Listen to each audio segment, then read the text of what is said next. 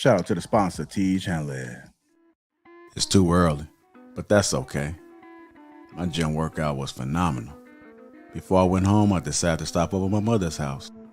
I haven't seen my mother in 2 months. I know she's going to be very surprised to see me. I can't wait. What the? I couldn't believe what I was seeing. The first thing I noticed was this person's skin. What is going on? Uncomplicated, untreated skin? Who is this guy? I had to take a step back. But then I realized it was my brother. But look at his skin. Have you guys ever seen anything like that? I had to take a closer look and figure out what was going on. Best believe I crept up on it. Peep this. I'm still looking at his skin, trying to figure out how did we get here. I could do nothing but shake my head. He could definitely use my help. I had to get to the bottom of this. He definitely needs some game about his skin. I'm just staring at it, looking at it. Come on, bro. I knew what to do. I had to reach in my bag and get that Teach Hanley. Uncomplicated skincare for men. Bro, this is why I'm excited to have Teach Hanley as a sponsor of today's video. They have helped me start and maintain my skincare routine by making the entire process uncomplicated. Honestly, it's the best skincare system for guys like you and me. I recommend you start with the level 1 system, which comes with all the basics. A daily face wash to get rid of dirt, grime, and skin. 2 times per week exfoliate scrub to get rid of skin cells. An AM moisturizer SPF 20 because you should always protect your skin from the sun. And a PM moisturizer to help your skin stay hydrated throughout the night. My brother was so excited. My favorite part about Teach Hanley is that every box comes with an instruction card that tells you when to use each product, how much to use, and in what order. They really make the process of achieving and maintaining amazing skin easy. Shout out to Teach Hanley. And because Teach Hanley is sponsoring today's video, they're offering my viewers a great deal. Just click the first link in the description, and not only will you get Teach Hanley for the best possible price, but they'll also give you a free gift with your first box. Click that link and get started today for just $30. Feel the Teach. Let the Teach force be with you.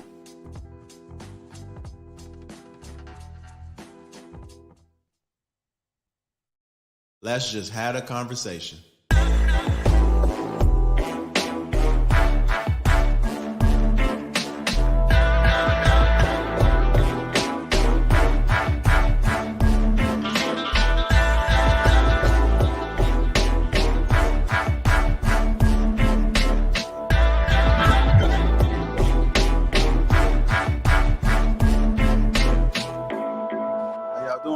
Family.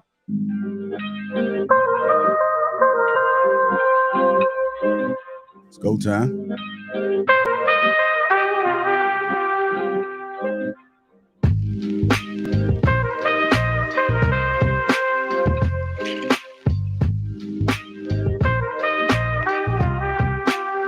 What's going on, family? Welcome to Lapeef. Let's talk. It's just the crew. We got the real precious. Rashawn Ali, Lady Di, Anton Daniels, Simply Indy, Mommy 3 Love, Balance, Mr. Let Go, Jay David, me, myself, and Lapeef JR. Welcome to Lapeef. Let's talk, family. How y'all doing? Great. Pretty good. Good. I'm good, brother. Blessed. Feeling real blessed today. Andy, do me a favor. Kind of wipe your lens a little bit. Is it just me, or does it look a little cloudy over there? Okay. That's better. Yeah, it's a little better. A little greasy. Mama 3 Love. What's going on, Mama 3 Love? Nothing. What's going on with you? I see you've been little. Where you been? Where I been? Yeah, where you been? I was a little down, man, under the weather, but I'm good now. Anton, what's going on, beloved? Anton be on. What's happening? Anton be on fire over there. Hey, you gotta get, I don't know how we gotta do this. I know I gotta make an appointment to call you and all of that. I mean, we gotta put something together, Anton, for sure. All right, that's what's up. I got you, man. All right. Well, it's good to see you guys there. Balance, know it's your first time. And I know before the show started, they already gave you a pre-warning already. HR is monitoring all conversations. So if there needs to be a hurt feelings report, it's ready, available for you and Jay. We just ask one thing. When the pressure gets hot and cooking, you may not exit. Mm-hmm. Once the show is done, you are locked in. I didn't get that. What happened? Balance is another one of my students, so I got to prepare for this. She good. Well, we said that last time. Hey, oh, look at Ed. He already know his direction. He already know what direction he going in today.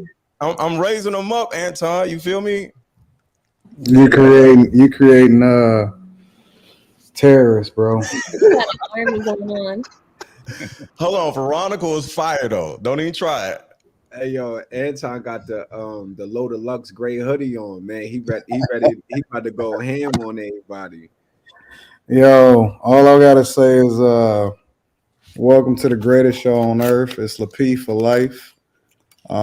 We do great things over here, and so you can always look forward to getting a great show. We love and appreciate everybody. I want to show my appreciation for all of the ladies for joining the panel tonight, but I'm not responsible for what happens afterwards. So what? We're gonna do what we do. That will be your first warning and only warning. Man, let's get this shit started. That part. Before we get the show started, shout out to the sponsor, Teej, handling 30% off along with a free gift. So make sure you guys click that link that's in the description and get your 30% off along with a free gift. That's the only way you are able to get that opportunity. Yeah, where is Veronica? I haven't seen Veronica in a while. She's working out probably. You know how she does. I don't know what happened there.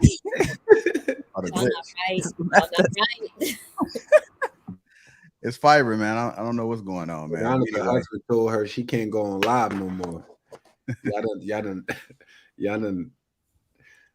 Anton done started something. Yo, that's a real husband though, right? Get your ass off that live. Out there. Wow. Not saying her husband did that, but I'm just saying. I don't know. Anyhow, let me see what we got in the chat. Green Gang is in the chat. Marquise Keys, Ronnie. What's we got in the chat? Doug Will, I seen you, brother. Mr. Renegade. Shout out to everybody that's in the chat. Julius, Jermaine, all the Green Gang. If you haven't already, make sure you guys become a member. That link is pinned to the top of the chat right there. Let's go and get this first topic on out the way. Hit the like button and also subscribe if you haven't. Tonight's first topic of the night is the secret to getting a second date. We got any single folks on the panel? Single? Would you guys say that you guys have the secret remedy to getting a second date? Make a good impression on the first one. A really good impression on the first one. Okay. Andy?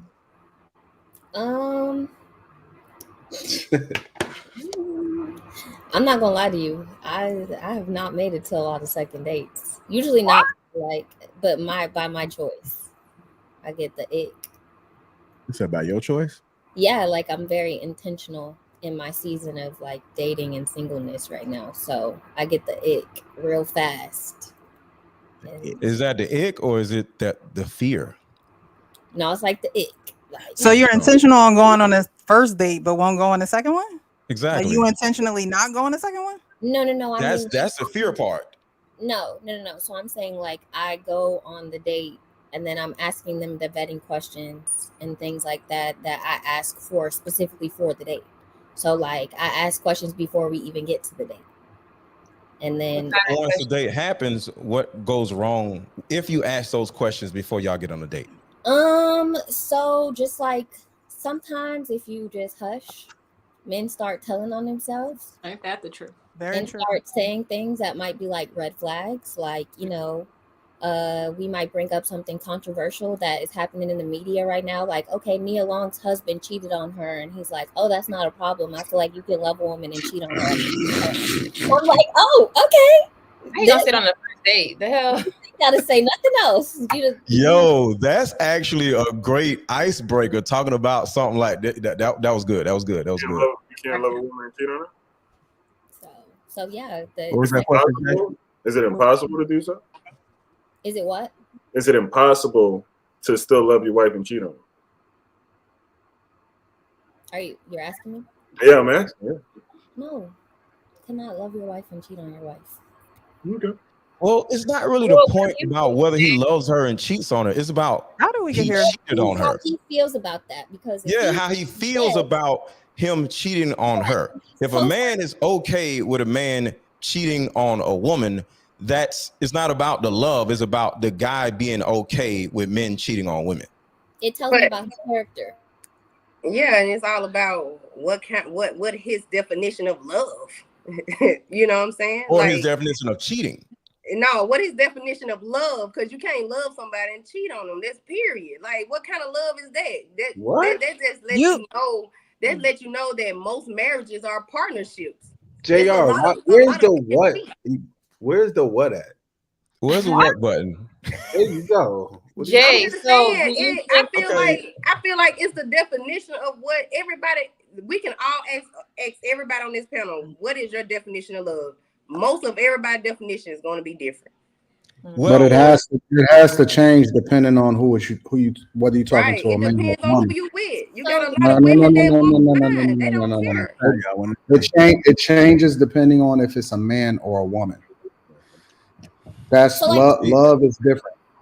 It's different. See, our love is about dying for a woman, like real life shit. You know what I'm saying? A woman's love, you know, I'm not going to tell y'all how y'all operate or whatever, but a woman's love isn't dying for us or protecting us. You feel me? When I love a woman, I do for a woman. I love her. I do everything I can for her. You feel me? And that love just doesn't go away even after a relationship is over or whatever. Because the thing about it is, with a woman, though, her love, and y'all let me know if I'm wrong, goes away the second the dude goes away. And that's one of the differences between a man's love and a woman's love. Therefore, a man can love a woman and cheat on her because his love doesn't flop around everywhere. Yeah, that is true, Mr. Lego. But you know what? The only thing that icks me about when y'all cheat, we know that y'all don't really want that woman. We know that shit. Is when y'all pillow talk to these side bitches about what goes on in your home to make her pussy wetter, so the sex can be good. How y'all downplay and talk about the other woman to the side piece. Now that's what I don't like. Now we know that the feeling. The women do the same thing though. Like, man, I'm not justifying cheating. I'm not justifying cheating, but one of the reasons why the person is cheating is because they kind of want to not complain about the person they with, but it's a problem or something. So isn't that the person that is going to get the, I don't know. I ain't gonna say pillow talk. But why pillow talk? Why talk your way into some pussy? Like, you know, you gotta make it's manipulation. Yeah, why y'all try to make these side bitches feel like they pressure when they? Can I ask you a question? I guess I'm a little confused about pillow talk, so we'll get to something else. You confused?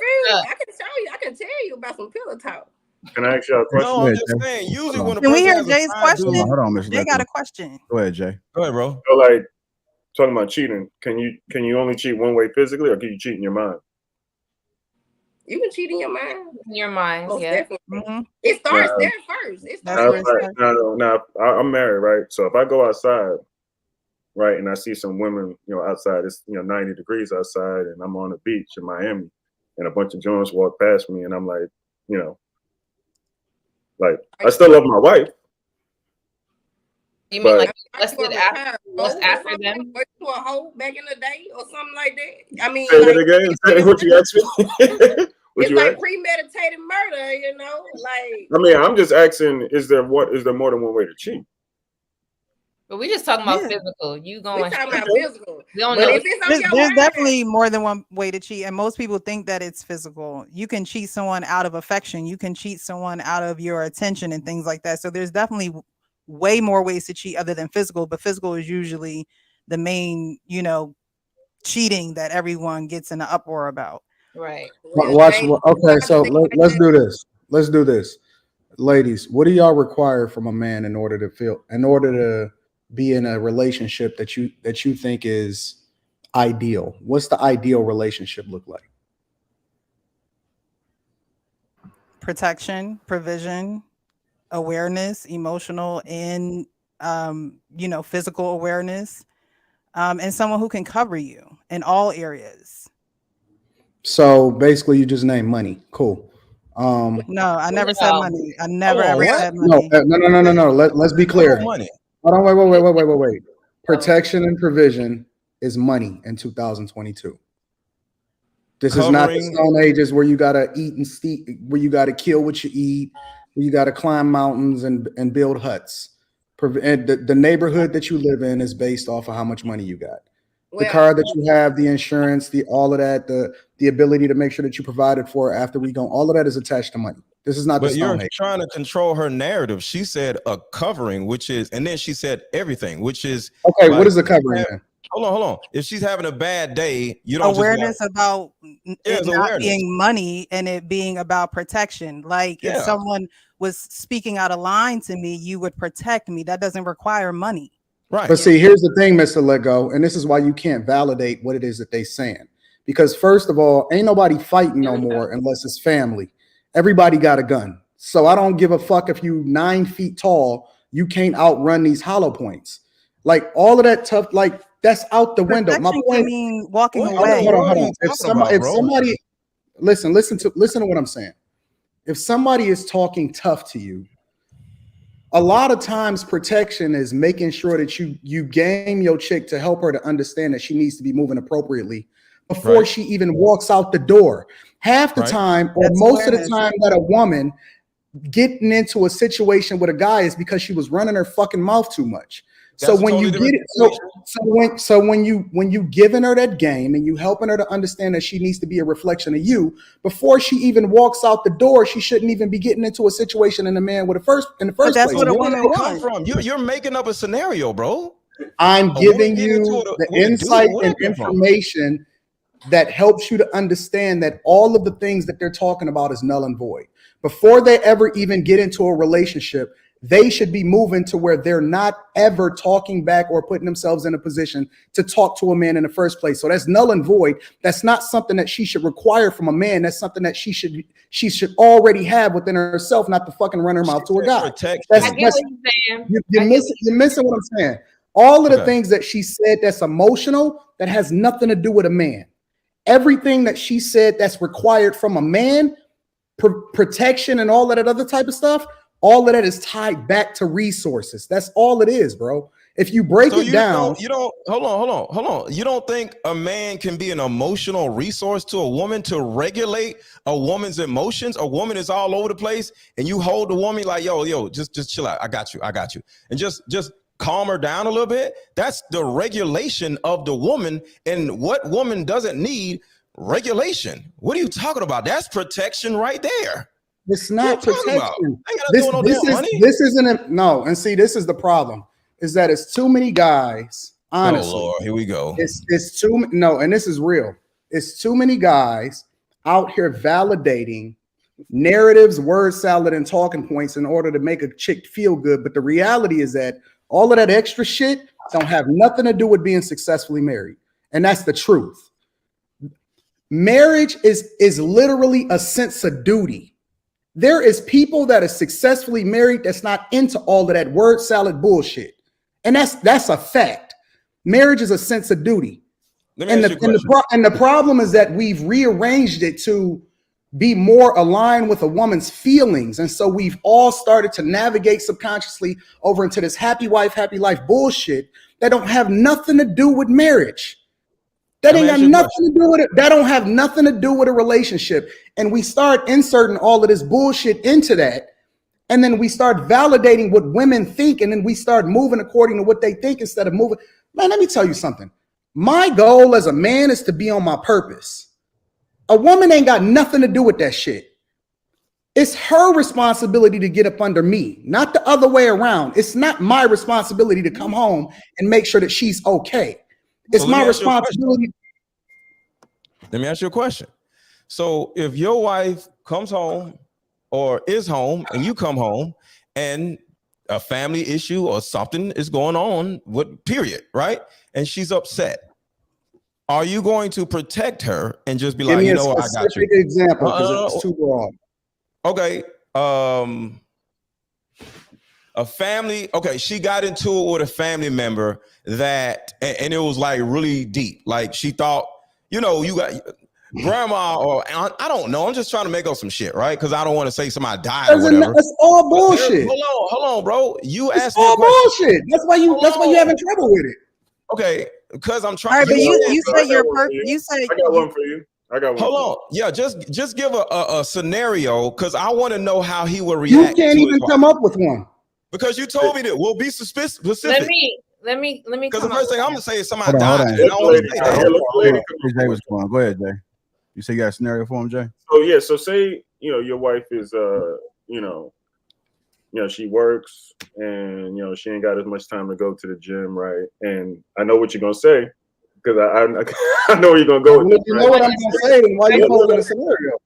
Yeah, I'm posing a You scenario. know what I'm gonna say, then why are you asking a question? Come on, Jay. No, What's the because scenario? we just play devil advocate, right? And she not feeling good about her weight, and she ain't got time to really discipline her eating and stuff like that. Like, what do you say to her? Confused too, Anton. I'm confused. Put less food in your mouth. Hold on, Anton.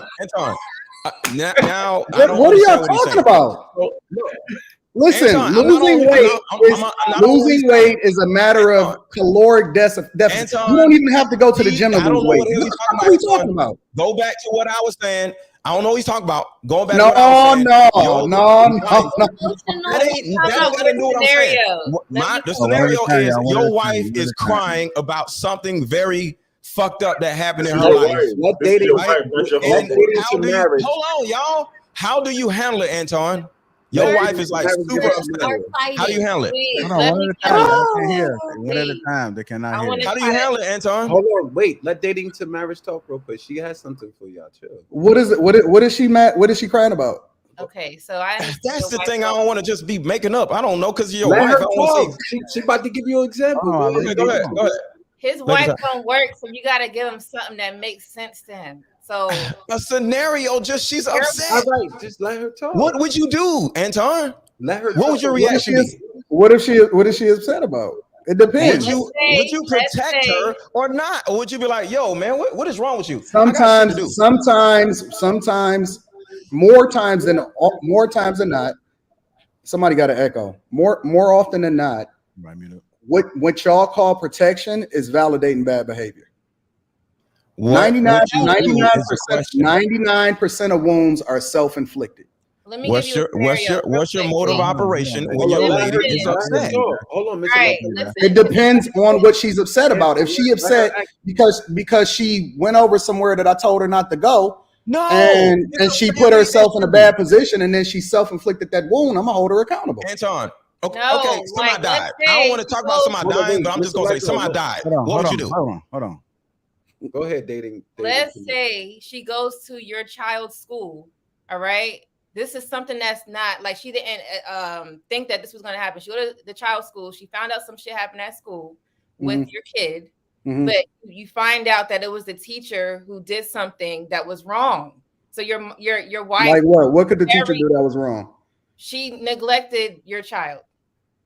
That's fact. I mean, that's false, because the way that I teach my child is that if the teacher have to get on you, then we gonna have problems at home.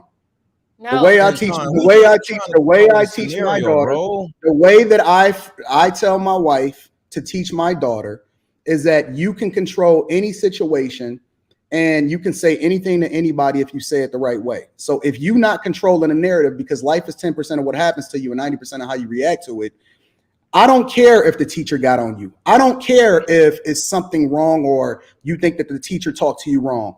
That's going to be what happens your entire life. Deal with that shit, adjust to it, and make the proper adjustment so that you can get the best thing out of that situation. That's life. That's a life. No. Hold on. That's not an opposite scenario. Let me finish. Let me finish. In that scenario, I'm telling them and I'm holding them accountable and saying, you make the adjustment. I'm not going up there to talk to your teacher. Your teacher is to be respected the same way that every adult and every man that you run into, you show him a level of respect. And as a matter of fact, if I find out that you didn't make the adjustment that I told you to make, then me and you gonna have problems when you get back home. I'm not going up there to go back. All we trying to do is give you a scenario where your wife is crying. What would you do? That's all we. I don't care about your tears. No, I don't care. That's fucked up.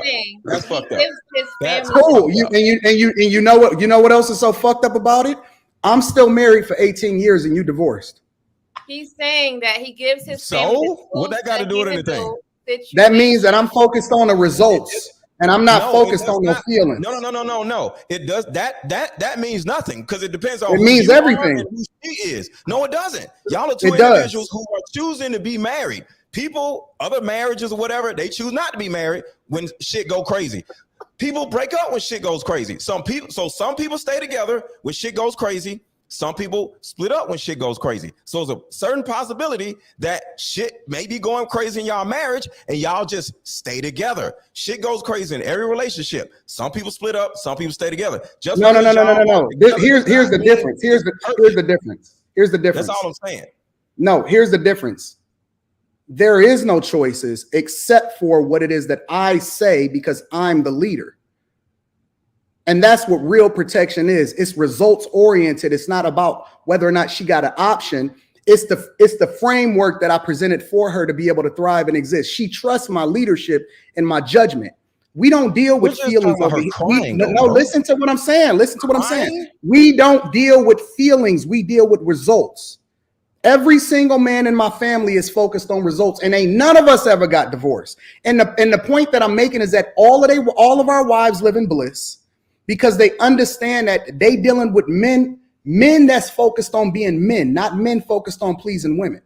And so love is a sense of duty. It's not a sense of making you feel good. Now in the process, we're gonna have some romance. We're gonna have some romance. I'm gonna wine and dine you. I'm gonna take you on trips. We're gonna be on private flights and all of that other shit. But when it comes to real life issues, I need you to pull your big girl pants up, take care of business, and fulfill your duty as a woman and get out of your feelings. I'm not about that shit. But I have a real life example though. Like, so say it's the anniversary of the death of my father, and I need a man who's emotionally supportive because I'm sad. My father is dead. This is year 3. I'm crying, and I need some emotional. His wife don't cry. Support. You're gonna tell me to stop crying? She don't cry. She don't cry. Ain't nobody crying in the house. There's no if you crying in listen his to house. him, you can tell his wife don't cry, or she cries somewhere else, and those tears might just be about you, but you will never know. You know when she cries. There's no crying in his house. You know when she cries when I'm going too deep and she's scooting back. Because pain is love. Damn, you're hurting her. You better not cry. You better not cry. Pain not is enjoyable. That bell head is crazy. That what? It's like Hold on, are you laughing to keep from crying right now, Anton?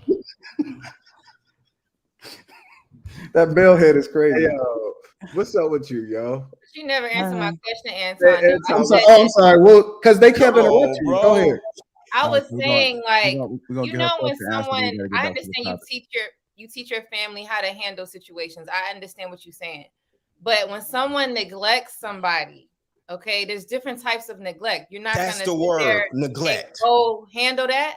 Like you want to wipe the handle. Who's neglecting who? Like you're what? neglecting her. No, I'm not. Give me a scenario. Here we go to scenario. I need a real life example because y'all can't come up with one. I gave you one.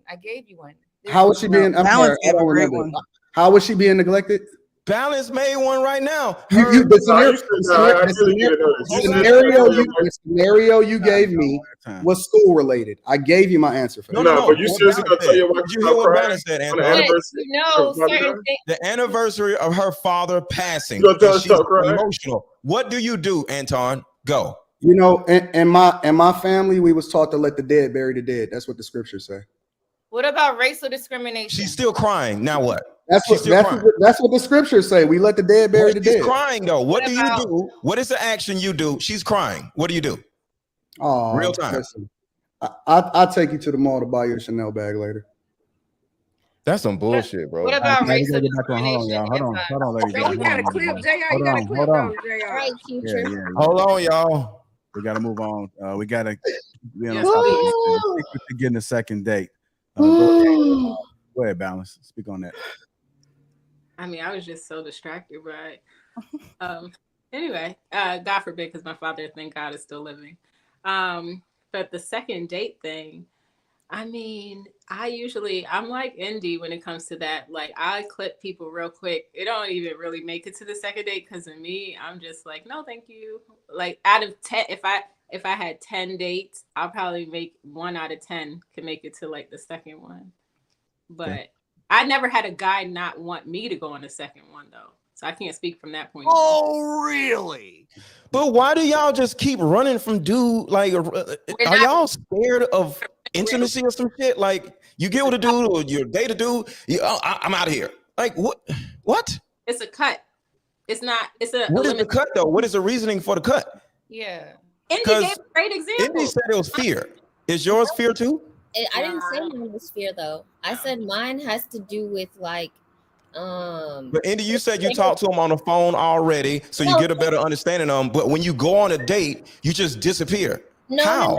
That's it comes from his character. I'm looking at who he is as a person and his kind of like what Anton was saying, his purpose, his plan, who he is as a man. I'm looking at all that. I'm judging all that.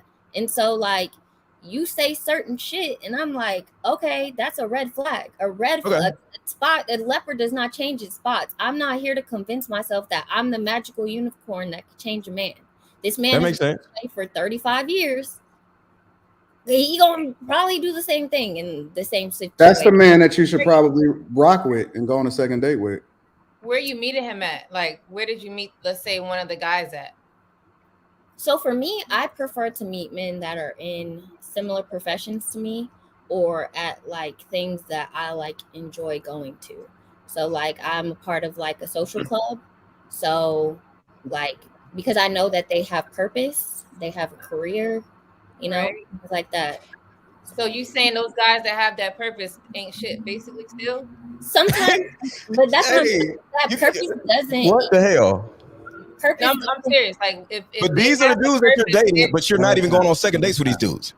Yeah, like what did they like? Give another example. What did they do that's so bad? Because if they working and they have this purpose, because you watching them, what are they doing that you can't be with? So them? if like he has fucking mommy issues and he needs to go his ass to therapy, or he feels like all women are against him, or he does some crazy stuff. But you don't get that on the phone when you talk. How long are y'all talking to these men on? Just a real question, real life question, because I know it's 2022.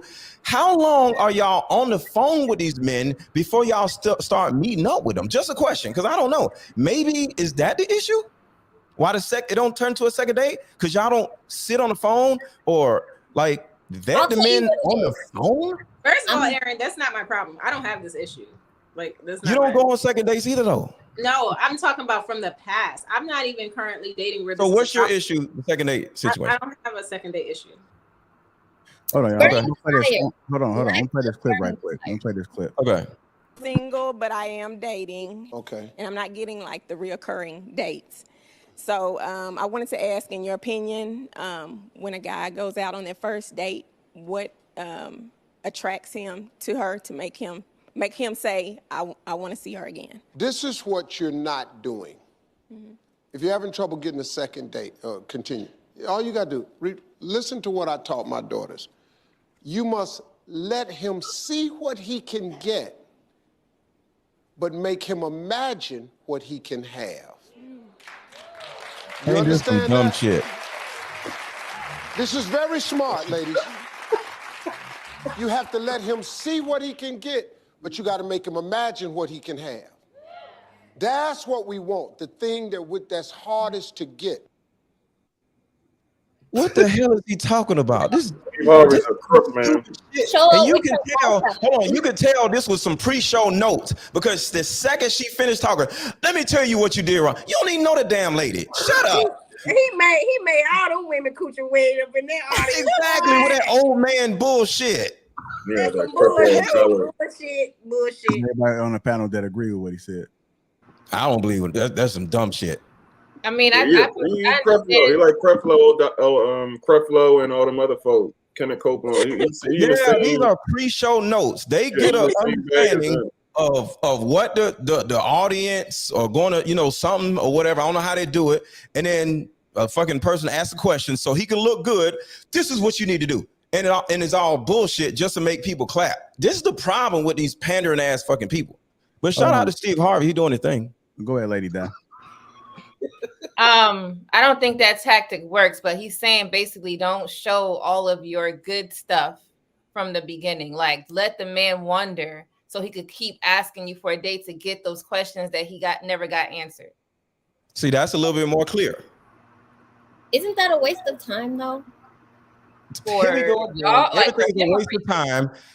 Let me tell y'all something about wasting y'all time. Y'all are getting a 10-year long relationship and don't get married and none of that shit. And then talking about somehow, and then you'll get out of the 10-year long relationship and you'll leave the second date to I don't want to waste my time. What the hell? Lego, hold on, Mr. Lego. Who Yeah. the fuck turned you the fuck down this week? Cause somebody done turned your motherfucking ass down. Cause you your heart, your soul, your goddamn ass in this conversation. Cause I'm trying to figure out why in the fuck a woman can't have a fucking option. Damn. No, that's not the point. It's not about not having an option. It's about never. Indy said she never makes it past the second date. That's look, I'm saying, I think women should go on a second date. Like, why would you not go on a second date? I'm gonna put it like this. Rashad. But if you can't get one, hold on, y'all. Let mommy finish. Let mommy finish. Hold on. Rashad, I don't know what's so motherfucking funny. I don't know you got a fucking tickle me motherfucking Elmo over there, but you need to stop all that fucking laughing. Cause don't he always be giggling and shit? When you get the preaching and shit, don't nobody be laughing at your motherfucking ass. So when somebody talking, no, we be laughing. Fucking stop laughing. Look, Rashawn, I'm telling you, bro. Now remember, patronizing, bro. Hold on. Let mommy talk. Hold on, Ali. Damn motherfucker. Shit is antagonizing with all this giggling and shit, bro. Stop. Go ahead, mommy. Okay. So yeah, like Indy, I understand what you're saying, but the thing with me is, and I understand what Mr. Lego's saying. Talk to that man before just even going out with him.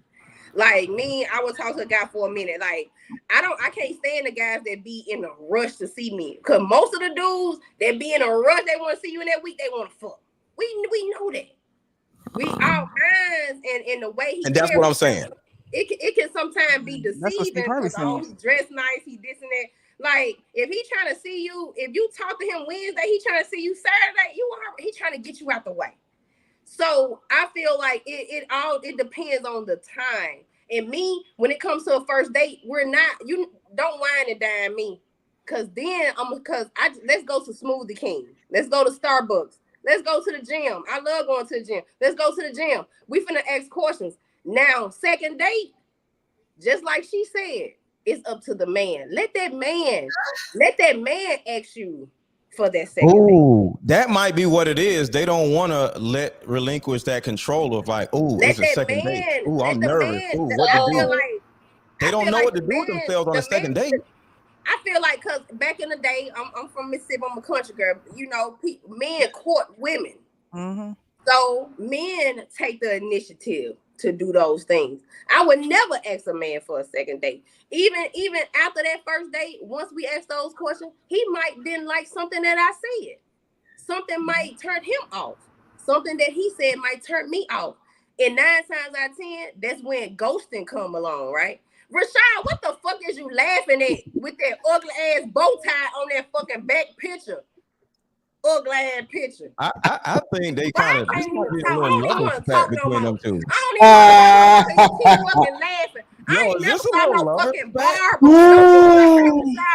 Rashad, don't you cut her? Why your fucking head napping? Motherfucking fucked How many people on here love somebody up here? Like, what's going on? Y'all kind of like she's going in a rock. 23, I agree with what you were saying. I feel like y'all kind of like that sound like love to me. Mr. Lego, y'all didn't listen to me when I said what I said earlier. I said that I have vetting questions before we even make it to the date. So that means that it requires time and for me to talk to them. I'm not just showing up to no dates with no random dudes that I don't know. But how does it not make it a second date if you already vetted them? That's all I was asking. Okay, I'm gonna be completely candid. I might not necessarily be fully attracted to the person. I don't have burning desire for the person. There we go. That's all I was asking. Finding out what the actual problem was. That's all I was asking. I'm just be honest. Yeah, that's really what it is. Like I'm not waiting for that. Him the way that I was waiting for that. Like, real precious, what about your dating situations?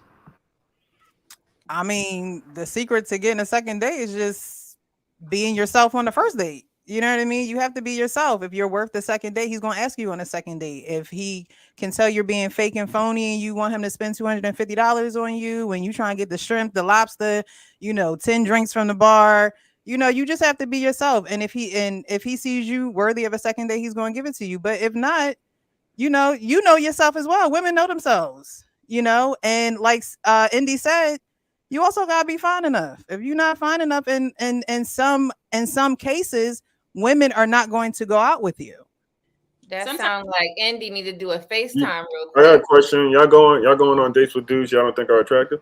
No, because sometimes Jay, I think they doing online dating. I'm assuming, right? Or no? No, I'm saying like sometimes there's things that they do, like little quirks that you didn't really like. Oh, you talk? Yeah.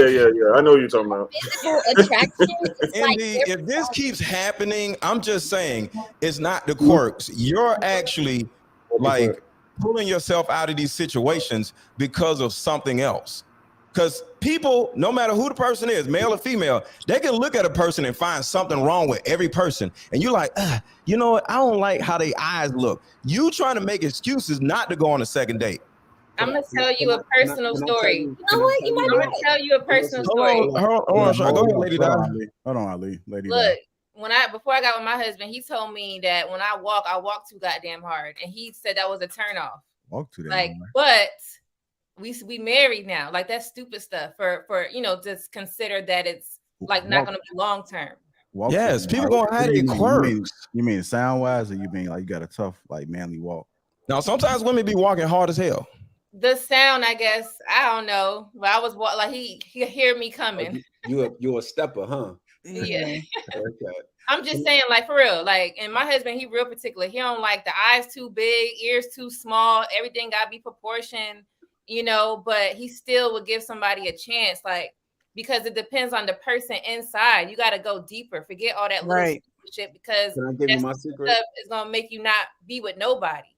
You gotta look past that. Ain't nobody gonna have everything you want, even when you get that person. You're gonna see some shit later. You're like, damn, I missed that. But it's okay. You know what I'm saying? Like you still give somebody the benefits to know them deeper than what you're getting. You're just getting like not even the surface. You scratching. Like, you know what I'm saying? You need to get in there. Yeah, my woman gotta have a little head. Hold on, y'all. We're gonna go to women cheat because of this stuff. Women cheat because of this stuff right here that we're told. What? No, just let me finish. I'll start going all in or whatever. Let her talk real quick. Women, we're taught, no, you need to go below the surface, and if that motherfucker is ugly, it doesn't matter if he's a nice guy.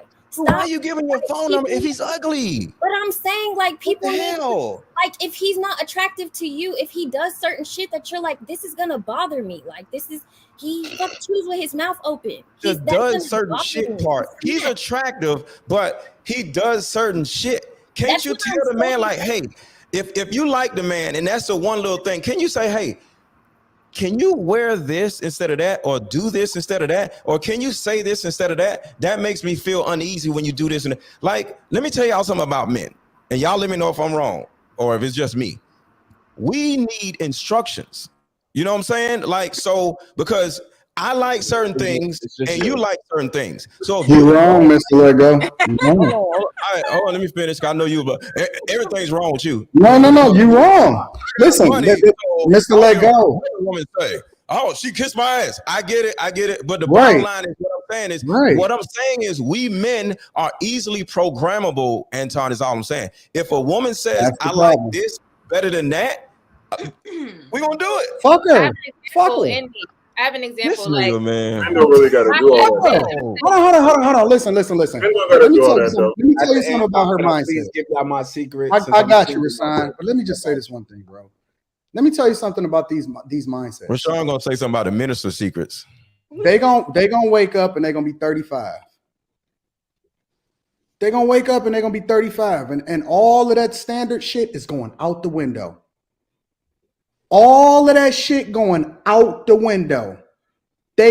Listen, you talk to a chick that's bad in 40, they will take a dude in a fucking wheelchair at this point in their life. Damn, bro. All of that shit is going out the window. And you can listen. All of that strong woman on the internet I'm pouring into myself. It's some me time, all of that shit. She be going home and she be lonely. And that vibrator is getting wore out, and she ain't even got the same sensitivity to it no more. Real talk. Pookie wearing her out, and she's tired of Pookie So not having here's a the job. thing. So here's the thing. Let her be. Why are y'all adjusting to women when if you winning, you have your pick of the litter anyway? Bro, why are you chasing her when you can have all of them if you wanted to? I can answer that.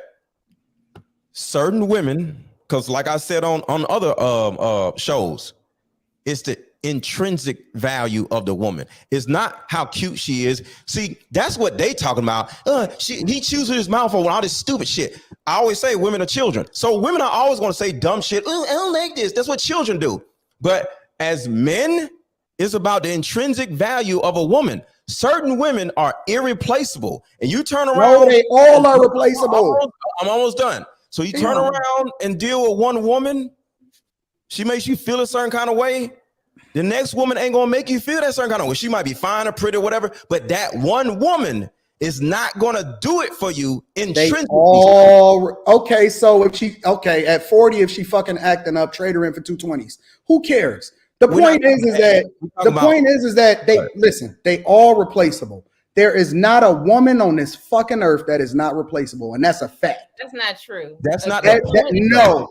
Listen, there is not a woman on this earth, not one, that is not replaceable. I don't know what y'all smoking. A good woman, Hey, first of all, and a good woman. You know that. Come on now. There ain't a man on or woman on this planet ain't replaceable. Because the minute, if you got money, if you a man and you got bread, the minute that money's gone, she gonna go find somebody else. Everybody's replaceable. Everybody could be substituted. No. See, you wrong. Because if the bread gone, she should leave. No, she not. No, she not. Let me tell you something. Hold on, anytime before you go, can I quickly just say, like, what is y'all smoking today? Are y'all all high on edibles? Who raised you? You sound like you. Who raised y'all? You the one that's the issue here, bro. Hey, yo, listen. Who raised y'all? I'm the issue. Yes. No, I tell you right now. If you thought did you buy your wife? If you thought your wife was replaceable, you would have been married. Hold on, Precious. What? Ask him that question again. I asked if he bought his wife. Like, what shelf was she on? Is she okay? So let me. Okay, before I tell you how much I paid She's for, not a fucking person. Because I am into buying humans. So before I'm I tell just you, saying that's what it sounds like. It sounds like there is no, So I'm assuming that your husband got you locked and key, right? No, he don't got you locked and key. I don't have a husband. Oh, really? Really? So how is a single woman gonna teach me or gonna ask me if I bought my wife? I'm asking you a question. You can answer it, or you can come back my chick with. been down for me. My chick was down for me when I was broke and I was living in my mama's basement. Okay, so you didn't buy her. That's all you had to say. You didn't buy her. That's all you had to say, bro. No, don't. Hold on, Mr. Let Go. Why are you protecting? If she's old enough and brave enough to open her mouth, then she's old enough and brave enough to get this work, right? Thanks. Okay, cool. So let her cook. Is that another one of your students that you're trying to protect or something?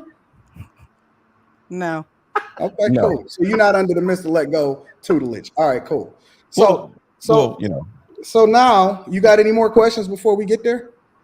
No, I just wanted to know the history behind that, and you explained it. So let me ask you a question. Why are you not married yet? No one has married me yet.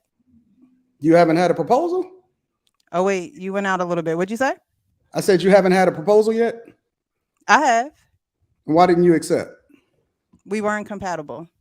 But you dated him to the point to where he actually asked you to marry him. And you accepted the ring. I did. So you were dating him up to the point to where he asked you to marry him, but you weren't compatible. So you didn't realize that before you continued the dating process. Why did you accept the ring? You can be compatible with someone in friendship, but not compatible with them for a lifetime. You accepted the ring, though. So wait, Mr. Yeah. Lego, hold on, You Mr. have Lego. to you have to date in order to find out things about people. That's usually the Y'all process. got engaged. Mr. That's Lego, not- you protecting her. Yeah, we did get engaged.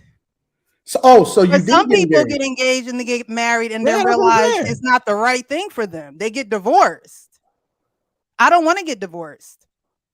Ooh, we on to How old are something. you? How old are you? I'm 35. We on to So- something, Anton. So let me We on ask to you a something. question. At 35, you think that your best Mm. years are ahead of you or behind you? My best years are behind me. And They so, are. are you looking for a man based off of compatibility or a man based off of his ability to buy you? A man doesn't need to buy me. Buy you? You sure? Yes, I've been trying to be on your side. What the fuck? Hold on. You sure? I know what he's saying. He ain't I'm using sure. the word, but I know what he's saying. I'm sure. Can I'm you sure. elaborate? Because I don't understand. Hold on. Talking about Okay, what he's so talking about. here's the thing. Here's the thing. What's at the top of the list as far as what it is that you're looking for in a man? Provision, protection. That's what he's talking about. So what the fuck are we talking about? Provision is money. Oh my But he God. doesn't have to buy me. That's just a term he's if using. you're That's with just what he's someone, using. That's if you're what. with someone, are you, like I said, did you have to buy your wife? No. And he said he didn't have to buy his wife, and then turns around and asks you the same damn question. It's not. But I know what y'all know what he's saying though. He's saying he used words mean Hold on, something. hold on. Jay. I mean, Hold but on, she asked this man, "Did you buy your wife?" And Anton got not. He got like I ain't gonna say he got upset, but he was like, "Wait, what?" And then he turns around and asks her the same thing, and then jumps off the camera. She literally just asked the same thing he asked her. What are you talking about? Words mean something. Hold on, I don't disagree. The words mean something. I know what he. But the minute he said that, I knew exactly what he was implying. If he can't, if it's not important for her to buy him, then why is she looking for provision? Because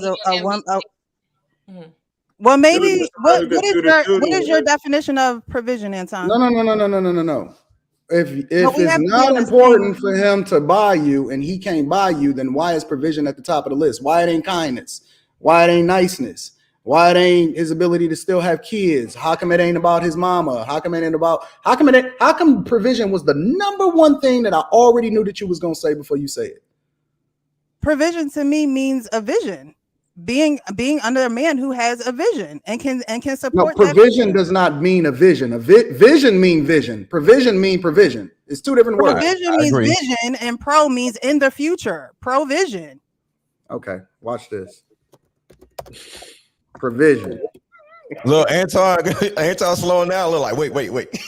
She got something right there. The action of providing or supplying something of you, an amount or thing supplied or provided. Where did that got to do with vision? That's what's that? Webster Dictionary?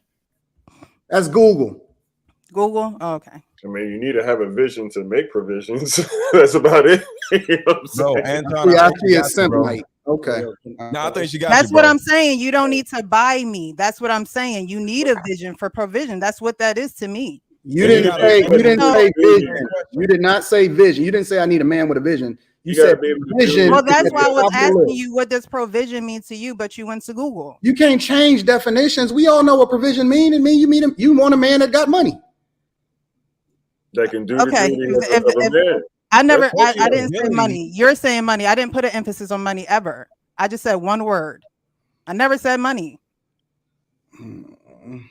She wants somebody who ain't gonna have her work until she dies.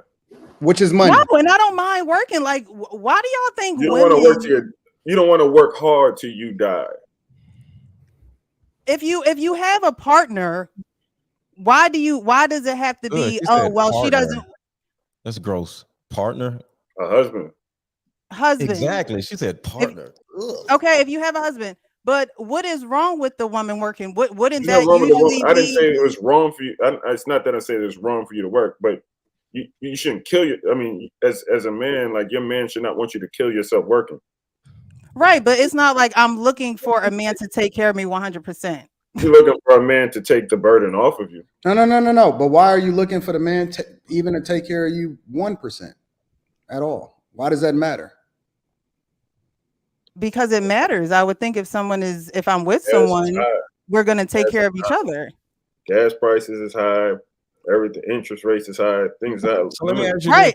this. But I don't want to be with someone because the prices are high. The prices are high and I have to pay them. No, but I'm not complaining about Listen, y'all going all around it. The fact of the matter is she's looking for a nigga to buy her. No, I'm not. You're wrong. Anton, we had You something. can throw the word salad around it. You can do all of that. Wrong. You can do all of the stuff that y'all want to do. At the end of the day, she's looking for a guy to buy her. Anton has all the answers. You back what she asked me. What she asked me. What she asked me. I'm not even sure that was a real question. I think it was something that was she was really vetting. She was trying to see what the simps were on the panel. That's what she was doing. All right, so she was throwing a question out there you let her so she can find out who was purchasing. What, Anton? I've done my background check. Hold on, I know your question. Are you afraid of getting divorced? Am I afraid of getting divorced? Do you run away from situations because the last thing you want to do is go through a divorce? So you're like, oh, I don't know. This might, because that's what you. That's literally what you said. I'm fearful. It's not that I'm fearful because you don't want to get divorced. You said that, right? There's a fact of I don't want to get divorced, but I want to have a healthy relationship with someone. Getting divorced is not. I said something about Indy when I said a lot of women operate out of fear. And I wasn't, Indy elaborated on her stuff, but I was talking about fear. So a lot of women are so fear-based where they see every little, like they talk about, he looked like this. I didn't say I was scared of getting divorced. I said I don't want to get divorced. Okay. All I'm saying is it sounds like a lot of fear when it comes to. I never said I was scared. Either when it comes to the going on second dates type of shit, or either with your situation. It seems like there's a fear of something. I'm just trying to see if anybody's real enough to talk about their fears. Bro, trying to see who caught that one. Yo.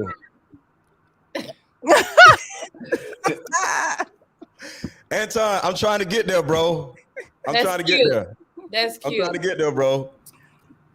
And that's because I told her. Well, let me stop. Mr. Lego, I do agree with you on some of that as far as people's attachment. The fear. No, yes. So their attachment style. That's why I always recommend everybody figure out what their attachment style is, because until you do that, you're like, if you have an avoidant attachment style, obviously you're not going to be emotionally available or vulnerable or willing to. You're going to operate out of your masculine. Then if you're an anxious, the second something goes wrong, whether it's a second date or in an engagement, your ass out, and you like, what just happened? Fear. Right. Avoidant attachment style. Right. Or anxious is the option. You're going to run everybody off. Can I finally say how I earned a second date? Please, bro. We talking to women about a second date. We're talking about Ali, then we'll go ahead and transition to the next one. Go ahead, Ali. The floor is all yours, sir. I just try to be a vibe. I just try to say something. I just try to bring fun and have an intellectual conversation that intrigues her. And those are my two keys right there. Be fun and have an intellectual conversation that intrigues her. See, so we waited all that time just for you to say that? Yo, I just listen. I had a lot more. 30 minutes to say that. Listen, let go. I had a lot more, but the way how this went, and then I said, I know what I'm about to say. I was going to shorten it up for like a quick little punchline, something that Miss Mommy 3 Love would never know anything about, because I'm not. You know what I mean? It's like my old school way. I'm not bringing no guns to the date. You know what I mean? I'm not sitting there trying to put my hands on no female, nothing like that. You know, that's what Mama 3 Love need to get to that second date. Like, that nigga hit. This couple's night, Mommy 3 Love. This couple's night. I like that nigga because he grabbed me in the back of my neck. It's so crazy. It's so crazy. Nah, but it's so crazy that you think I want to get choked on. Yeah. Only the right way I want to get choked on something that you don't know nothing about. Like you like to make love and shit. Boy, please get your ass back. Yeah, that's your problem now. You know what? I'm gonna let Mommy 3 Love live. I ain't got no problem. I ain't got no problem. Remember, listen, because you be getting on. Listen, you be saying, why you always getting on me? And I try to chill today, but you started and you want. All right, I got something for you. All right, give me kids, baby. Give me kids. I just wanted to say that. Baby, I just try to be shout out to couples night. Hey yo, I try to just be fun and have an intellectual conversation that intrigues them. I like that, Rashawn.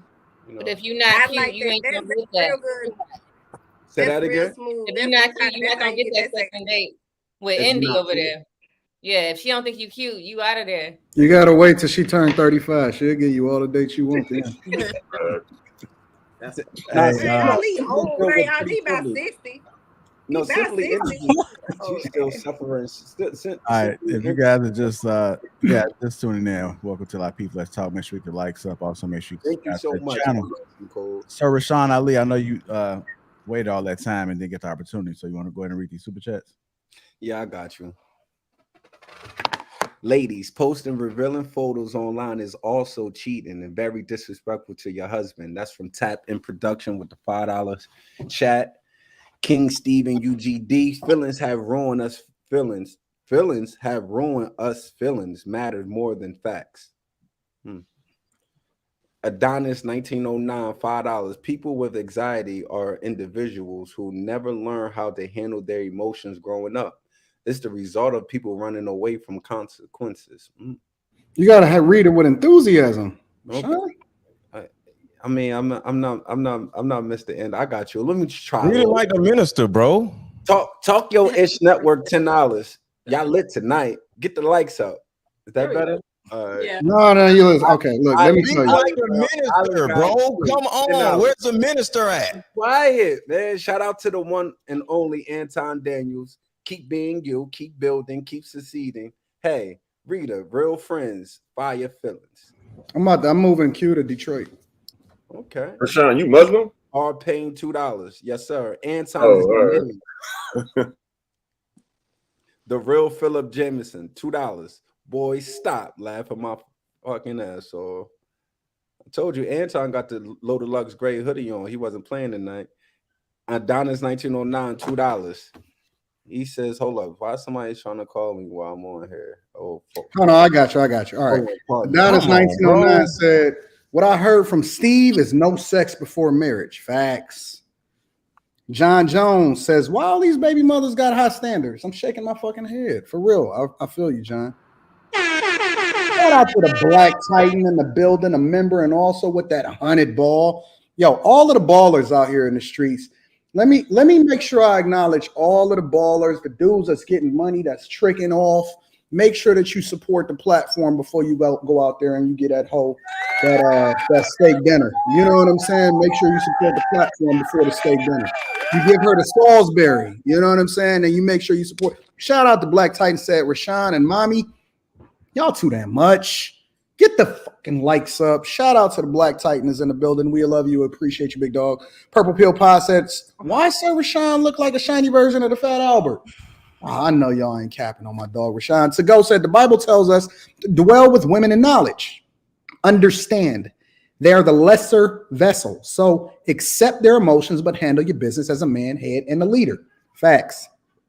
Lawrence Out Loud TV says, Mr. Let Go ain't let nobody complete a thought since last Thursday. Jared, turn his mic down a little bit. Rebellious Videos with the 2 ball says he breathed ick. He has an Android. Ew. R Payne says, Mr. Let Go protecting the honeys. He can't help it. It's cool though. Anton dropping dimes all day long. Assist. John Stockton out in the building. PJ Austin with the 5 ball. Annie, a member, says provision. The act or process of providing. What is she talking about? I don't know, big dog. E-Man Strong says, Mr. Let Go, Anton is right, bro. I see what you mean, but he's right. This show is amazing. Cook, Godfather Anton. I appreciate that. Purple Pill Pod with the 20 ball came through 1 cent. Provision is a big deal because for 300,000 years, Homo sapien women needed to make sure they could have a man who can provide for her offspring. It's just evolutionary biology. Take it up with Dawkins. Julius Jermaine says, crazy how Mr. Failure at Marriage trying to teach Anton something.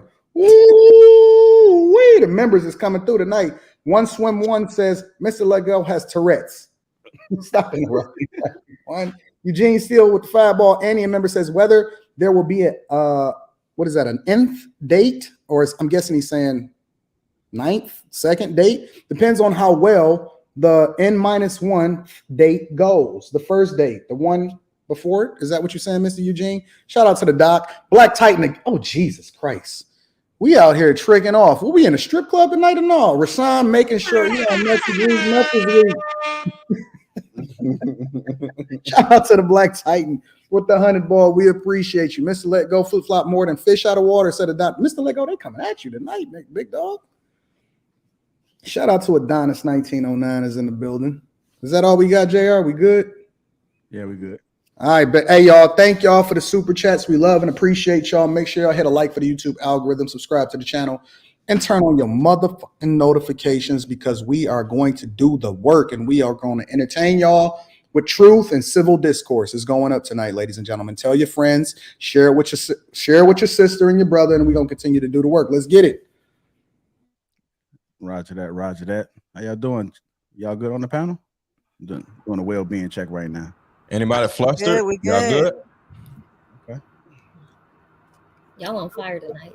Yeah, we ready to go, man. Let's get it popping, man. Okay, I'm gonna go ahead and play this clip real quick. I got a red shirt on. Come on, Pops. Chicken salad is on. You want some bread, or you just gonna get a spoonful? Come, you gotta come this way, honey. Come this way. So you can do chicken salad on bread, croissants. Put it on the spinach wrap, lettuce. My favorite way for him is on bread. So you want me to make you a sandwich? Taste it first, then you can make your sandwich. Yeah, it's gonna be good. Come in the camera and say hi. This is the love of my life. Let's see.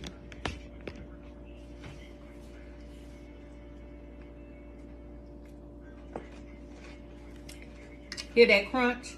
That's from the peppers. Mm-hmm. What do you need? Need a little spice for hold still. Oh yeah, it tastes right now. Very cute. Yeah, that's really good. That's good? Mm-hmm. While you had a little sandwich, and I might as well have some iced tea and chips to go with it. You want me to make that for you? I promised God I was gonna see about you. So here comes the sandwich. Okay, I'm gonna go just sit down there. She said, here comes the sandwich. Make daddy a sandwich. I got another clip I'm gonna play for you guys, but that's an example of a traditional woman. That if he wants a sandwich, you make daddy a sandwich. Most of the time. No. Let me ask you this. Well, okay, let me ask you this. If me and you out and somebody say something slick to you, you punch him in the face. You want me to smack him in his mouth, right? That's right. So if I take you on a date and I say, look, baby, we gonna go Dutch. No. Exactly. If we walking up to the car and I don't open your car door, what do you say? Open the door. You better believe it. Yeah, no, I am with you. I think so you make daddy a sandwich. I think. Make daddy a sandwich. Go ahead and talk about it. I played two different clips. We've seen the older couple. I think it was 51 years of marriage. And he said, yeah, I'm going to taste it and then make me a sandwich. Energy. And then we have this guy that says that if he's going on a date with somebody, he expects, women want the man to be able to protect them, to be able to open up doors, chivalry, and so forth. So if he requests to make a damn sandwich, then she should make a sandwich. What are you guys' thoughts? Make the sandwich. You goddamn right. Better Why make you that not making a goddamn sandwich? It's simple. It's easy. It's all he wants. Just make the sandwich. But see, That's all we want. the key about it was that she initiated it. You know what I'm saying? Like, she volunteered to do it. She was already on it without him even having to ask, which then put him in a better mood to be able to come over there and be a little spicy with her and stuff like that. And I just don't think that a lot of women and I'm not even sure it's their fault entirely, but a lot of women just don't have that. Like they don't have that situational awareness to really understand men. I think that a lot of relationships is more focused on self instead of being selfless. And so I don't think that women know how to pour into men nowadays. I Are think you that it's basing that off of what your friend? You've been I married. think relationships nowadays has become a competition. I think So it's become a competition. yeah, like Hold there was on. a time. Elaborate. I can tell you right now. I have an example. There was a time that I was at a family event and all the men were in one room, all the ladies were somewhere else. Someone made some bread rolls. Normally this person don't make bread rolls. So in my brain, I was like, I'm gonna make my husband a plate of bread rolls. I go get the plate, put it on there, put some butter or whatever. I walked into the room, handed it to him. I came back and people were like, oh my gosh, you just embarrassed me. And I'm like, what are you talking about? Because now I got to go in there and give my man a plate. And I was like, well, nigga, that's your fault. You should have thought of that. Wow. And That's I crazy. got backlash for doing something like that. See, it'd be the other women making women feel bad for just being themselves. So let me tell y'all a story, y'all. So when I was first dating my wife, similar situation. Well, not even similar situation. Like, because like when I was younger, I was like, I dated around a lot, right? But the one thing and part of, right, I'll say part of why I decided to marry my wife was one, not just her in regards to the way she treated me, but the matriarchal structure in her family. All her aunts, and she got a big family. All her aunts, all her female cousins who were married or had men, including her. We was at a cookout. All got their men they played. That's all I needed to see. Anton, I agree with you as far as like this has to be something that a woman has to have that example. I grew up in the house with my grandma, and when I got married at 18 and I served my husband. And his grandmother was the one who actually noticed that I did that because she's from Mississippi. She was like, ain't no 18-year-old girl doing that unless she grew up in a house where she saw that. And so I believe that comes from a certain level of like submissiveness and wanting to serve your man, like taking pride and joy in your purpose as a wife. And like You that. got to be able to see it though. You know what I'm saying? Like some women don't know what being a wife looks like because they've never seen it. You feel me? And that's the sad part about it. A lot of women never seen it, so they don't know what to do. Like in I'll disagree though. I'll disagree on that. I think a lot of, especially now, a lot of these women did see that joint. How? Where?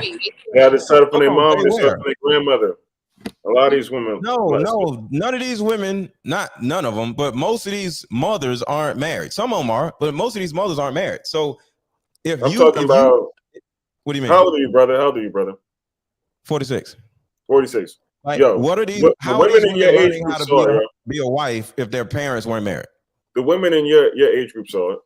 They seen it at an event, saw the it. event that I was at. They most People seen definitely it saw right it. then and 'Cause Now, I'm when it pretty comes to sure I stuff saw like it. fix daddy a sandwich, you'll see at an event. That's a little bit different than just at home, right? No. See, when you under a household and you see your parents married, you see everything versus just at an event. It's different. It's And still it soaks in differently. It's still examples though. Like you don't have to, even though like growing up with that, you're like naturally gonna do it. Like what Simply Indy said. But as you get older, you're gonna see it and you should be like, wow, she just did that. Why? And then you inquire. You don't But just a lot of women don't First of all, inquire. we're not giving. They will just say, Listen, they're but not doing first of it. all, we're not giving people a reprieve. This is 2022. If you over the age of 25, most everybody got a phone. They've been hearing these conversations about making a man's plate. They watch these shows. They all over Instagram. I'm not giving nobody no goddamn reprieve today. God damn it, get in there and make your man his goddamn sandwich. You know better. Let's just be clear here. Now, if you have a woman that don't make you a sandwich, I don't get mad at the woman. I get mad at you. The reason why I get mad at you is because why isn't your woman, or why don't she know, even if you done had a conversation with her, because it ain't your first time out. Here that you is talking about y'all been married some time and she's not making you a plate embarrassing you. In fact, I'm embarrassed for even being around you because you don't even have a woman to be submissive to you, right? That means you're not even doing something right. Something is wrong. Right? So at the end of the day, like let's not save nobody today. Let's hold everybody feet to the fire who's 25 and up. God damn it, get in there and make your man a sandwich. That's it. Yeah, that's facts, because it's so crazy, because me being from the South, like that's just something that you just do, and I had a coworker, like she stopped talking to me because I kind of kept it real with her. Like it was after school and she was married. I didn't want to get in her business, but we talk about like all those things or whatever. And we was out late and I was like, girl, you need to go home. You got a husband. Look, you can't hang with me. I'm single. Like, you can't hang with me. She was like, girl, he'll just go get some takeout. And I told her something. I'm like, hey, you gonna have another woman might cook for him. And you gonna be looking crazy. And she looked at me like, what? Why you say that? Why you say that? I'm like, hey, I'm telling you, you need to go home and go make sure your man got something to eat. You can't hang out with me. Like, you just cannot do that. But like, I see a lot of conversations where people like, who do you make a plate for first? Your kids or your husband? Like me growing up, we make all that shit together. We make all that shit at one time. But the only thing that my grandma always say, never fix your man food on a paper plate. I always fix my man food on a real plate. That was just something that you just do. Give your man don't fix your man plate on a paper plate. I'm just saying. I think that was just something from the South, though, to be honest. Yeah. I just don't do that. It just irks me. You said she didn't believe me from the microwave and stuff? Nah, everything was cooked in the oven. She didn't even barbecue. It's a southern thing. That's a nice little. That's just a civilized thing. It ain't even southern. Yeah, that's some real shit right there. It's just because up north, civilized women up north does the same thing. And my family's from the South. But listen, man, we just got to stop the shenanigans, right? All right, just stop the shenanigans out here. And the reason why I'm gonna be looking at you is because I've given one. I remember I'm in the group. We are all out.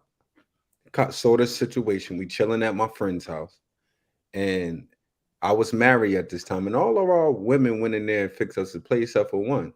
And immediately, we immediately getting on both of y'all. I'm getting on you because your wife wasn't civilized enough to make you a plate, and we getting on her in front of everybody. All right, what's wrong with y'all? You know what I mean? At the end of the day, y'all not civilized, and y'all not gonna bring that uncivilized savagery over here and rub it off on any one of our women. We're going to call that thing out immediately. We don't care. We love you. You're a friend, but we want to make sure that this doesn't repeat because we don't want bad behavior to be rubbed off. So we just got to stop the shenanigans. People who are 25 and plus, all right, we holding feet to the fire tonight. I like that. Hold on, y'all. I want to get to balancing codes. I see it. It went from. I like this new energy Rashawn got.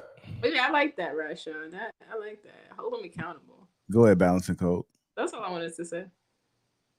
I mean, because this topic is like self-explanatory. We all know to do this. All the women here, at least. So it's like, what are we talking about? Like, that's basic. Like, yes, of course. Yeah, but then you have people like Mommy 3's friend who is like totally oblivious to what she should be doing, to her husband. So there really are women who feel like serving her man is beneath them, but they'll be the first ones like, can I get, some money to go to the mall, or can I get this for this bag? Like, it just doesn't add up. And then there's another thing that's important to talk about: the second plate. Like, you don't just fix daddy a plate, fix daddy a sandwich. You make sure that he good. Does he want some more? I was at a barbecue with a girl I dated, and I didn't want to eat out. I'm not a big barbecue person. She cut up a whole watermelon for me, brought it out to me. When I'm done with the watermelon, guess what she do? Bring the cup, go back, cut up some more watermelon, and bring it back out to me. Yeah. So it's about the re-up also. I just want to add that too. It's like being a waitress, like the whole waitress style. That's exactly how you do it with your husband all the way. You take his trash, all of that. Even when you're eating, it's just how you cater. That's how you show you catering, and he don't have to ask. You shouldn't ask, because like what Rashawn was saying, that's embarrassing. It was very embarrassing. I got a question Like for Anton said, it's a duty. Hold on before you So do that, Jay. you have to have a servant's heart to be on duty, for a relationship like that. It's not, something you just turn off and turn on. It's a duty. You have to be dedicated to it. I'm gonna get Andy in there real quick. Go ahead, Andy. I'm gonna just play devil's advocate real quick. I don't think you playing devil's advocate. I was gonna say, girl, you know this shit. No, I see your face expression when they were talking about that. I'm coming in real quick. I So always say, I think that's your safe. That's how you set the tone right there by saying you playing devil's advocate. But yeah, I really think I'm about to say something controversial, and I'm sure somebody's about to start cooking me or whatever. Sometimes these guys be feeling like they need to receive this kind of treatment, and they don't do shit. Like they want Why are you with him though? No. Hold on, let go. Let her finish, let go. Husbands get complacent. Yes, they do. They stop doing date nights. They stop doing the stuff that they're supposed to be doing as a husband. They stop dating their wives. They stop doing the little things that she used to like. But she is held with her feet to the fire that she's always supposed to serve. She's always supposed to do this and that. He done forgot your damn anniversary. He hasn't acknowledged the way that you look in 6 months. None of that. So I will say, it depends on your husband too. Did you see Diary of a Mad Black Woman? He was doing her dirty. She still was trying to feed this man and clothe him and wash his ass. You know what I mean? And then look what happened to him. I think that, Go ahead, babe. Sheila from Why Did I Get Married? She went Go up ahead, that go ahead, the real Precious. I think that instead of communicating, people turn off the duties and what you're doing, and that's not even going to help the situation. It's not going to help the situation whatsoever. If you have an issue with him and he's not doing, certain things, are you just going to stop cooking for him? You're just going to stop bringing him his food? You're just going to stop doing those things? Or are you going to have a civilized conversation about it? Yeah. The thing about women that they don't realize is that your superpower is in your femininity, right? You don't have because you don't ask in the right moment when it makes the most sense. So for example, right? You can get anything out of a dude if you move in the way that you're supposed to move, right? If you communicate at the right time. Look at mommy 3, she started smiling. If you communicate it at the right time, right? If you go up to him and you've been doing all of this great stuff for him and you say, honey, can you take me out? Whatever. So I have a hard time believing that he gonna just automatically just say no. The problem is that a lot of times people think that a lot of these guys are mind readers and they not, right? You may need to be able to, and it ain't you may say it at the most inopportune with the asshole feel because you feeling neglected. And then somebody says something bad to you at work and now you lashing out talking about you ain't said nothing to me in 6 months. No, don't do that. That's not the move. When you're in a good mood and you're in a good space and you know what I'm saying, you playing nice and all of that and you use your femininity, you can get way more out of them. I agree. You know what I'm saying? If you do it the right way. And so you just gonna have to move a certain type of way. If you're not getting what you need out of your guy, then you need to be groomed a little bit differently. You need to learn some lessons because you just don't know how to move as a. That's the thing, bro. Like, personally speaking, my wife motivates me to kill myself and work. Like I don't like my wife motivates me to do it. Like I don't like I'm gonna kill myself before my wife kills myself and works till she dies.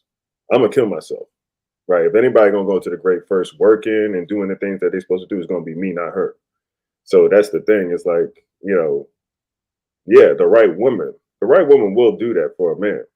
But like a lot of times, like, when you hear these things like, oh, well, he don't do nothing. Well, respectfully, young ladies, y'all got to check yourselves, or you got to check the inspiration, right? And that's what I was saying. The intrinsic value of the woman is going to promote him to want to be better for the family. I agree with you, Mr. But the other side of that, though, is that if you got a guy that's only playing video games all day, he didn't just start doing that. Like he was doing that before you married him, and he was already displaying these characteristics, and you might have chose wrong on the low. And now you're trying to opt out because you go to work every day, and John at the water cooler is filling you or whatever, and now you starting to compare because you ain't focused and all of that. And now you starting to see the problems with him, but he the same dude that he was when you married him. So please stop acting like the victim in this situation. You got a wandering eye. But you're wrong if we're over 35 and don't pick that's why I'm saying you're saying when you're 35, if that man just plays video games in the house, but he does this and that, be happy with that. That's what I'm saying. I didn't say be happy with it. I think it's a solution to it. But what I'm also saying is that you got to take accountability and stop acting like it's anything different than what you was getting before. He ain't just started doing that. He didn't just buy an Xbox and get addicted. No, I mean, I agree with that, but that's why I'm saying that second date doesn't need to happen. If you see that stuff immediately, why are you? Well, Andy, your problem is that you're not paying attention to the greatness in the dude. So, for example, the dude that you was talking to, and you said that he told you or whatever, so on and so forth, you didn't really understand what he was communicating to you. See, I took it differently. What I noticed that he said to you is he respected you enough to be honest with you. Now, it's a lot of guys that may feel the exact same way that he do, but they may finesse you and tell you what you want to hear because they understand what it is that you want. The fact that he was honest enough to be real with you is actually a quality that I think is that you should champion. And I'm not saying that you got to marry him, but I think that that's something that you should take into consideration. And you shouldn't not go on a date with him just because he was honest enough and respected you enough to actually tell you the truth.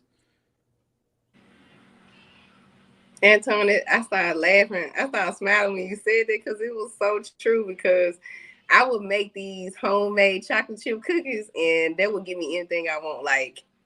I would get anything I want from him, just by making. And when things would get rocky, and when he come home from work and he smell those cookies, he'd be like, "This girl done made these damn homemade chocolate chip cookies," and I would I would get anything I want after that. So that's true. You said homemade. It's always the little things. Yeah, homemade. Okay. And here's the other question: would y'all rather him be playing video games or y'all rather him be running the streets? Exactly. At least you know where he is. Man cave. You know where he is. Listen, he'd rather sit at the crib and be chilling with you. Why don't you go sit on the couch with him and get up under him and then get your little, you know what I'm saying, your tablet or reading your book? He ain't tripping. He chilling. And you know where he at. He up there arguing back and forth on a little Xbox for a couple hours. Cool. I mean, what is that? That ain't even no big deal. Is he not? Do we not got a job? Is he grinding every day? Is the lights on? Is he taking care of the kids? So he can't take a little time off and play the game a little bit? Now, if I'm out in the streets all day, you're going to say, I ain't seen you in a few days. Which one you want? Bigger issue. Which one you want? I would say don't worry about none of that. Just do your job. That's it. And if you complaining what the man is doing, then you should start loving what he's doing too. Try to understand him a little bit more. Understand why he on that game so damn much. Just have conversation. Don't make it negative. Because yes, he is home instead of being out there at somebody else's house. So that's something to consider for sure. And I'm always going to say communicate with the man, because a lot of times dudes just be in their own zone. They go to work. They don't be knowing all of the things that are going on in your mind as a woman. So shit, if he missing something or he's not doing something, talk to him about it. Bring it up. Don't bitch about it, but just bring it up in conversation. A lot of women, they say they are very good communicators. They don't say shit. They just respond in some crazy ass way when shit don't go right. But at the end of the day, women don't communicate the way women think they do.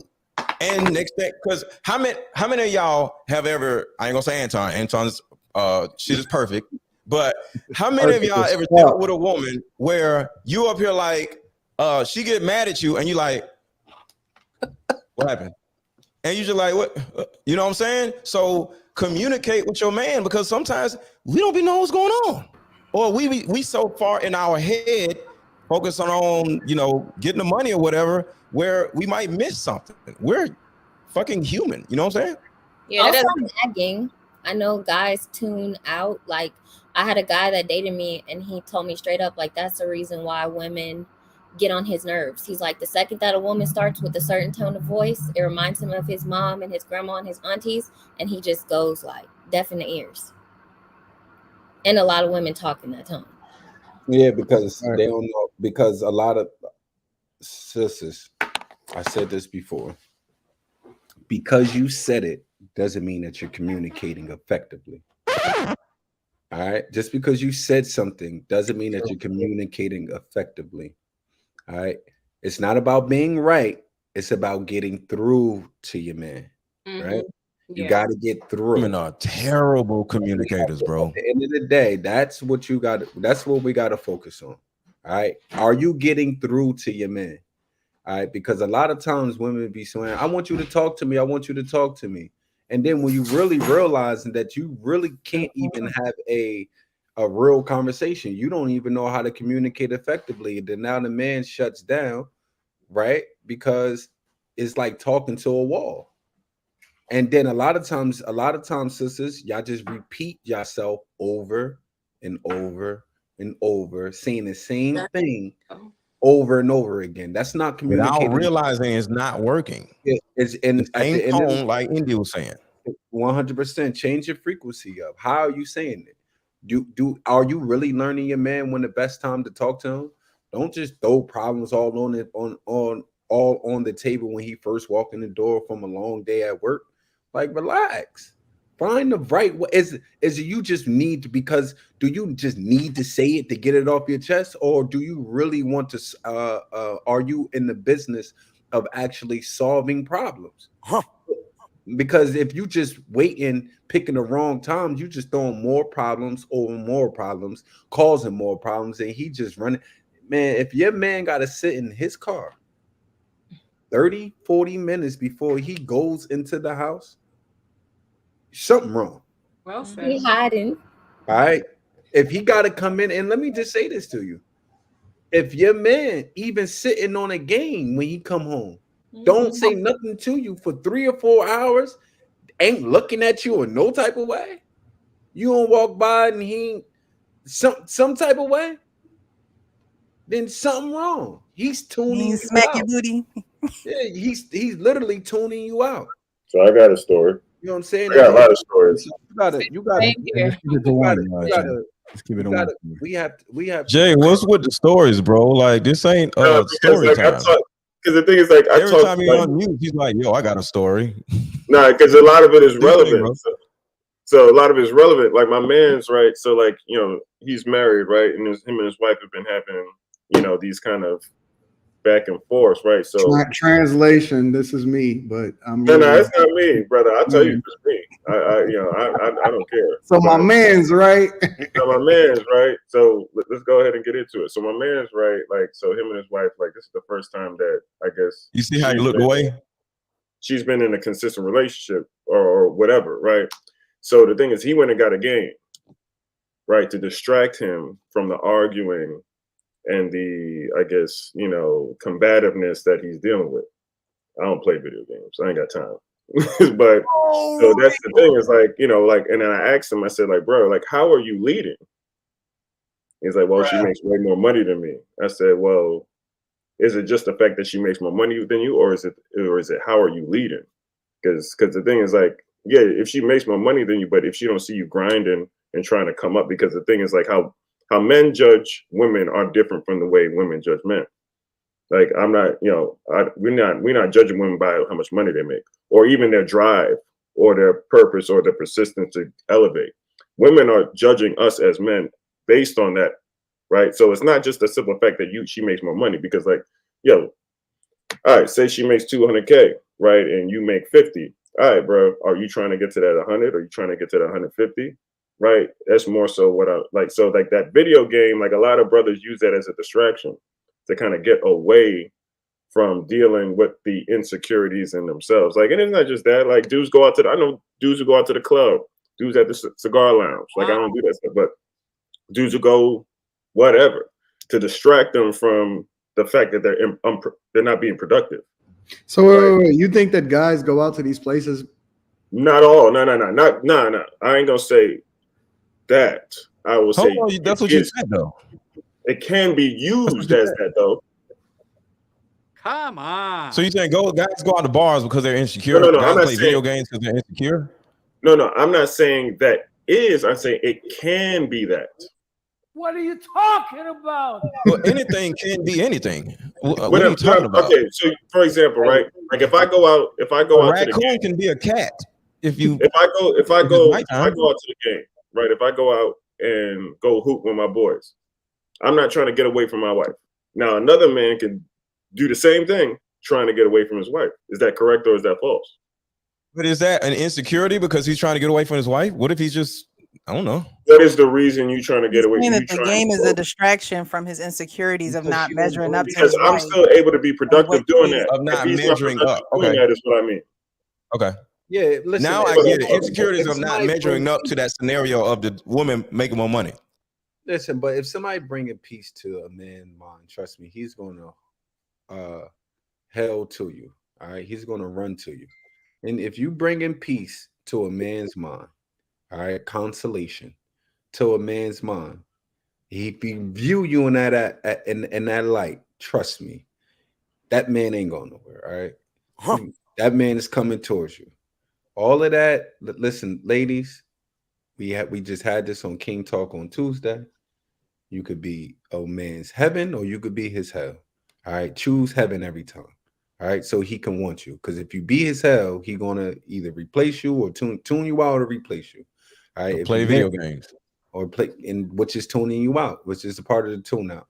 All right, that's just it. Let's be adults. All right, and hold ourselves accountable, and let's effectively communicate. And and that's on both ends. But right now, since we talking about you, communicate effectively, be his peace, and trust me, he will want to communicate with you, at the end of the day. So, and the best way for you to do it is, ladies, if you've been at a job for over 5 years at that job, the same way how you talk to your boss, all right, effectively to get through. And the reason why you're not argumentative with him, all right, you're not sitting there talking back and forth and then trying to be challenging with him, all right. Same way you do that at that man at work who paying you, you better be doing that at that man who's slaying you, all right. So that's it. Hey, shout out to Mommy 3 Love, man. So Rashawn Ali is cool, calm, and collective tonight. Yeah, thank you so much for saying that, Rashad. I really appreciate you saying those things. But I really want to say this. I do not like side chicks. I talk about that on my TikTok all the time. But only if we can have statistics of how and why the side chick movement is always alive and how these women be talking about side chicks. You asked me why I'm so hot. Why are you worried about the side chick stuff so much? What happened to you? Let me talk. I just because a lot of women have made a lot of response on this one video, and I never knew how big this movement was of women love being second. So you can't go on fucking Google and look at all the women that keep these men, the men that Rashad say, look, he's telling women, look, take care of your home. Make sure you do what you need to do at home before he go out and find it somewhere else. Because it's out there. You got a lot of women out there that's willing to do everything that the wife is not doing at home. So that's why I'm so glad that Rashad said those things, because women at home need to wake the fuck up and make that motherfucking sandwich and do what the fuck they need to do to keep their man there. Because there's some women out there that would love to be fucking second. She ain't got to be first. It's a lot of women said they don't even want to be first. I've lied and said I was in a relationship and I wasn't in a relationship, and it worked like a charm. I'm like, this shit is crazy. And it's just true. You gotta see. We talking about in time, right? I don't know when you were born in the 20s. I don't know. But I'm talking about right now. You got women right now in these times. You got 20-year-olds. You got 20, 25, like Rashad said, like these women don't give a fuck. They will come in your home and destroy that shit. Yeah, they want to. A lot of women like to compete and stuff. They like that type of stuff. It's like, wow, she not doing this, I'm gonna do it better. When as a wife, you should just be doing that shit. Like you sacrificing. So if you don't feel like doing it, you better do it anyway. And you better mean that you doing it. Like be about it. Because the men sense energy that is not wanted. So you still gotta make sure you performing at a certain level at all times, unless you sick. And that's what thank you so much. Thank you so much. And that's what I said at the beginning. And when I mentioned it, because a woman inboxed me and man, she had a whole story to fucking tell. But I said, girl, I don't want to listen to it. But look, at the end of the day, that's when I mentioned, I said at the beginning of the show, I said these exact words. I said, you need to pay attention because men will pillow talk. Mr. Lego, remember when I said pillow talk? Men will, you can lie and you can say all you want to do. Men talk their way to get that pussy. They talk their way to get that. They gotta say something to make this woman feel like she's important. Oh hell! A lot of. But is you saying a pillow talking and telling your lady's business, or he just? Yes, he telling her, man, she don't do me good, man. She ain't talking me off like that, like talking about. So you got these women out here, and when she busts them out, or when she got a story to tell, she know everything that went on in their home. That's the only thing I don't like when it comes to men cheating. Look, wait, that's the only thing you don't like when it comes to men cheating? No, that's the only thing I don't like. That's the only thing I don't like. Men gonna cheat. Rashad, shut the hell up. You get on my nerve. You so silent. Black women don't like each other, y'all. So you saying Rashad can cheat if he wants to? Look, hey, you gonna do what you want to do. Pay them goddamn bill. I'm gonna make that goddamn sandwich and you pay that motherfucker and you pay them goddamn bill. And we gonna keep it. Unless you was born back in the 1920s when they were just like keep the money coming in. Go ahead, baby, down the street. Just make sure we good up the street. Ain't no man finna give me no goddamn headache. Goddamn it. Hey, we pay. Yeah, you pay them bills. We good. You ain't hitting on me, and we good. But don't be having another woman thinking that she know what goes on in my home. That's Rashawn just don't pillow talk, bro, and you good. Shout out to couples night. This is dope. Listen, I don't know those dudes that be doing that, but you know, oh, you don't know those dudes that be doing. Boy, get your. No, I know. I never said I don't know those dudes that be doing. I said it's. I don't know why those dudes pretty much be doing that, but dudes do be doing that though. They be sitting there telling, like, yo, bro, how your side chick know, bruh? When you bringing your side chick around and she knowing things, I'm like, God, don't validate her. It's to make airtime, but that some of these dudes do be doing that. And Rashawn, what are you doing? Anton, it's true. Y'all say y'all want women to take accountability. Now I stay taking accountability. I take accountability for all the shit that I do. You take account of what? I have brothers. I have cousins. Rashad, I have a lot of men in my life that showed me a lot of shit, and I saw a lot of shit. I saw a lot of women, goddamn, being put through it. And my Rashawn, get your lady. She going through it, bro. I ain't going through this shit. Is the time. Hey, I ain't going through no recession. I ain't going through Hold no on, recession. Anton. This is the time when a man comes in and protects his lady. Sir, Rashawn, talk to your girl. She going through something. I ain't going through nothing. Love, respect. I ain't going through nothing. Hey, yo, mommy, three love, respectfully. How old are you? Why everybody going through the motions, bro? And you just sit there, Rashawn. Hey, yo, Mama D-Lo, I don't understand it. I've been chilling. Hey, Mama D-Lo, what is A man raised me. A man raised me. Right, you're not on an edible or anything, are you? Like, right? It's like out a little bit. Precious. He's like this every time. Every time. I don't know. You I've should have seen, seen him on King Talk Hey, every time. He's like A fading to the man left raised over there. me. Like Rashawn, don't validate this bad behavior. We're not going. it's for not it. bad behavior. Y'all do that. Stop.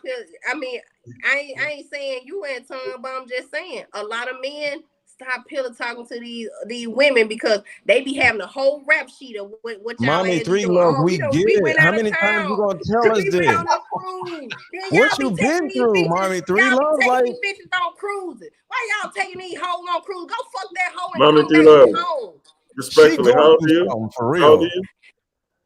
How old are you, young lady? Rashawn, get the girl, man. Ooh. Ooh. Mommy 3 Love, respectfully, how old are you? Or roughly, or how old are you? I'm 31. 31. Oh, okay. All right. So, are you speaking from experience, or are you speaking from like Man, I'm speaking hypothetical? for what I saw. Okay. I don't What care you if went I through, saw what you one saw? man. If I saw one man do that, goddamn, it's 1%. Then, if I saw that, that means that it doesn't happen or it has happened. Did your man take a bitch on a cruise? Yes or no? No, but my brother did. he Okay, brother. had a whole woman. Chill I'm out. just saying. That's I'm what keeping happens this when shit you have real. brothers and you grow up around, Chill you out. I know, grew up. My daddy raised guys me, trying to man. figure themselves out. I can't make this shit we up. gotta, This shit we gotta just move on, real. y'all. We gotta move on. We're gonna go ahead and finish this off with We gotta move Balance. on. You We been gotta pretty be quiet strong. tonight, Balance. Just let it go, Mommy 3 Loves. We gotta move on. Go ahead, Let it Balance. go. Let go. Now take us home with this. She was singing the crossover song. Balancing. He said he wants you to Balance, take. go ahead, take us home with this. It's nothing to add to that. Like Okay, we ain't gonna. Okay. Come on, Balance. Next, You gotta next drop time them we're coming to he you did. It first. was nothing to Okay, add to next time we're that. coming to you first. All right. Balance. You gotta do better. Come on now. You start off good. I taught you better than this. Don't do that. You guys just tuned in. Welcome to Lapeef Let's Talk. Make sure you get the likes up. Also, make sure you subscribe to the channel. Shout out to Mommy 3 Love and Sir Rashawn Ali. Shout out to y'all. Reunited and it's couples night. so good. Yeah, you know, I don't know the words to that song. I just know that first part. Yeah. Let's go get to these super chats. You want to read these super chats, Mommy 3 Love? I'm on my phone and we not starting this because I can't see shit. Everything is small as fuck. I'm not doing it. I need my laptop. I told Rashad in the chat. I said, "Can you buy me a MacBook?" I told Rashad in the chat, "Can you buy me a MacBook?" He didn't even respond. Hey, Mommy 3 Love, just try. I mean, just try because I've seen people read it. All right, bet. Let go. Lucky Marie, keyword daddy. $4.99. What's up, girl? Ricky William. What's up, Ricky? $2 in the chat. Make a sandwich. Suck a dick. I cannot say that on We all good. program. Ricky William again, $5. Why are you as women with a man you wouldn't want to be a wife to? Why are you laughing, Rashawn? Rashawn, why are you laughing? Because you laughing, Anton. Damn, bro. Man, these words so goddamn small on that. Hey, yo.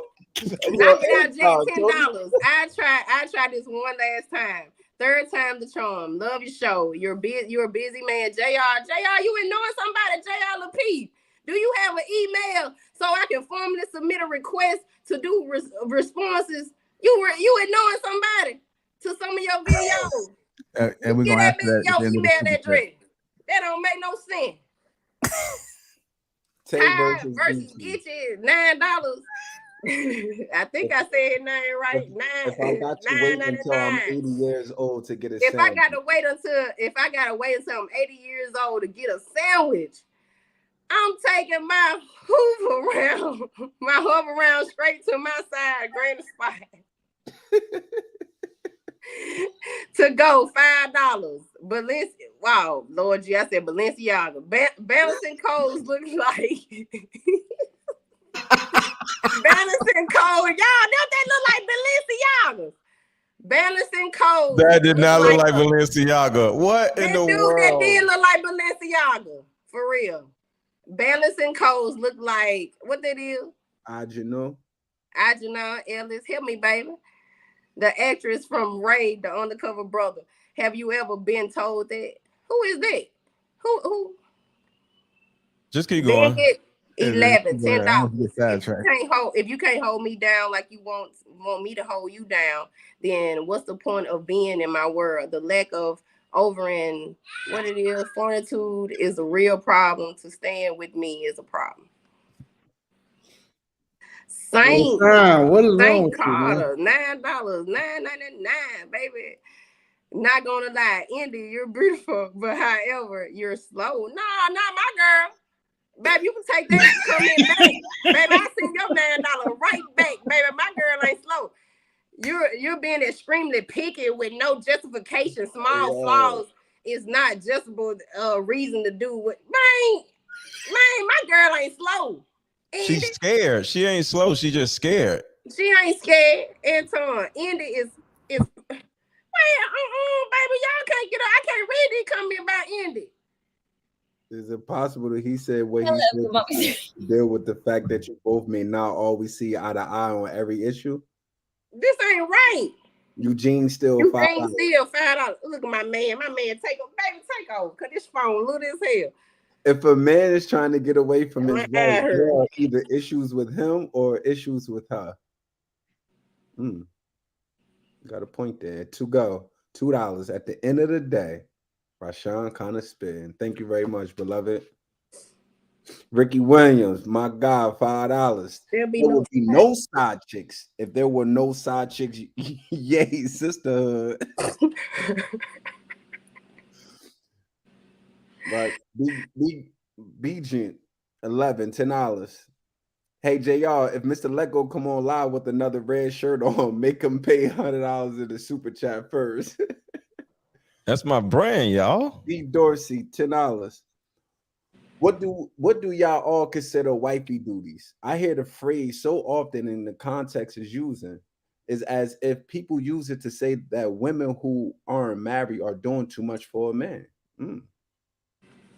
Are paying $5. Mommy 3 Love is awesome. Any brother lucky enough to have her better than 2 or 3 Rocky films first. Better see 2 or 3 Rocky films first. Wifely to go $5. Wifely duty is something you only do for your husband. All that other stuff is something you do anyway. Tay versus Geechee, $5. Mommy 3 Love, ex-fed them chocolate chips to his side piece. She is tight. B1 Saint 2K, $2. Read one page from a Harry Potter book, mommy. Look, okay. I see. I be so embarrassed to reading from because I can't pronounce words right. Come so country, and I don't be want nobody to say nothing about. You know how to pronounce Balenciaga, and it wasn't even a word. Balenciaga. And see, that's the thing. They acting like I got a word wrong. Like, get the fuck on. I'm reading. It didn't say Balenciaga, Mommy 3 Loves. It said balancing codes. But then that's why I said it right. What the fuck is you talking about? You Montel, you motherfucker.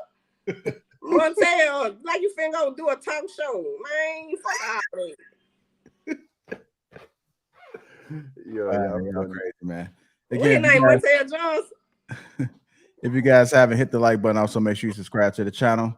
Trying to move on. Shout out to the sponsor Tees channel. Make sure you guys click that link, 30% off along with a free gift. Moving on to our next topic of the night. I love you, Mr. Lego. I love you. I love you too. Mama 3 Love, say accountability. Hold on. I don't mean nothing like that, Rashawn. I'm just saying, like a friendly I love you too. You know, it's cool. What's up with y'all tonight? Bro, you my guy. I wouldn't do you like that. You know what I'm saying? Bruh. All right, let's move on to our next topic of the night. Just have to clear it up. We're taught relationships don't work unless there's a little compromise. How do you find a balance between compromise and choosing yourself?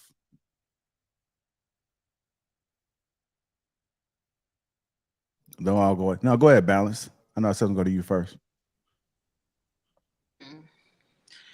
That's a really good question.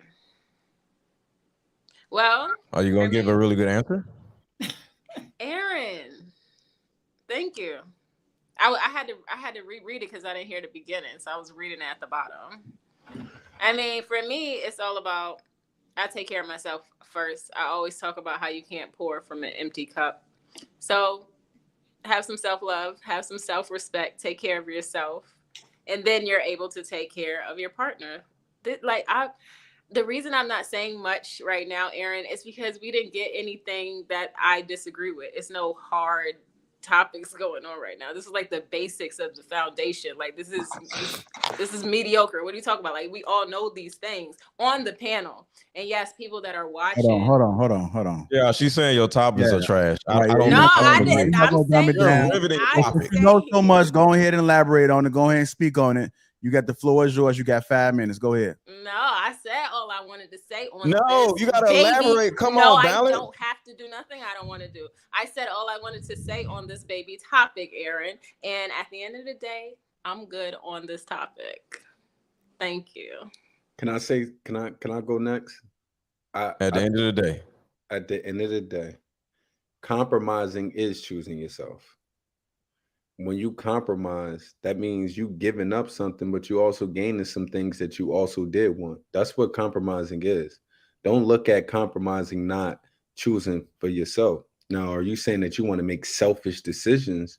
Then if you want to make selfish decisions, you shouldn't be in a marriage or a relationship at all.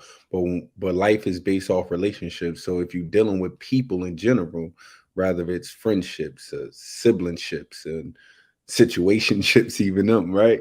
On any type of relationship, there is a compromise that has to go in there, right? A yin and yang, a push and pull, some things that you're going to get and some things that you're going to have to give up.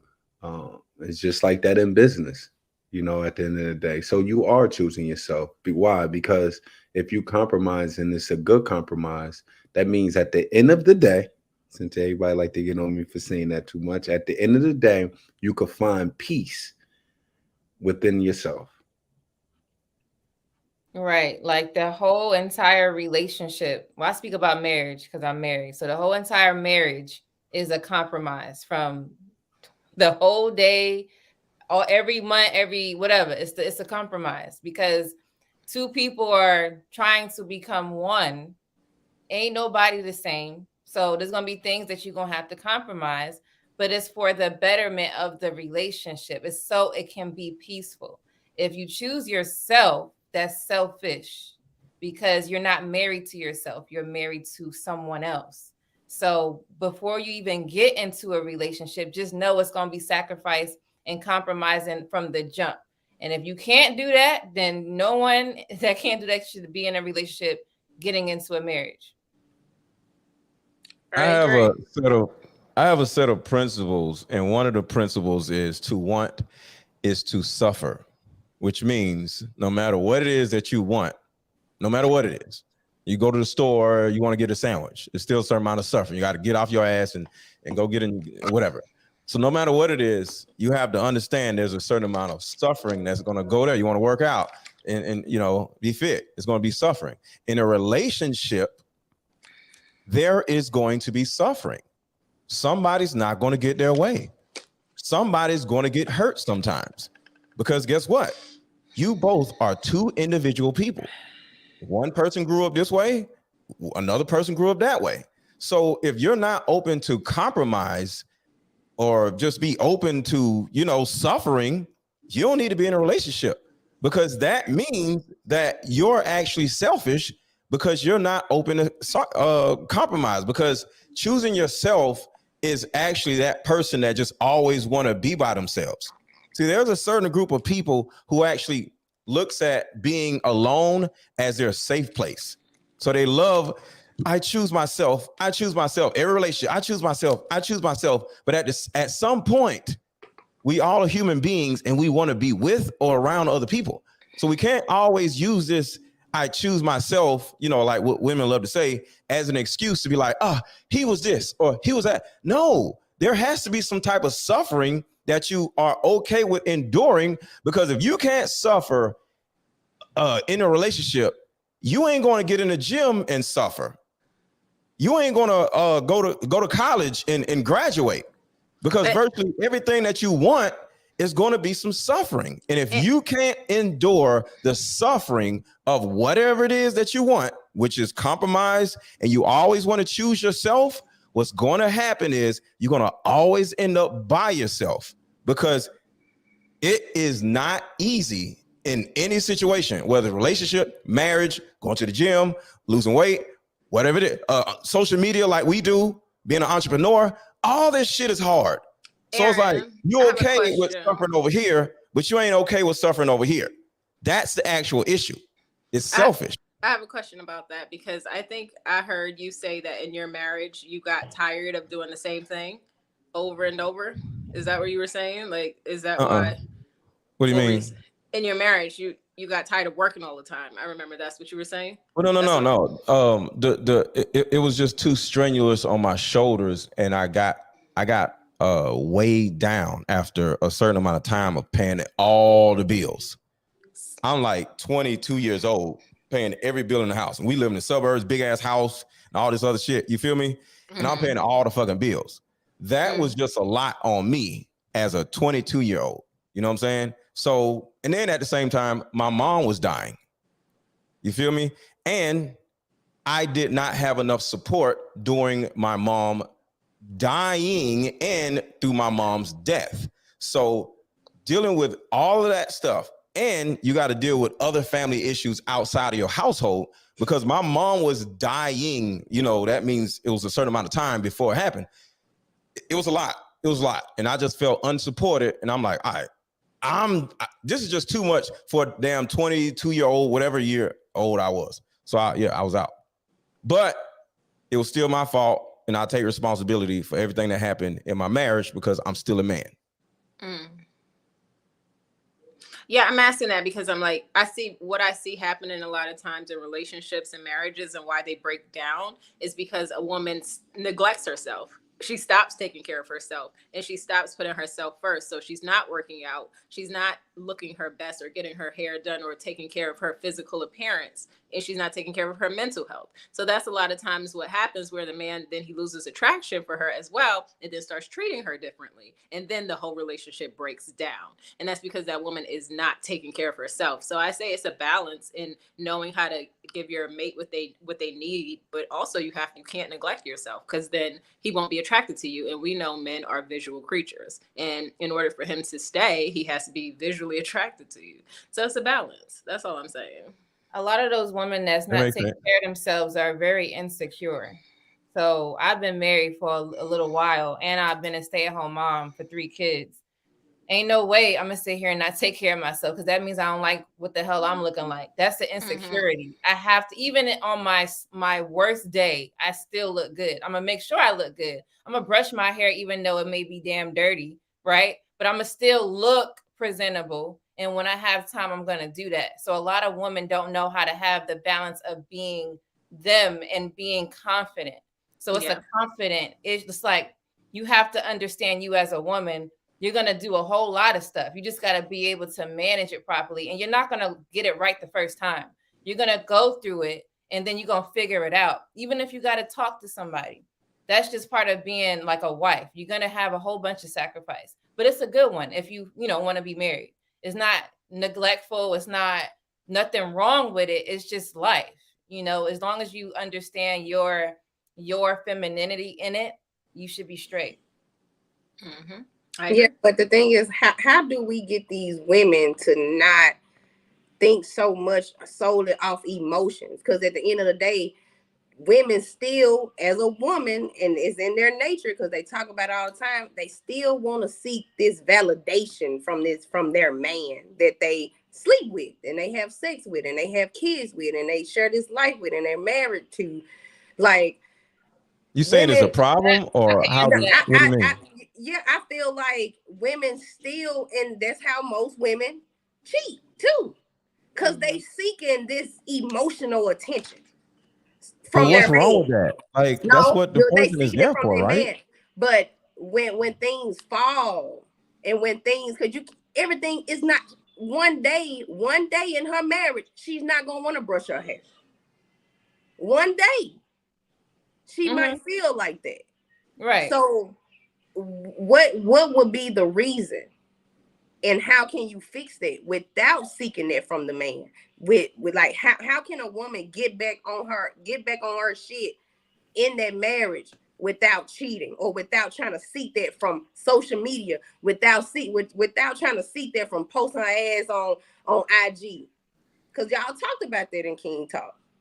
So, like I said, that's insecurities. If she don't feel that she's the shit, your man shouldn't make you feel like you're the shit. You should know you the shit, and then on top of that, he gonna be like, "Yeah, baby, you look good." What I'm saying is that the thing is, a lot of women don't see within themselves. You got a lot of women marrying, they don't even love themselves. They just got lucky. You got a lot of women that just got lucky and got married. They don't even know themselves. Yeah. They still on IG. They still on these social media websites broadcasting themselves because they man didn't tell them they was pretty, or the man stopped giving them flowers, or the man stopped having sex with them for a week, or he didn't say that her hair looked good. So she finna go somewhere else and seek it somewhere else. That's therapy. Like a man, so a husband can't support you. Like there's be a time that I could feel down because all these kids in my goddamn face, right? And he know how to help me, like, all right, sorry, I'll take care of that, or whatever the case is. So many different ways. But a man does have like that power to help you understand logic versus emotion. So, like for me, I was emotional, at least halfway. I have half logic, half emotional.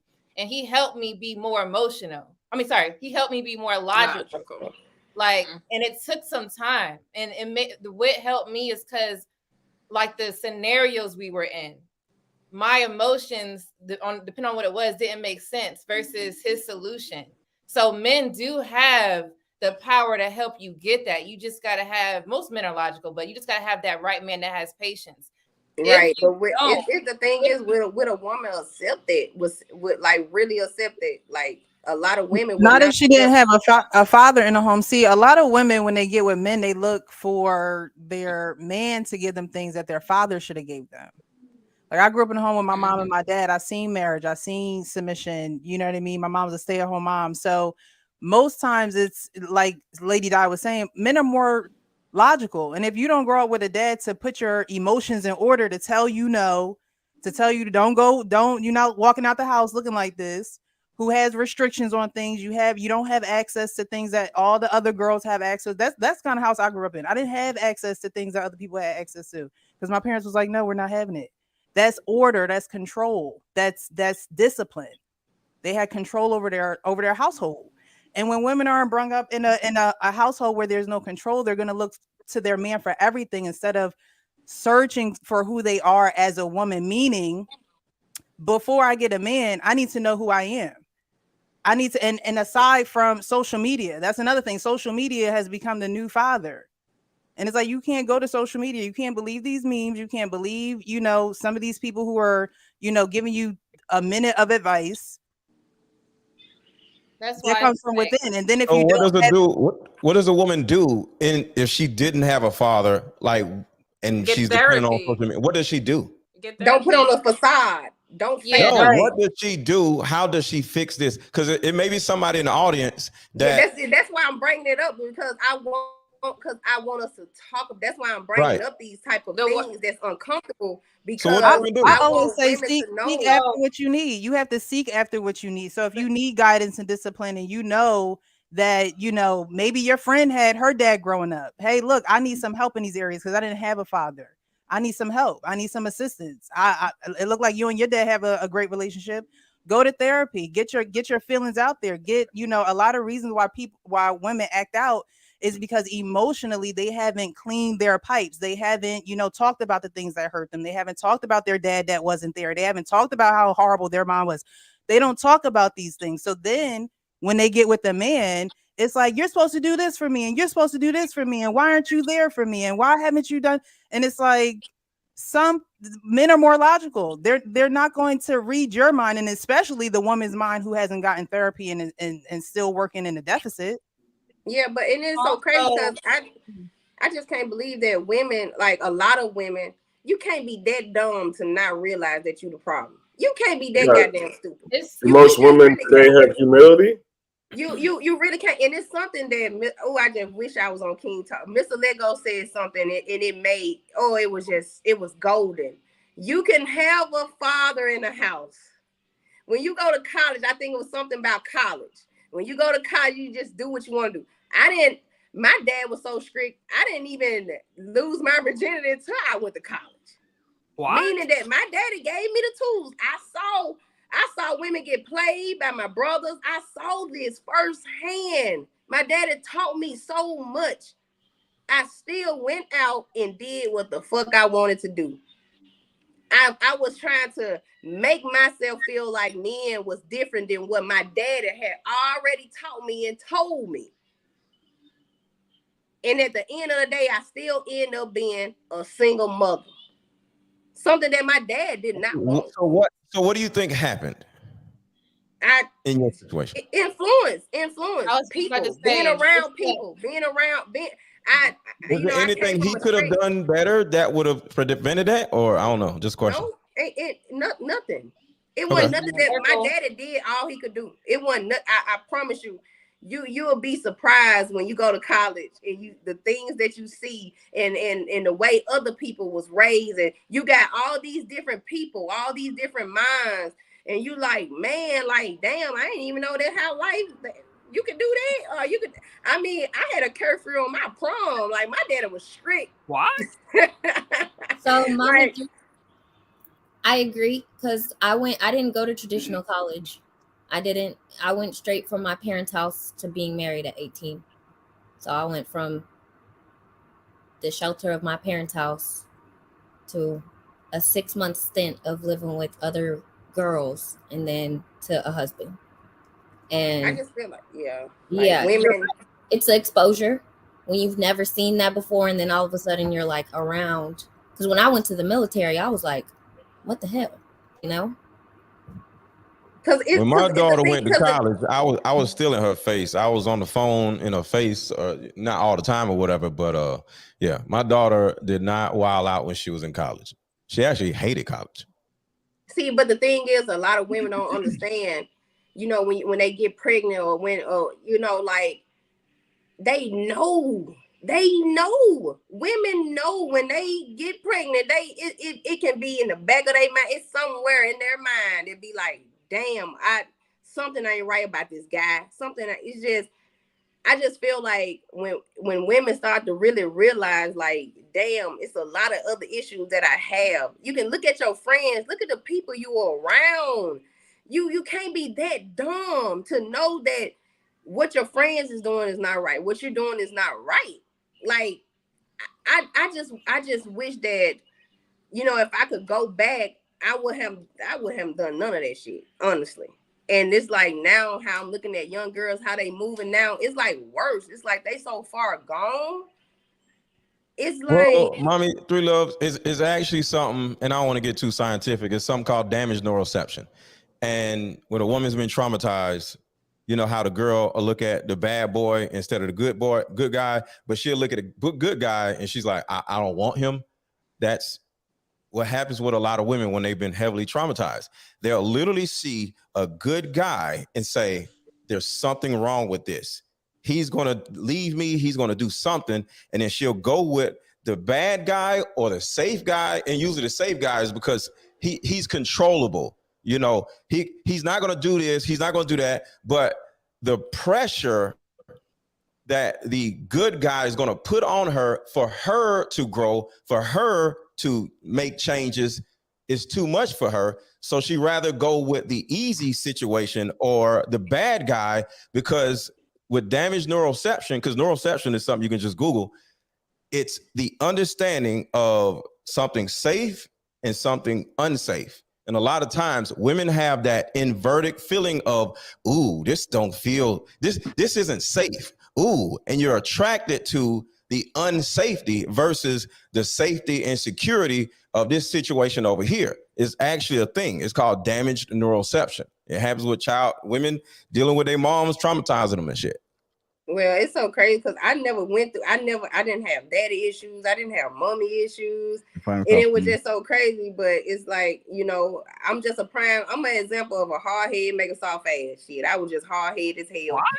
I got a question. Did you have humility to be able to understand at that time what you should and shouldn't be doing? And see, that's what I'm saying. I knew in that moment when I found out I was pregnant, I was like, were they bad boys or were they But good guys? prior, but you know, when he you're pregnant, wasn't. obviously. He wasn't like this bad boy. He wasn't like a dude. He was like this little geek. I like little geeky dudes. You know what I'm saying? I But like when you little were quack. pregnant, right?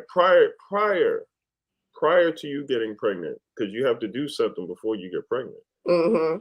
Like, so was this was this a thing where all right, y'all came together and then bam, or was this like a consistent behavior? Because I know like a lot of people, we just knew. We talked for a minute. We talked for like a month or whatever, and the first time I got pregnant. Really? Wow. That's not usually when I hear women getting pregnant in college, it's not because like some like one time effect. This is behavior. No, the first time when you don't understand how sex works, that can happen. the first time I was locked up, he was there. The first time, and oh wow. If you guys just tuning in, welcome to Lapeef Let's Talk. Make sure you get the likes up. Also, make sure you subscribe to the channel. Shout out to the Green Gang that's in the chat. Also, shout out to the sponsor, Tej Hanley. If you haven't already, hit the like button. Moving on to our next topic of the night is, do women forget what men need? When men tend to think about sex, a mistake that they often make is they wait till the end of the day to initiate sex. And our minds don't work like that. For a woman to be interested in sex by the end of the day, she needs periodic touches. Touches not necessarily meaning physical touch, but check-ins. Baby, you're sexy, you're beautiful, you smell good, you tasted so good last night. I'm still thinking about last night. When I work with men, I had a guy client said, my wife hasn't put her head on my chest in 2 years. They have kids. Like, that breaks him as a husband. You think that men want sex? You think that men just want to be told, to be telling things all the time and to get things done? No, men want partnership. They want to they want that best friend in their house. They want to walk inside of their house and feel like they see eyes light up.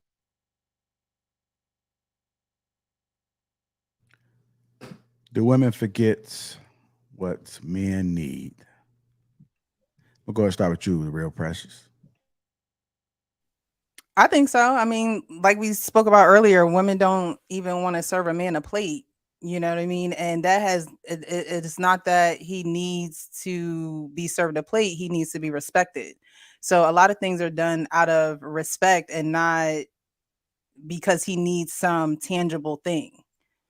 And women forget that men's needs is not, oh, well, I got titties, I got an ass, I got, I have all of this. He could, like Anton said, you're disposable.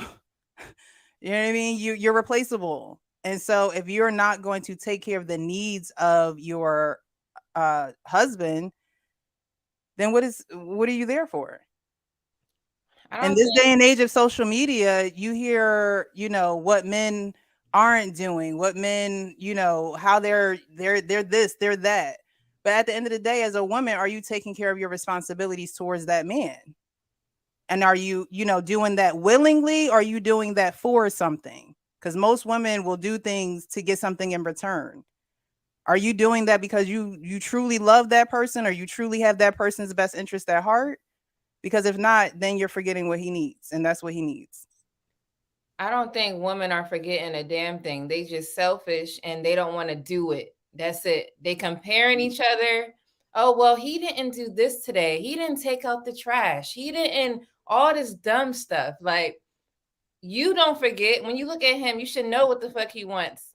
First of all, let's start with sex. When you see your man, you should know, okay, that's number one. And then everything else, peace, respect, and everything, all like that. But women are not wanting to do it because they don't feel like it. And that's like one of the number one problems I see. Just because a man didn't do something, they always have an excuse when it's not that you forgetting. You know what he wanted because he told you from the beginning. And he told you during the periodic, of the relationship.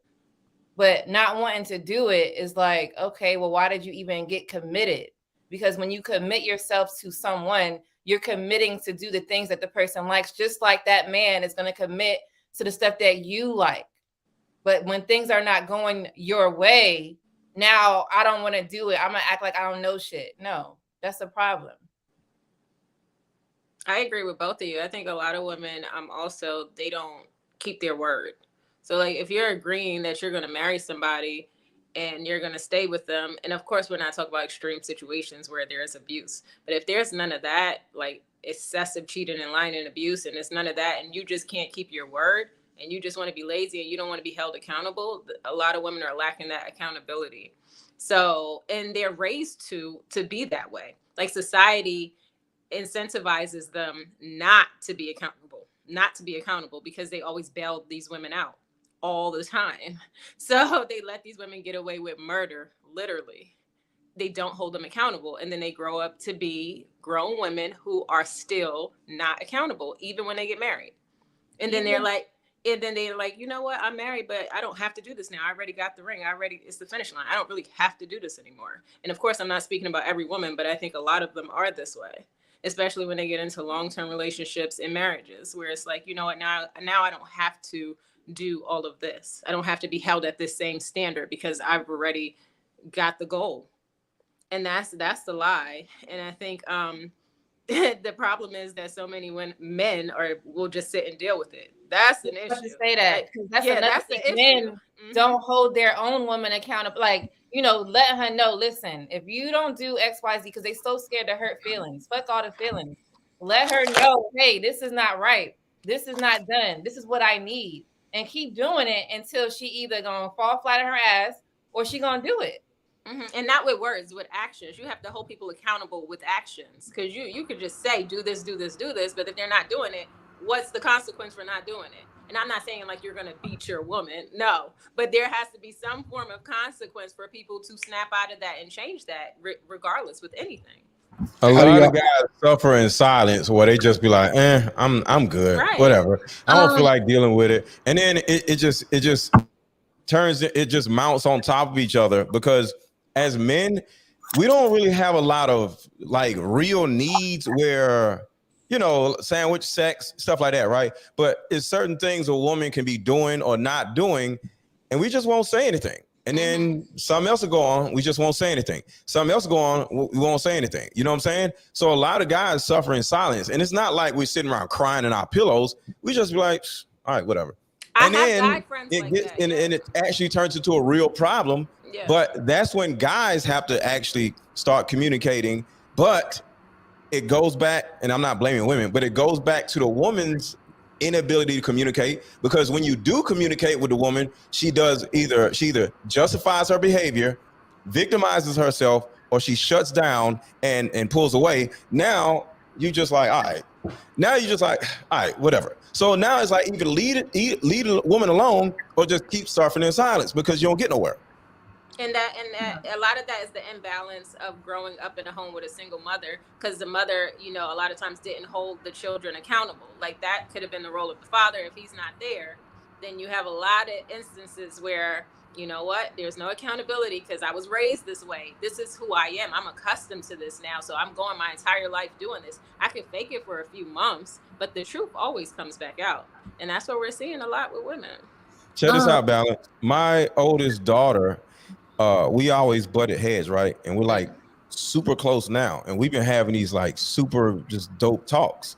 And she admitted to me in a couple of different ways that I was, she was raised by me, under my household. And she told me she had trouble communicating, you know what I'm saying? And she'll back off from me. And I would ask her like, so what could I have done or was doing? One, she'll say, well, you was a little too stern or whatever. But the main thing that she said was, it wasn't really you, it was me. I just felt safer just pulling away or whatever, you know what I'm saying? And she was raised by a father, you know what I'm saying? And I just asked her, like, where did that come from? She was like, I don't know, it's just who I am. And she literally said, I felt bad about myself because I did not stand up for myself.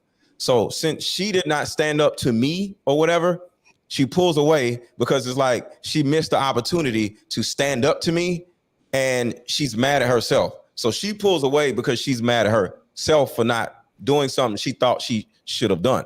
And now that we're having these conversations, I now can understand that when we kind of like do butt heads, because it actually happened the other day. She literally was like, Daddy, I'm independent. And I was about to say, your ass is not independent. But I stopped because I understood, because we communicate a little bit better, that if I was to not wolf up, but you need to do this and do that and act like daddy to her, she's going to back off again.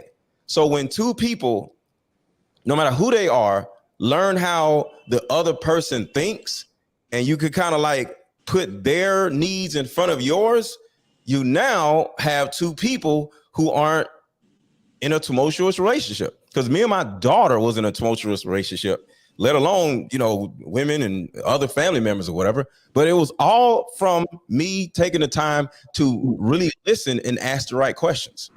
Well, hold on, Andy. We want to add time to go to Andy. Do y'all think that relationships are this difficult? Because like this is no, it just seems so complicated. Like it seems like a lot of extra communication and trying to become one and all of this other type of stuff. Do y'all think that our relationship's supposed to be that complicated? Fuck no. When you get with someone, it's supposed to flow. If it don't flow, don't go. That's how I feel. If it ain't flowing, I ain't going. I'm not going. See, people be having shit in the background going on, and it affects them where they actually are. So I'm not going to say relationships are complicated, but people's lives around, you know, like surrounding the relationships, it be shit going on. So it affects the other person when shit be going on with other people at work or something like that. So no, they're not complicated, but it do be shit going on in people's personal lives that actually affects the other person they're in a relationship with. We're gonna go to Andy. Not just gonna flow. That's a lie. Let's go to Andy real quick and then see what Uncle Stepdad got on this. Go ahead. So there's a trifecta, right? Mental, physical, and emotional, right? Women need to stop dating men that they're not physically attracted to, because when you do that and he stops connecting with you mentally and emotionally, sex becomes a chore. You do not want to fuck him because you don't like him. You do not like him. You don't like him and you're not attracted to him. And it needs to start in the dating process. Like stop being like, oh, like that's fine, I can get over that. Oh, that's fine, I can just it's okay. Because eventually, what Mr. Lego said earlier about how women, like, they don't say anything, and then all of a sudden they just blow up. Or it just becomes like a tornado. Because women they just want a fucking ring. They just want to get married. They just want to get married to anybody and have a baby with anybody. Stop fucking doing that. Have standards. It's not cool. Like you're fucking up good guys that could be with somebody that they actually really want to be with. And then guys are ruining good women because they just want to fuck them. They don't actually want to marry them. But what about the compromise part? Like we talked about in last, there has to be some type of, you know, to want is to suffer. What are you, like, as a woman, prepared to compromise on? And I'm not saying looks or sex or whatever. I understand what you're saying, but it has to be from a woman's standpoint. Y'all can't just be running around like, well, I don't like this, talking about. I don't like this, talking about. I don't like this. Like, because we men compromise. You know, our girl butt ain't big enough, or a girl tit. We okay with that. Like, I don't personally want a woman with a big old ass or all this other stuff. But at the end of the day, like, it's compromise. Hold on real quick, Andy, and Lego. Let me get Uncle Stepdad in here real quick. Go ahead.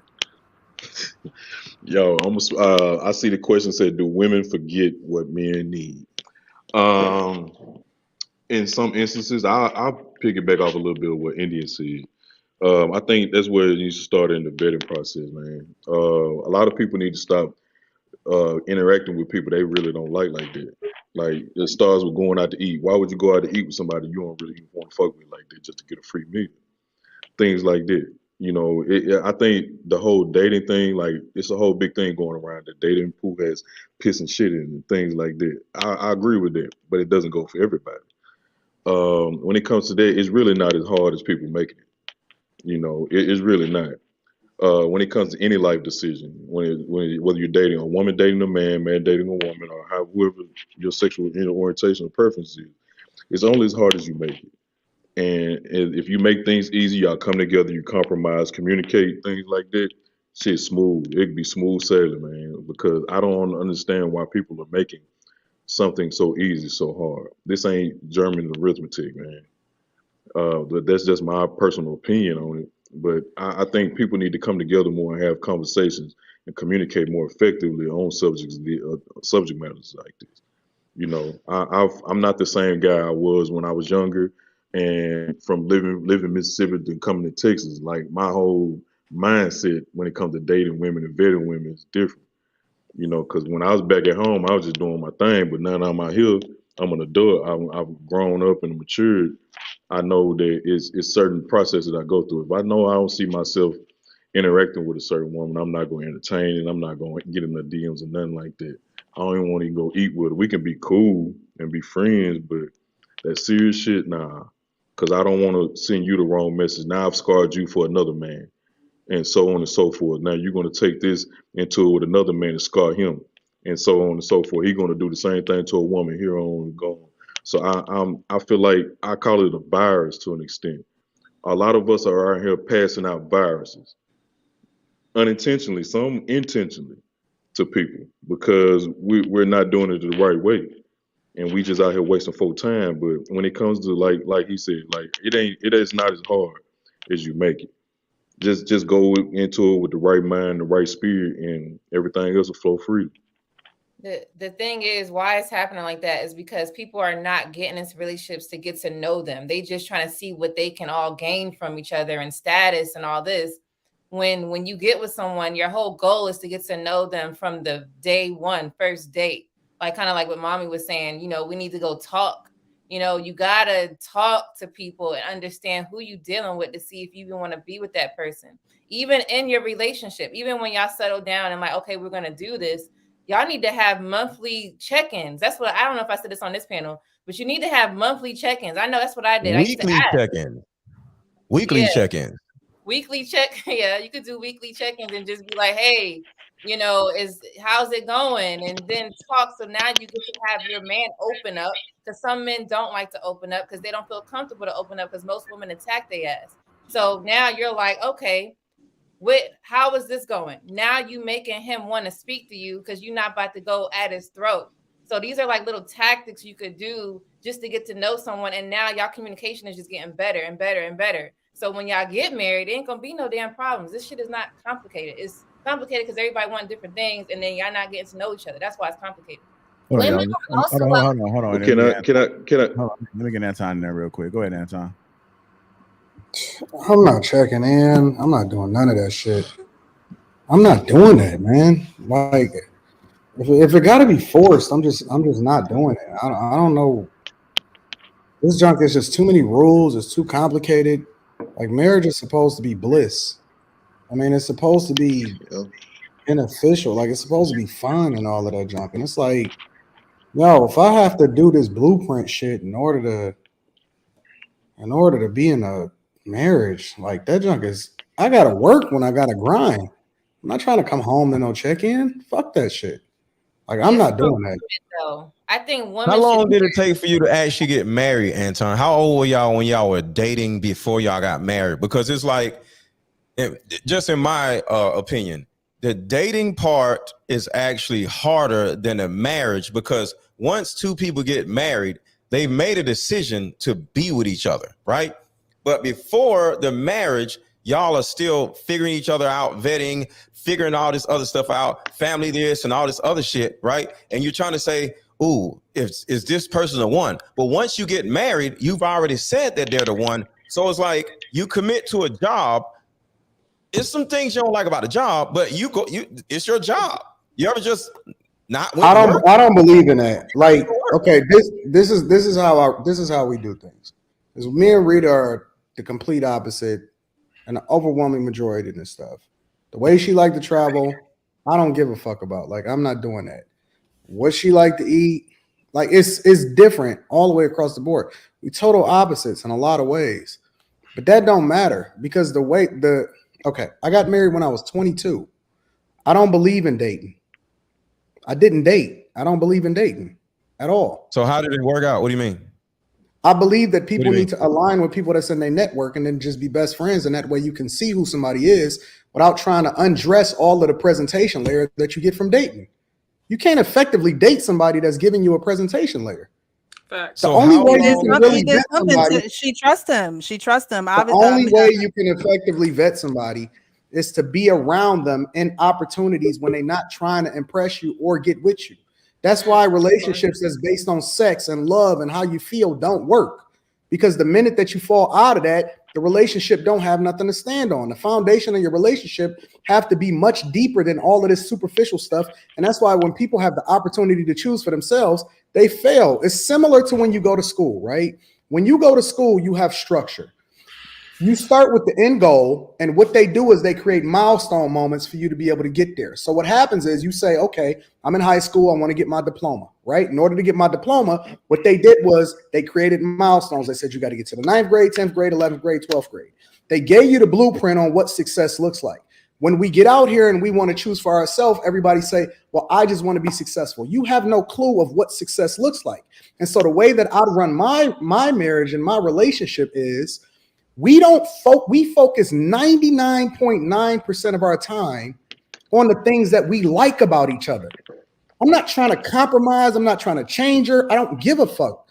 If you want to go to Myrtle Beach, I'm going to fucking Vegas. And I'm going to bust down this bag and I'm going to have fun and we going to do whatever we want to do. And when we want to come together on places that we really love going together, then we going to come together. It ain't no compromise. I don't have to compromise. You can go to Vegas. You and your mom wanted to go to Vegas. Cool. Go to fucking Vegas. I'm going to be down here grinding. Like, we focus almost 100% of our energy on the things that we like about each other. And the things that we don't care about, we leave that shit on the floor unless it's actually affecting our lives in a serious way. And the majority of the time, we just living in bliss. We having a good time. Listen, you want a fucking Tesla? I don't care. Go get a Tesla. I want a Porsche. Awesome. Like, it ain't that deep. We have fun. We enjoy life. My daughter lives a phenomenal life. I don't really understand why this is so much work. It just don't really matter. I don't care about that stuff. The stuff that I care about is the stuff that I got to go out here and battle for every day. When I get to the crib, we have a ball. That's real Stay shit. up, we watch TV all day. Sometimes we be laughing and all of this other type of stuff, and then we go to bed. Man, ain't nobody talking about this. What do I care about what you made? Like, if I'm not feeling what it is that's going on here, then I'll go and order something, or I don't care. It just ain't that deep. It just ain't that deep. That's a difference because it's a marriage, though. I feel everything you said, I understand. But like I said, when you're in a marriage, there's a certain amount of trust. Like y'all married, you know, you ain't gonna know where she ain't gonna know. Y'all already made an active commitment. But the dating process, which you did not do, is the actual issue that we are discussing. But you did not date her, so but that's the problem. I don't believe in dating. Y'all are doing it backwards. Dating is a recipe for disaster. We've seen what happens when people go out here and choose for themselves. Okay, it's still our experiences, though. So what I'm saying is, we are not living. Do y'all want a solution, or y'all just want to talk about shit? Solutions. But you know, so the solution. Because I mean, this is like black people saying, "Well, we was in slavery." Okay, we acknowledge your fucking slavery. You want a solution, or you want to continue to complain about the white man? What is the solution? Just meet a chick, be like, "Yo, let's get married." Like, explain it for the audience. Don't date. The idea is to connect with people in your network. The majority of women that should have been with the guy that they were supposed to be with, they already passed them up because he was probably the dude that was their best friend. He was probably the one that had their best interests at heart. He was the one that was holding them down when they didn't necessarily care for him. He was the dude that was already in her network, and she overlooked him because she wanted to do what she wanted to do, and she probably missed out on him. Networking and aligning yourself with a group of people that's going in the direction that you're going in is largely going to yield the best results as far as think about it. Those are the people that you do business with. Those are the people that you wind up doing business with. You didn't start off doing business with them, but you connected with them because those was the people that was doping around you. They was friends. People do things because they like you, not necessarily because you got the best product. Those are the people that you wind up going on trips with. Those are the people that you go to church with. Those are the people that you wind up doing all of these different things with. But then we exclude the dating process as though that's not the most important decision of your life of who it is that you're going to lay next to every day. Networking is more important than dating. Get off the fucking apps. Stop shooting your shots in the DMs. Go out, be social, authentically connect with people, not just based off of who you want to fuck, but authentically connect with people, guys and girls. Be introduced to this person, go out to events, you know what I'm saying? Go out to parties, Christmas parties, go to the ice skating event. Go, when you go to the restaurant, sit at the bar instead of sitting in the booth, have fun, talk to different people, go to different places all the time, not just the same place over and over again. Authentically interact with people, and then you will naturally select the person that is best for you, not the person that you are trying to select for yourself. That is the solution to finding a spouse. That's not a lie. That's facts right there. A lot of these people aren't outside touching grass. They sit in the damn house for whatever reason. They ain't going no fucking where, and they're not interacting with anybody. And then they meet somebody that on an app or whatever, simply because they ain't been outside or they ain't been around nobody or they hurt or whatever. Now they think they tired of being lonely or they've been sitting in the house too long. But if you're out, that they're this. Oh, is that just me or is it No, Aaron, everybody you're else? in the matrix. Hey, no, we here. Oh, okay. I got what happened? I got a response to the question. Dating apps are a cop out.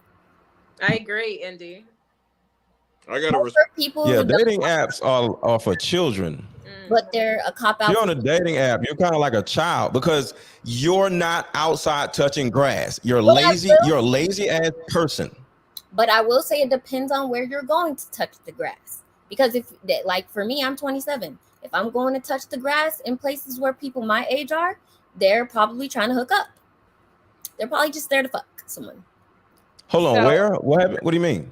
Like, I'm 27 years old. Well, you go in environments where 37-year-olds are, like Anton said.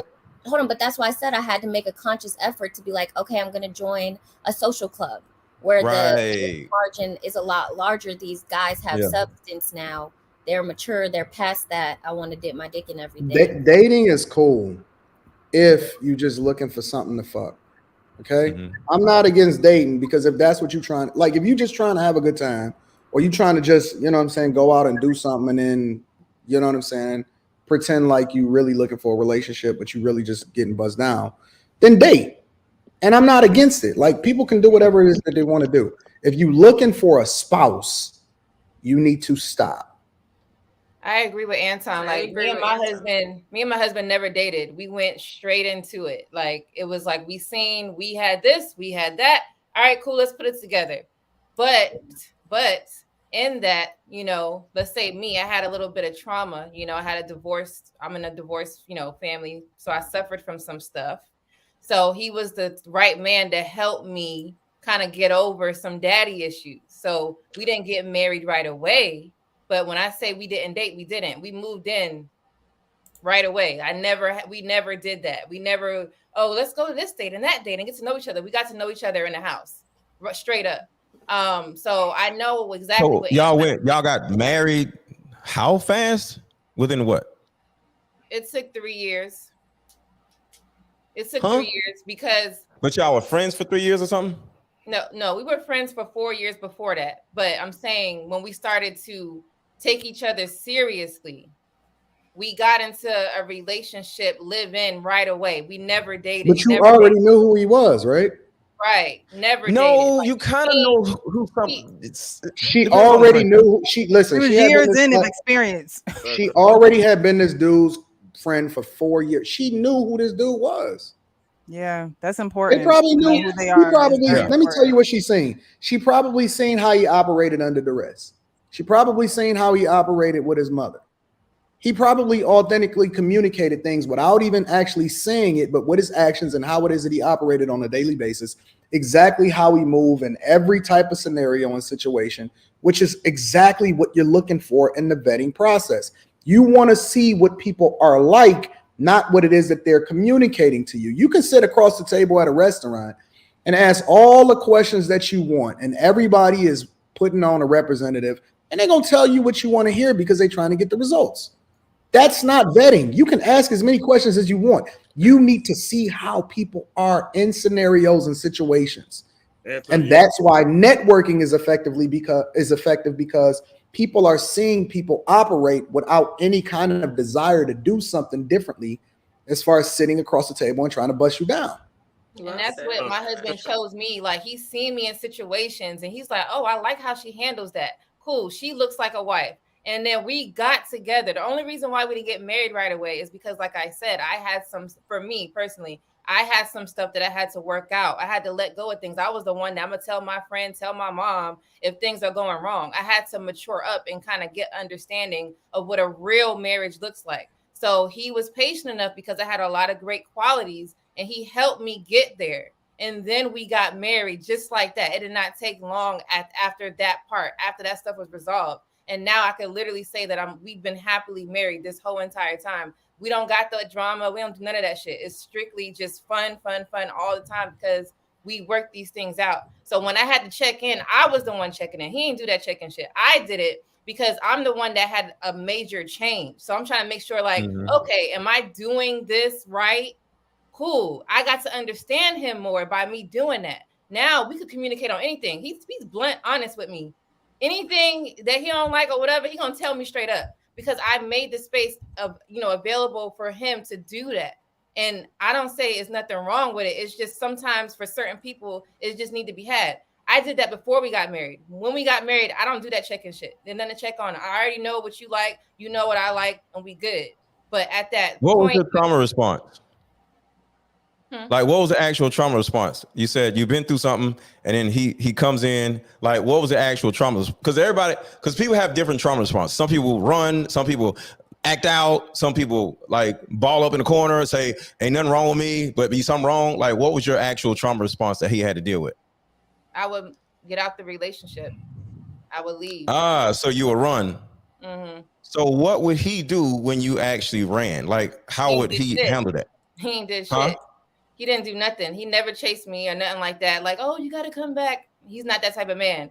You gonna leave, you gonna leave. It was me that had to realize, okay, something's going wrong. I keep leaving. Is he a good guy? I had to be the one to have that, the good side, the bad side. I had to be the one to do that. Like, I went through some real shit, but it made me a better person today by doing all of that. So I was the one that came back. He never, ever chased me at all.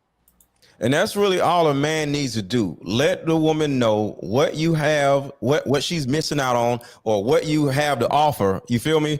Like, if she has some questions, you said this, you said that. Answer the questions. But at the end of the day, this is where you at. You know what I'm saying? When you ready to bring your little ass back, it's cool. You know? But at the end of the day, a man does have to make sure that he's there for you in the way that you need him to be in your trauma response.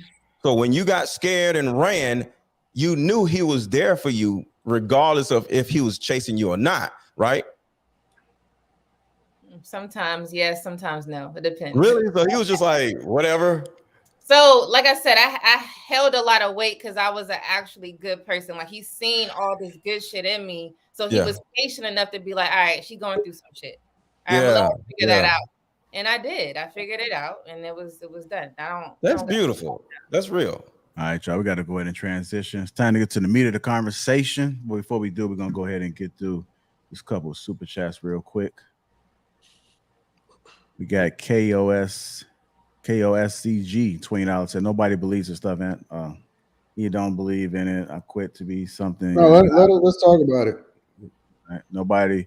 He said nobody believes the stuff Anton says. He don't even believe it. Man, I guess you got to say that to my 4,400 plus Patreon members. Maybe they don't believe it, huh? Bitch, and thanks for the $20. Trucker Yell 499 also member says, Mommy 3 and the real precious. Y'all more than welcome to join my circle, and best believe I carry real weights. To go $10, mommy 3, you have to be taught to be obedient. Your father told you things, but did not push that fear of the father. Some women hate to disappoint their father. You weren't one of them. Uncle Stepdaddy, also he back there. I wouldn't have pulled up. I wouldn't have pulled out of mommy 3 either. When I pull out game week anyway because I have 5 kids. When you're young, you make bonehead decisions. You got 5 kids. You're not pulling out of mommy 3. I can't hear you, brother. Can you hear me now? Yeah. Oh yeah. I made some tough decisions when I was younger, man. The younger me would have done that. You don't say nothing about the younger you. It said I wouldn't have pulled out of Oh, mommy. now I'm not doing that. No, I'm not doing that. No. Bro, if I said to me, you ain't got to pull out. Nah, bro, I ain't doing that. No, that's what they came on here for. Chasing mommy, huh? Nah, man. Marcus Evans, $49. Shout out to you, brother. I think it's time to make everything equal on both sides, and that'll be a big nightmare for women. To go $10, Mr. Let Go pretty much said the women was wrong, and I have to find a way to communicate to make her understand. Just be a man. If she don't align, she's for the streets. She's for the streets. To go $5. The Bible talks about that, Anton. I agree. It says to marry someone from your childhood, meaning someone you grew with and know who they are. That's all the super chats is for. The Will 199 so member says, damn, you just now getting to the meat. You know the meat, come on in. Why put the meat in the beginning? Why they rushing the meat? I know, right? I don't know, you gotta take your time. These hoes. Oh yeah. Yeah. You gotta let it simmer, let it cook a little bit. Got another one. Donnell Hawkins, 499. Mr. Lego, talk too damn much. I think she's a woman in a man's body. Real talk. Damn, Mr. Lego. Dang. See, Mr. Lego, don't be checking that shit. You got to check that junk at the door. Bro, I don't give a fuck, bro. I be chilling. Bruh. All right, hey, it's more money for y'all. You feel me? It's time to get to the meat of the conversation. We're gonna talk about sisterhood. The topic is the sisterhood holding women back from having true accountability? 1,000%. Sisterhood is dead. Hold on, I can't wait. Hold on. It's dead. Hold on 1 second. 1 second. I think y'all are capping. Some of y'all might be capping. Like, what is a sisterhood? Let's just start there. Like, what is a sisterhood? Let me get a couple responses. Go ahead, Jay, and who was that talking? Who else is there? Balance. Okay, go ahead, Balance. Jay and Balance. Go ahead, Balance, then we go to Jay. Go ahead. All right, smooth. It's a girl code. Is that what the definition is? The official definition? I don't have the official. You're not gonna elaborate? So a sisterhood, in my opinion, is a girl code. So I think women, they stay in friendships with each other where none of them are holding each other accountable. They just have fun with each other. So it's a girl code. They have fun. Okay, go ahead, Jay. Well, the sister is supposed to be. It is supposed to be women holding themselves accountable, but that is not what's happening. That's not what it is. It's not happening right now. You know, like a lot of women talk about how men, hold our boys down in regards to covering for them and things like that. But the women are doing the same thing, and I've seen it firsthand. Like, I'm old enough to be able to understand. I've had like chicks that I was dating, and you see certain things that they allow their female, their friends, their close friends, to participate in, whole culture, thought culture, things like that, and not check them on it. What am I supposed to assume in regards to how you would operate in the similar instant? So no, there is no such thing as, like, black women do not like each other. Y'all didn't know that? Black women can't stand each other. I love my friends. They I love black women. Especially, I love my friends. Let there be 7 or 6, and I'm pretty sure y'all fellas been out sometimes when y'all was single, or some of y'all who are single.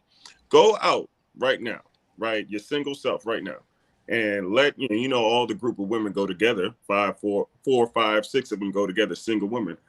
You approach 6 of them women and see how they act around each other, and ask me and tell me if there is a sisterhood or not. No, I mean, I think the best time is to approach all of them at the same time. That's what I'm saying. I approach a whole crew of women and shit. They're gonna tell just me go who yeah, let them choose. Because one of them is gonna be feeling you. Shit, I've done that plenty of times. Right, but listen to how they talk about each other once you approach them. Listen about each other while you're approaching them. No, what do you mean? Like say, you brother, right? Say you go right, and there's at the bar. There's five single black women there. You go to the bar. You start talking to some of the women and having a conversation. Let that conversation go for 5, 10, 15 minutes and listen to some of the stuff that the women start saying about each other, to you. As in, can you give an example? Oh, that hoe over there, da da da da. Or you don't want to talk to her, or you should talk. Oh, y'all. Really? A lot. So I ain't seen that Hold before. on. Before y'all talk, I want to give the definition of sisterhood. Okay. It says it's a noun. The relationship between sisters. It also says an association, society, or community of women linked by a common interest, religion, or trade. The first time I heard people really speak about sisterhood is in these YouTube streets. I see you, Chaotic. I'm gonna get to you shortly. And I associated sisterhood when I seen women that take up for other women that were clearly in the wrong. And I was just like, what type of shit is this? This is the shit that's just unbelievable to me. I couldn't fathom what was going on, but I seen them unite for something that wasn't right. I'm gonna go ahead and play this clip real quick, and then I'm gonna go ahead and go to Chaotic. In this particular clip, she speaks on the definition of she speaks on her views and her perspective of what she views sisterhood is. But what I was particularly paying attention to is what the things that she did name or didn't include in that sisterhood, and it has something to do with accountability. She said all the great things about how she wants the sisters to pick her up when she's down and just tell her all the right things. But to me, a sisterhood would call you out on your bullshit, right? Right. I'm gonna go ahead and play this clip, and then we'll go ahead and get to Chaotic. Get our girlfriend time in. I think that's very important. Somebody talked about that earlier. But sisterhood is just accepting people for who they are also, and just someone that's always like able to be like you don't want a friend or consider someone your sister who is like never available when you need them. Like I could be going through such hard times and I want my sister, someone who I feel like my friend, my ride or die, to be there. Like I might be ready to give up. I need you to talk me, like, speak life back into me, and I'm gonna be that same person to you. My sisters, I wanna pray with you. I wanna cry with you. I wanna share like the most vulnerable moments with you. Like if I can't do that with you, then it's like I don't need you in my space. I need the energy to be good. I just need a good vibe, and that's what I consider a good sisterhood, like a good friend. So what does sisterhood mean to you guys? That's the context. I'm gonna go ahead and I'm gonna say something real quick before I get to you, Chaotic, because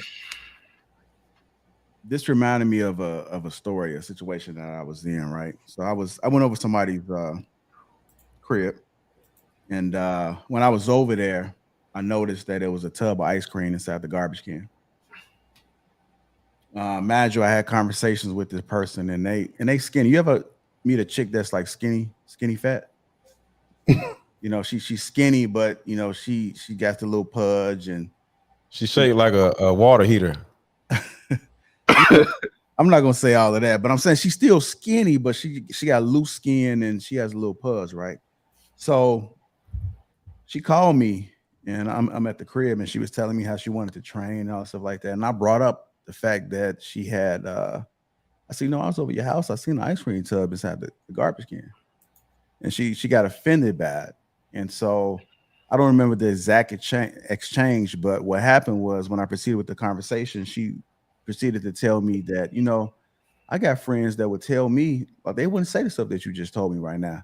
They would tell me like, girl, yeah, like I see you getting in. I see you, you looking good in that dress, looking good in that bathing suit, but you sit here and you tell me that shit. And I'm like, you're surrounded by people that are like, yes, women.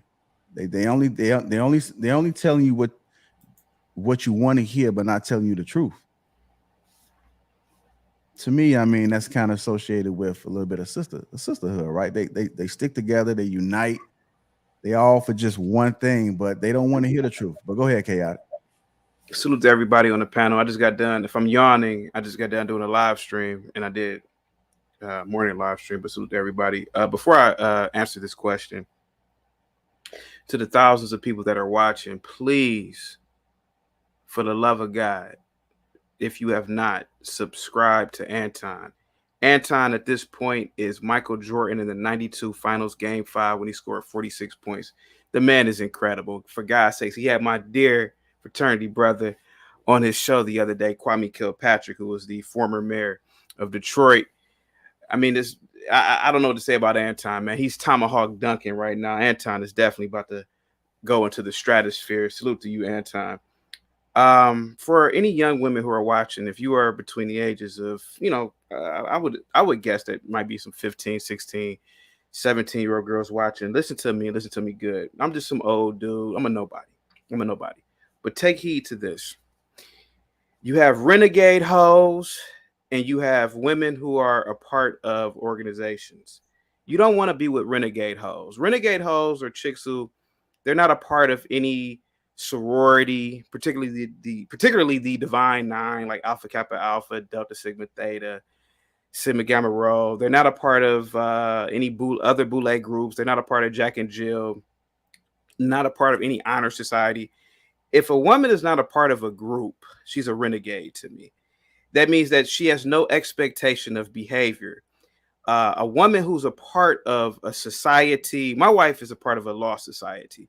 So she has sisters around her and they meet, whatever, they confab here and now, but there's a certain standard of behavior and decorum that they all pretty much, it's like they check each other. And so, they're not going to act hoish because they don't want that to spread amongst the group or spread amongst and just become the gossip. But renegade hoes don't care because renegade hoes they're not bound by pledging. They're not bound by sorority. They're not bound by any type of pact. So they meet each other. I've seen this before. Women will meet each other and they'll be friends for a day or two. That's my sister, blah, blah, blah. But it's all in words. It doesn't really mean anything. And then they'll be fighting the next week. You rarely will see infighting within the black sororities, these societies, because these societies, like Anton said, well, he didn't say about that, but it's about networking. It's about being around people who have a common interest. And generally, renegade hoes don't have a common interest other than drinking on the weekends and leaving their babies at their mama's house and trying to have a one-night stand with some nigga at the bar. But a refined woman, a woman who's a part of an organization, she's not going to necessarily do that. Now, I'm not saying that these women are perfect. I'm not saying any AKAs are perfect. Any deltas. Really? I'm not saying any deltas are perfect. Any other groups are perfect, but they've created. There's a pledge. There's a bond. There's an expectation of behavior. There's principles and creeds. And I'm telling you, man, even if you study pimping, pimps even talk about this. And you can look it up. Pimps will say they don't mess with renegade hoes. You got to be a part of a pimp family or something. You got to be under one pimp. A renegade is a female that they don't even mess with. And because women aren't lone wolves like men. Men can be lone wolves. Men can be part of groups or by themselves, and we'll be perfectly fine. But women need to have order and structure. If not, they're just wild banshees. And that's typically your renegade woman, your female. Like I said, she's not a part of any groups, any organizations, anything that has a code that she's bound by. And so she'll be kicking it, frolicking around, having sex, doing what she wants to do. And that's the importance of sisterhood. So if you're a young lady in the chat, please join one of the many Black Greek sororities, Alpha Kappa Alpha, Delta Sigma Theta, Zeta Phi Beta, Sigma Gamma Rho, or join some other honor society or an honor society, something where you can meet up with a group of other bitches, respectfully, a group of other women, and create a pact, a bond. and you guys can hold each other accountable as sisters. Girl, you should talk to him right here. He's gonna be a doctor. He's gonna be an engineer. Girl, you shouldn't talk to him. See, that's what I hear when I hear Deltas talking, when I hear AKAs talking, when and again, I pledged Alpha Phi Alpha, so I know these things, right? But you know, I don't hear that when I'm around renegade bitches at the bar. I can hear them talking in the distance. You know, these big eyelash wearing chicks, these all this makeup, clown makeup, and I can hear it. Girl, I'm about to give me some dick, girl. And the other girl say, yeah, girl. And mind you, she probably really want her to get some dick so she can sleep with the guy. Hold on, how they be moving? Hold on. How they be moving? No. Hold on a second. I sat here and listened to you Negroes for 45 minutes. Give me a second. Now I'm about to go home with this. I'm a little bit tired, man, but just follow me. So if you're young, please listen to me. Go to college.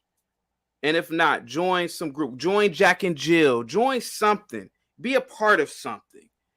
Don't be a part of a renegade group. And I believe, and I don't want to, no, I'm not going to say that. It's a little bit too early. I don't want to say that out of respect for that family. But I believe that's why a lot of girls, particularly black girls, get into trouble because they're a part of renegade groups. They're not attached to anything, not a part of nothing. They don't have any, no codes of conduct that was created 100 years ago.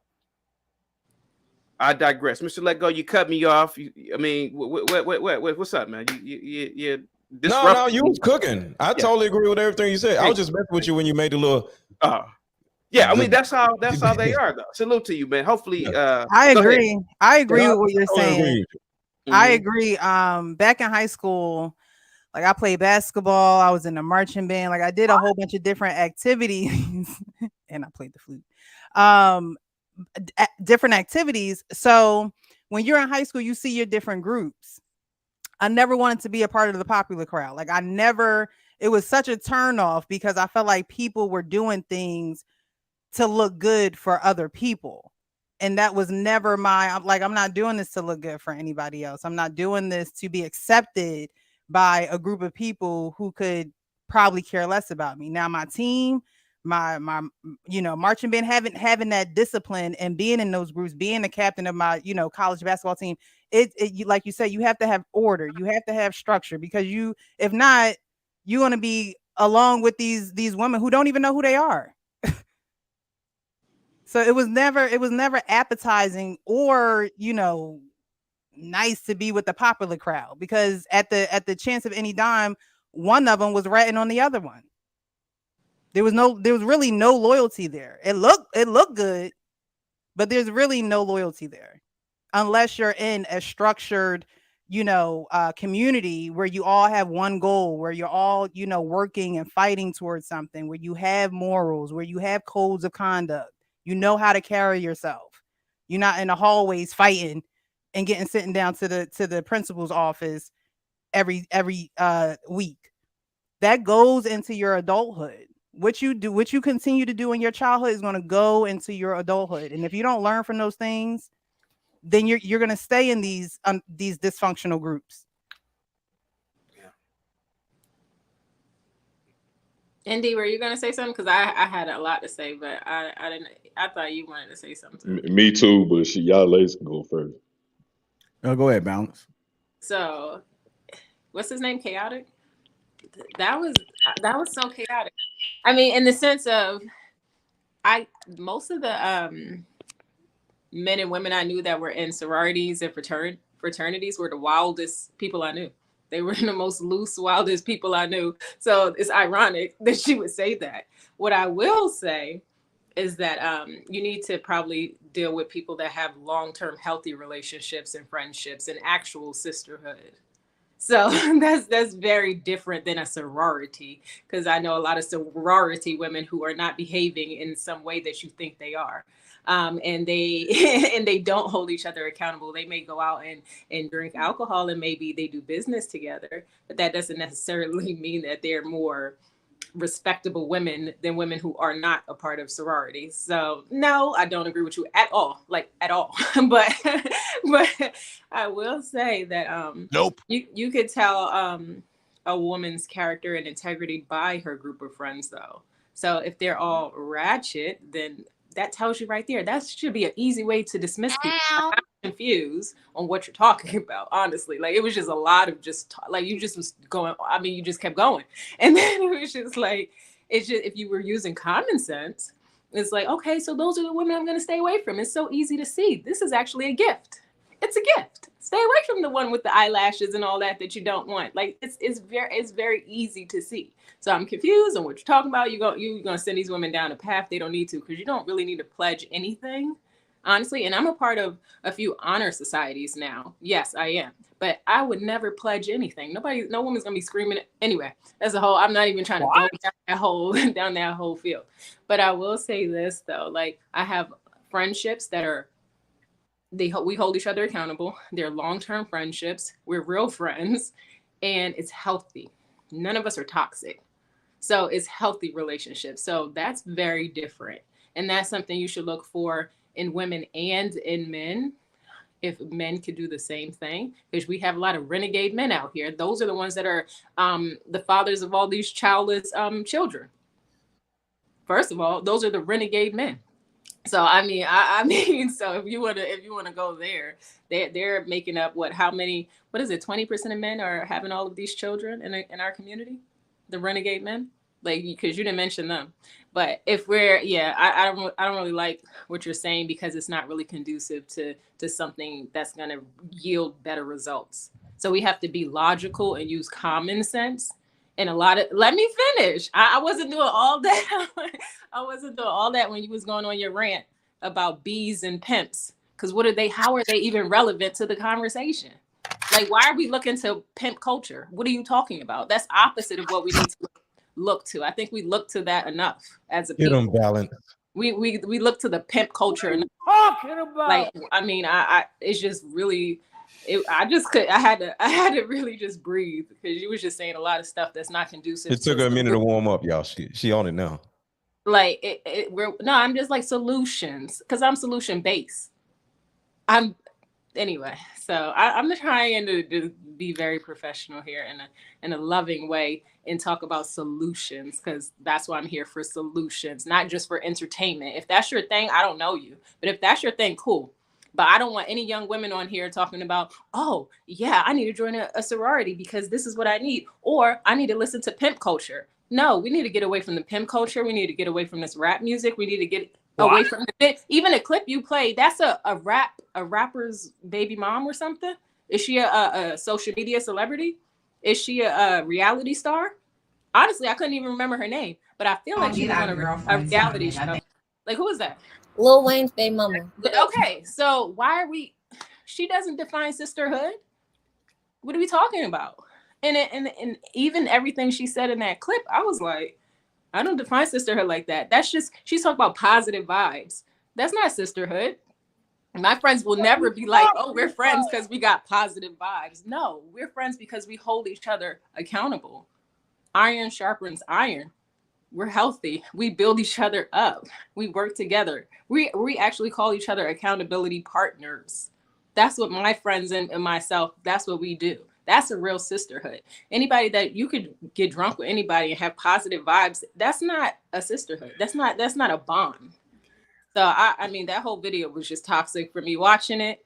I don't think like that. And then maybe we could say some women do. But let's not lump all women together and say this is what women are doing. There are different types of women, just like there are different types of men. So I'm gonna stop right there because Can I just give a rebuttal, JR, real quick? And I know Uncle Steph. Oh, you sure can, man. She came on. Again, for the 16, 17, 18, 19-year-old girls in the chat, join a sorority or an honor society. Be amongst women with honor, or that have, again, a creed or a code of conduct. And I'm going to tell you why. And you can don't take Chaotic Truth's word for it. All you have to do is look it up yourself. Go to Fortune 500 companies and go to the executive board, or go to the board of directors. And if you could find a Black woman, check out her bio. Go down and read. I bet you she's a part of some sorority. I bet you she's a part of some organization dealing with a sisterhood. The very vice president, excuse me, Kamala Harris. Now, I didn't vote for Biden. I'm a staunch Republican. I didn't vote, but I was very proud that Kamala Harris became vice president, because you know why? She's a part of one of the greatest sororities on the planet. She's a member of Alpha Kappa Alpha Sorority Incorporated, and I'm willing to bet she still has a strong relationship with her sisters, and they network and they bond, etc.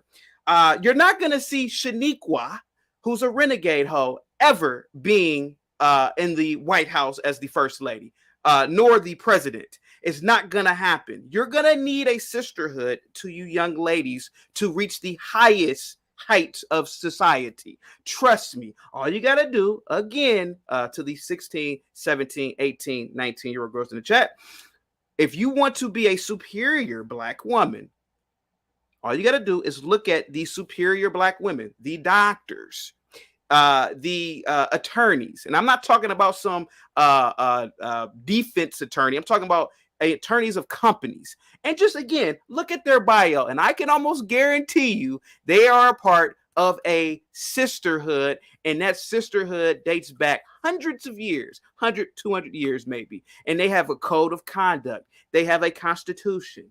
I'm telling you, you're going to have to do this to network and get to the next level. Again, 16, 17, 18, and 19, and 20-year-old young women.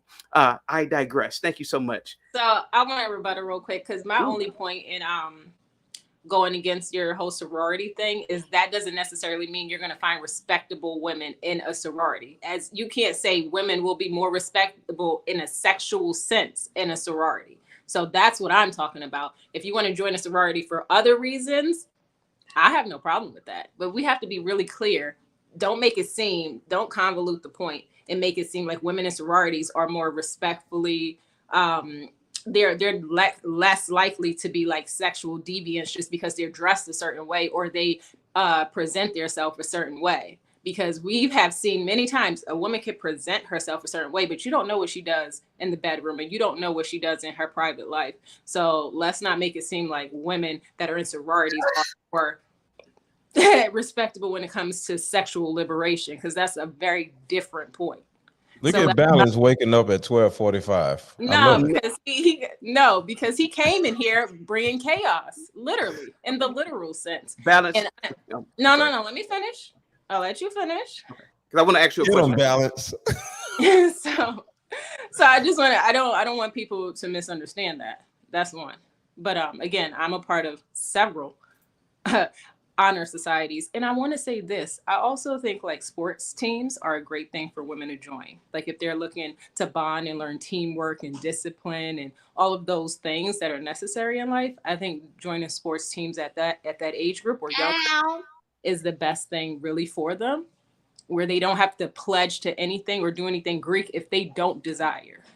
Because I don't pledge to anything. But again, if they want to, that's an option. Let's just not make it seem like those women are more respectable in a sexual way than others. That's all. That's what my point is. But yeah. Chaotic. Okay. Yes. Okay. Again, to the young ladies that are listening, I want you to do me a favor too. Look up porn stars that are females. I want you to find one that is a member of any honor society or sorority.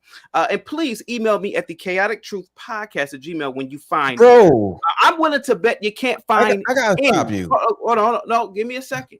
Give me a second, sir. Give me a second here. You said young women in porn. Like, no, bro. No. I'm talking about again. No, it's a reason why I'm doing this. You keep saying 16-year-olds. I'm talking about college age girls, sir. Obviously, I should have. I'm just saying you keep saying these words. No, guys. I didn't cut anybody off when you guys were talking. I may be doing all this, but give me a second. Because it's getting a little weird. Give me a second, sir. Give me a second, I sir. thought it was weird last week. Again, if this woman is correct, then all you have to do is show me proof. I bet you can't find any porn stars that are a member of any of these illustrious organizations. I'm willing to bet you You can't even find a raunchy actress who is a member of any of these illustrious organizations. I can name you five. I can name you Felicia Rashad, Ruby D, aka Felicia Rashad Delta. I could name you Cheryl Lee Ralph off of the mother off of Moesha, all refined Black women. It's funny that they all act refined in all their acting actress roles. Angela Bassett, who's a Delta. It's funny that they all act this way. They don't act over sexualized, but I'm willing to bet these sexualized actresses aren't a part of any sisterhood. That's all I'm saying here. But again, this message is not for no old women. This is for college age girls who are interested in a sisterhood. Go ahead, Chaotic. Mr. Lego. You keep cutting me off. You were saying that if you want to be an excellent Black woman, right? Like in the STEM field, a doctor, an attorney, an engineer, anything like that, right? Men don't like us. They call us masculine. They tell us that we're masculine. They do. We take on masculine, boss chick, argumentative traits. They say it's the attitude, not the job, though. Yeah, but I'm saying because you're surrounded by other women who are, it's a competitiveness. We're competing against each other. We're competing against men. It takes us to a certain energy. And I know because I'm in the field. She got a point. It's a double-edged sword, 1,000%. Chaotic had some points, but it's a double-edged sword. So what Indy just said made a lot of sense. It's a double-edged sword. Listen, I know for a fact, I have friends, right? And a lot of lady friends. What? And one thing that they told me, because I know a lot of them, and they in all of y'all sororities that y'all just named, they teach them and they tell them how to clean up their social media and how it is that they need to finesse. They don't say finesse, but they groom them and they tell them and they give them a game on how it is that they need to move in order to be able to present themselves in these sororities. And then they make sure that they tell them how to cover up their secrets so that they're not looking bad out here in the streets. That is a fact. That is an absolute fact. And I just had this conversation with somebody probably maybe a little less than a month ago. So, I don't really know if we can use the sororities as an example of women that are stellar. We can say that they know how to network effectively, but I'm not sure if that is the representation. A lot of them chicks are single, right? And they keep each other's secrets and stuff, which kind of speaks to the idea of a sisterhood. Because the question then scrolling at the bottom of the screen is the sisterhood holding women back from having true accountability? Are they protecting them, or are they actually holding them accountable that would then make them better for society? Or are they actually eroding society? Because, see, for me in particular, I don't think a woman should ever be vice president. I don't think a woman should ever be president. I don't think that a woman that is a vice president, listen, we've never heard to the extent that we're hearing of people complaining in the White House about Kamala Harris. We've never heard more people and more leaks that come out of the White House about how her own staffers are saying that she trash. I think that it's a travesty that she was to get elected. And I think that I can't imagine that any world leader is Listen, it's probably Cam's fault that Brittany Griner got released. It was a bad trade. It was a bad deal. We should have had men up in there. I can't imagine that Trump and Pence would have let that happen. But that's just me going off on my rant. Never mind me. This sisterhood shit is just women trauma bonding with each other. I was about to say Yeah, when your mom never really loved you when you were young, you seek love and validation from other people, and the first person that you actually run across is other women. Women love to sit around and say, a man did this. We met you when you were like 22. 19 at the most. We wasn't around you when you were 7, 9, 12. It was your little homegirls, little girls you grew up with. When y'all outside playing hide and go get and all this dumb shit, y'all grew up together, went to school together, and your mama. All of the women in your little ratchet ass family. Your auntie ain't got no man. Your grandma ain't got no man. All the little cackling ass women in your family. All of this taught you how to trauma bond with other goofy ass women when you become an adult. So now that you're an adult, you're so used to trauma bonding with cackling ass, traumatized ass women, where it's just now normal. That's the reason why I value my coaching group so much, because they can't cackle in my coaching group. They are under leadership. And if a woman comes in my coaching group, for example, trying to unmute and the women in the group, I don't even say nothing. They check her, because there is a hierarchy, and that is the thing that most Black women do not know, or they were never exposed to, which is a hierarchy. See, a sisterhood has no hierarchy, because women initially, they believe in what? Equality. So they just all are equal. And any operation that operates with a whole bunch of equal people are a bunch of idiots. That's the reason why the sisterhood never helps any woman do anything, because there's no hierarchy. Let me go to Uncle Stepdad. Go ahead. Boy, that was very entertaining, man. I agree with what Mr. Lego said. I agree with some of what Mr. Chaotic said until it went off the rails. But I agree with him. He wasn't wrong until he got to the last part. But if I want to speak, if I want to speak on this, something about the sisterhood and the women having, holding each other accountable, I'm gonna say this.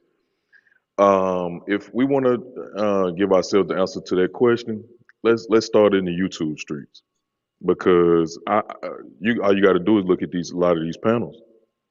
If some of the ladies that's not on here anymore, and some of the ladies that's been on here in the last couple of weeks, like, you can just tell that, like, a lot of these ladies have been wrong and been on here talking to a lot of these guys crazy, disrespecting them and talking over them and stuff like that. And then is a lot of that activity and those behaviors have been okayed.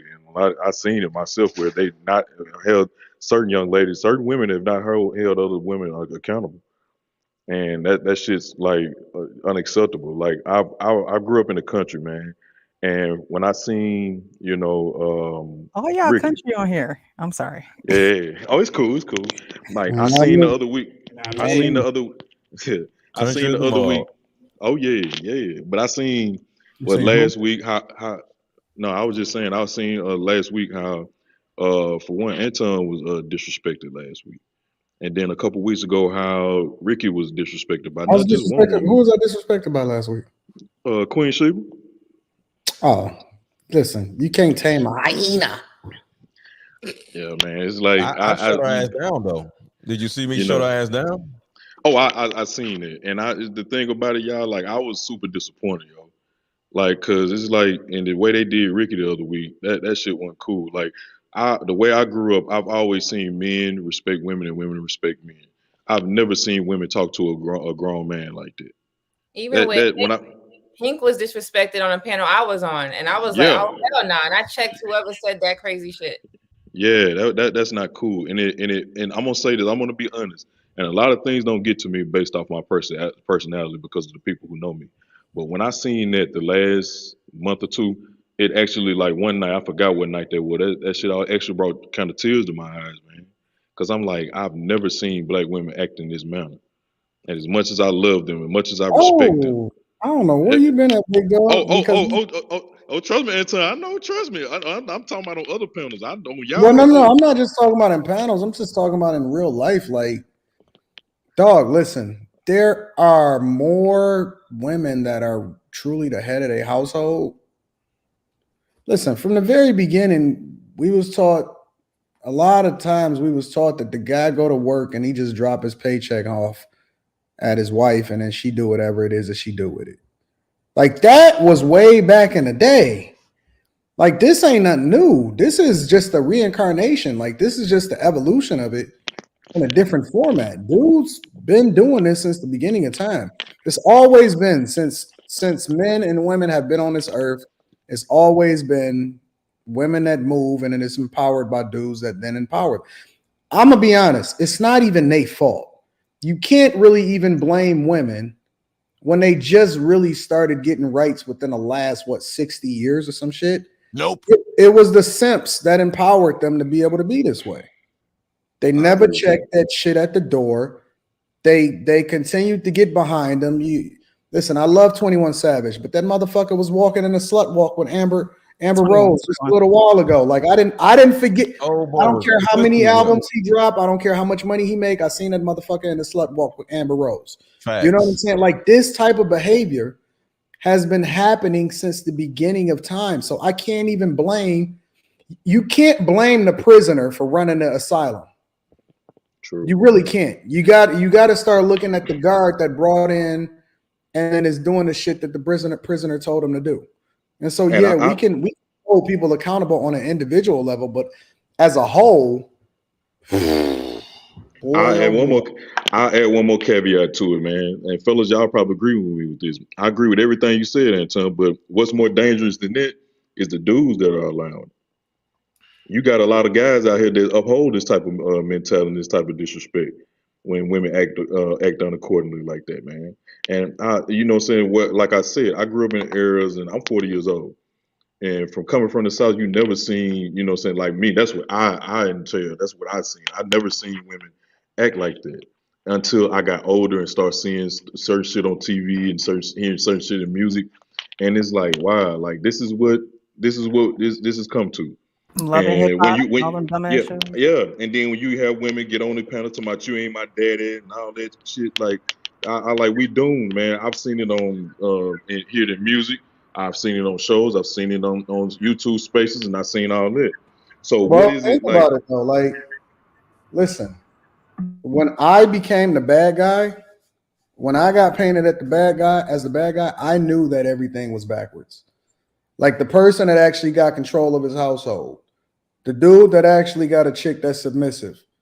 Like, when I became the bad guy, I knew that everything was fucked up because it was never supposed to be that way. I always respected the fact that my dad and my uncles and my brothers had control of what the fuck happened, and that when I don't know what's going on their households as an individual, but I know when they women step outside, they're a reflection of them. Mm-hmm. I know that much. I know they kids ain't out of order. You know what I'm saying? And even to this day, when the kids do get out of order, we still check that shit. Mm-hmm. Like right now, I don't care how old you get. I just got into a scrap with my nephew the other day. As soon as I got into it, because my brother wasn't there at the time. As soon as I got into it, my brother was like, "Yo, what the fuck happened? I hope you check my son. Did you check my little son?" That's how it was back in the day, though. Like, literally, my brother called me and was like, "Yo, dog, tell me you checked that little nigga." You know what I'm saying? Like, and that's just the way that it was. That's just the way that it is, and it's always gonna be that way.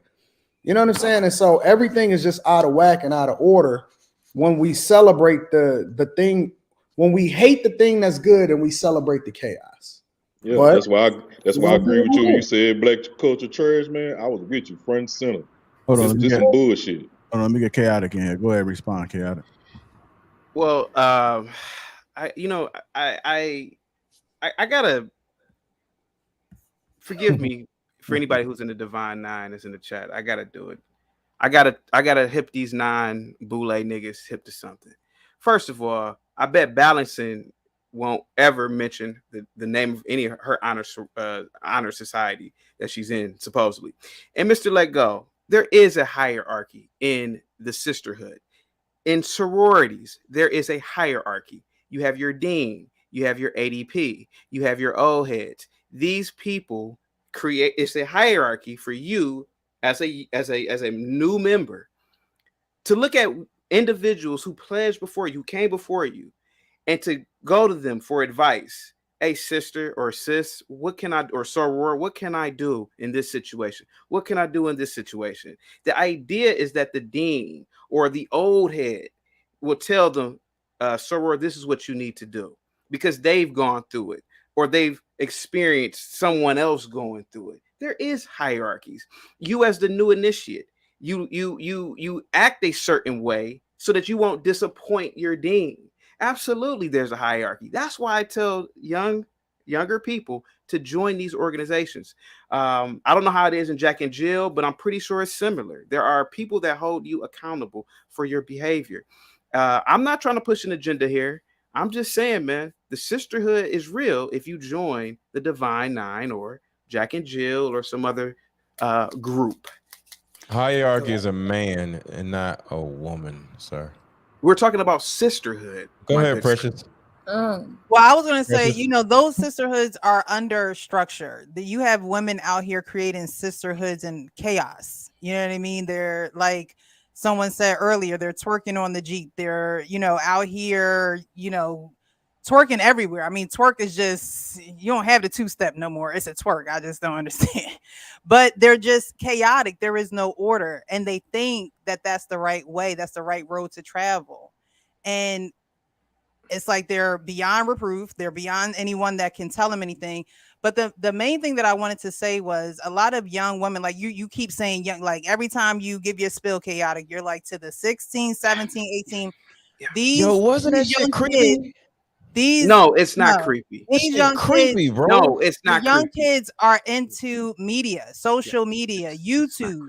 So if you have a platform and you know better, you should do better. And that's what should be, pumped into their streams. But again, the Love and Basketball, the Ratchet TV, all that feeds into this fake sisterhood. So now you have mothers who are hurting children. You have fathers who are leaving the home because women are not orderly. So if you have the platform, make a difference in the platform. And may I ask a question? Yes. How come women of other cultures, let's just say Indian women, Asian women, why are they able to be so much more successful than women that are then in sororities, but they don't have any kind of groups that they then need that structure by that requires some form of a sisterhood? Because they don't hate each other. That's why. And they were taught differently. They were brought up differently. They were brought up to take care of each other. They were just brought that way and taught and brought up to serve. A lot of women aren't brought up to serve, and so their sisterhood is not serving. Their sisterhood is being against the man. Their sisterhood is I don't need a man. People in them other countries, you'll never hear them say I don't need a man.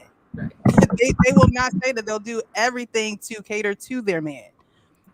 Yeah, and it's funny because honestly, the only two cultures or the only two groups of women that I see that are in sororities are white women and black women, and both of them are at the bottom of the totem pole when it comes to success in their marriages and in their households. I want to get to Simply real quick. Go ahead, Simply. Other cultures do have it. Do they? Like what? And I could be wrong. I'm just curious. They have families. Can I? Hold on, let me get Simply. Go ahead, Simply. They have it within their, like you said, community. Usually religion plays a large thing. So like the synagogue, the women in the synagogue would meet. But they're still under the leadership of men. Right, but there's still a bond. But that's not a sorority. That's different. No, it's not a sorority, but I'm saying like women in other cultures, we do have that. It's just not called it's not a sorority. It's based around our religion, our culture, and our beliefs. Led by who? I mean, yeah, it's led by men. Yeah. That's the whole point. Sororities are literally, they were founded up under like the men, like the fraternities. Their sororities came. Well, I don't know the history of a sorority, but I know that like Kappas found, like the AKAs are little sisters to, like every fraternity has a little sister sorority. Like they're founded up under each other. But I think you're missing what the point is. It's like, well, I don't know. Go ahead. I'm sorry. I didn't want to interrupt you. But like in the religious aspect of it, I think the thing about it is that it's still kind of essentially the same thing. It's just very hush hush. So like if the women want to sit around in the room and talk shit about socks being left on the floor, they do that, but they know that it doesn't leave that room. And that they're at the end of the day, they're gonna tell them like, you can complain, but you're still gonna stay married. Simply, Well, here's the thing, and I got you, Chaotic. I think that there's good sisterhoods and there's bad sisterhoods, but I think that the foundation of it enables bad behavior, which is one of the reasons why I'm not really a fan of sororities, because there is no real leadership, in my opinion, that then requires you to hold yourself to a standard in the things that really matter, such as what it is that you do in your household. You can have all of the power in the world, but if you don't actually, the foundation and the reason why there's such erosion in the Black community is because there is no structure of family. The fastest way to build wealth in a community is to have a strong family household and bond. Now, the other side of it, where there's good sisterhoods, is so, for example, all of the young girls that come up under my family are then trained in a sense without being trained on how it is that they're supposed to move. When everybody is sitting around during Christmas or whatever, so on and so forth, the guys is over there watching football and the women is over there in the kitchen. And they kicking it with them, and they grooming them, and they telling them, hey, this is how you supposed to do this. Hey, go over there and take your father a plate and go and grab that trash over there. And so it's not officially a sisterhood, but it's an environment where there's a level of respect for the women that came before them that is then giving them the game on how it is that they can be successfully married and how they're supposed to operate in their household. That is just a fact. Like when I come in the door, my daughter is like, Dad, you want something to eat? Like, that's just natural of who she is. And it comes from being under her mother and her grandmother and all of that other type of stuff that then shows that same level of respect, because all she's doing is duplicating from what it is that she sees in her environment. So I think that there are good sisterhoods, but I just don't think that it comes under that level of, under those type of environments and structure. Because just because you are successful in society, don't mean that your life ain't fucked up. And it's a lot of them chicks. Listen, them AKAs be fucked up. I don't care what y'all say. They be having BBLs. I don't care what y'all loyalty is to them. I don't care what none of that. Some of them is cool. Some of them is dope. And a lot of them chicks is fucked up. They be having good success, like high careers. And I literally was just talking in a room with a few of them, and them hoes is towed up. They lives is fucked up. And just because they put on they clean up their Instagram because they know they got to be required to do that because they can't embarrass the sororities, them hoes' lives is fucked up all the way around. And some of them be licking coochie. That's just real. I say licking coochie like that. Coochie. They licking cat. They be licking coochie. There's no morals in it, though. I think that's what you're like saying, Anton, right? Is that there's like no moral compass. Like they're just doing it because it's a social thing. Assimilation. But also in other women cultures, who assimilate to other groups of women. but also in other cultures too, like they teach that servitude, like what you just said, like it's normalized. It's not something that's shamed. Versus in like sororities and stuff like that. Like I said, that's that boss chick mentality. It's shamed to be less than a man. It's shamed to be like, they're like, you gonna fix his plate? Some of those. See, this shows the bias in Chaotic, because for some reason he's able to be an equal accountability partner with everything else, but he has nothing to say to where you would hold a woman accountable that is a part of a sorority. Interesting. Okay, can I give a rebuttal, please? Now, Anton. Big like it's strong. If I want to listen to how to get $1 million, trust me, I will listen to you. But I'm a member of the Divine Nine, my good sir. I'm a member of the greatest fraternity on the planet, sir. Our alumni speaks for itself. Martin Luther King, Thurgood Marshall, Kwame Kilpatrick, whom you had on your show. Kwame Kilpatrick, whom you had on your show.